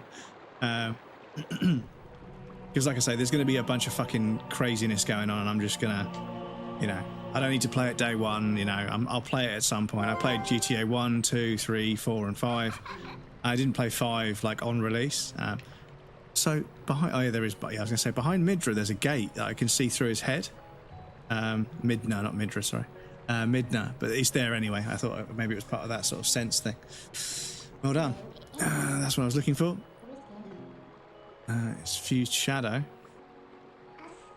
It's a light spirit called Dark Power. Do you remember what the spirit said about how you had matched the power of the King of Shadows? Could it really be so easy? This is all the... nah, that's not. There's more parts to it, of course. 3 fused shadows. I think the other light spirits have the rest. If you want to know exactly what the fused shadows are, maybe I'll tell you after you find the other 2. Guess you better do your best to find them, eh? Cool. Let's not waste any more time here. Could be looking for the other 2. Yeah, well, you say that, but I'm going to make sure. Had to get out of here, pick up the heart container thing. Are you going to let me use the teleporter, or? Oh yeah, you are. Okay. Cool. Extra heart. Love to see it. Ooh, that just goes on forever. That set my thalassophobia off a little bit there. Ugh. Right, so let me check. Oh, we can't check the map anymore. I'm pretty sure that's it. Pretty sure that's it. I'm pretty sure. Did we do everything? Because the chests had the rupees in, which we can't get. We got all the monkeys. Yeah, I think, yeah, we got the compass in them. Yeah, I think we're done. Cool.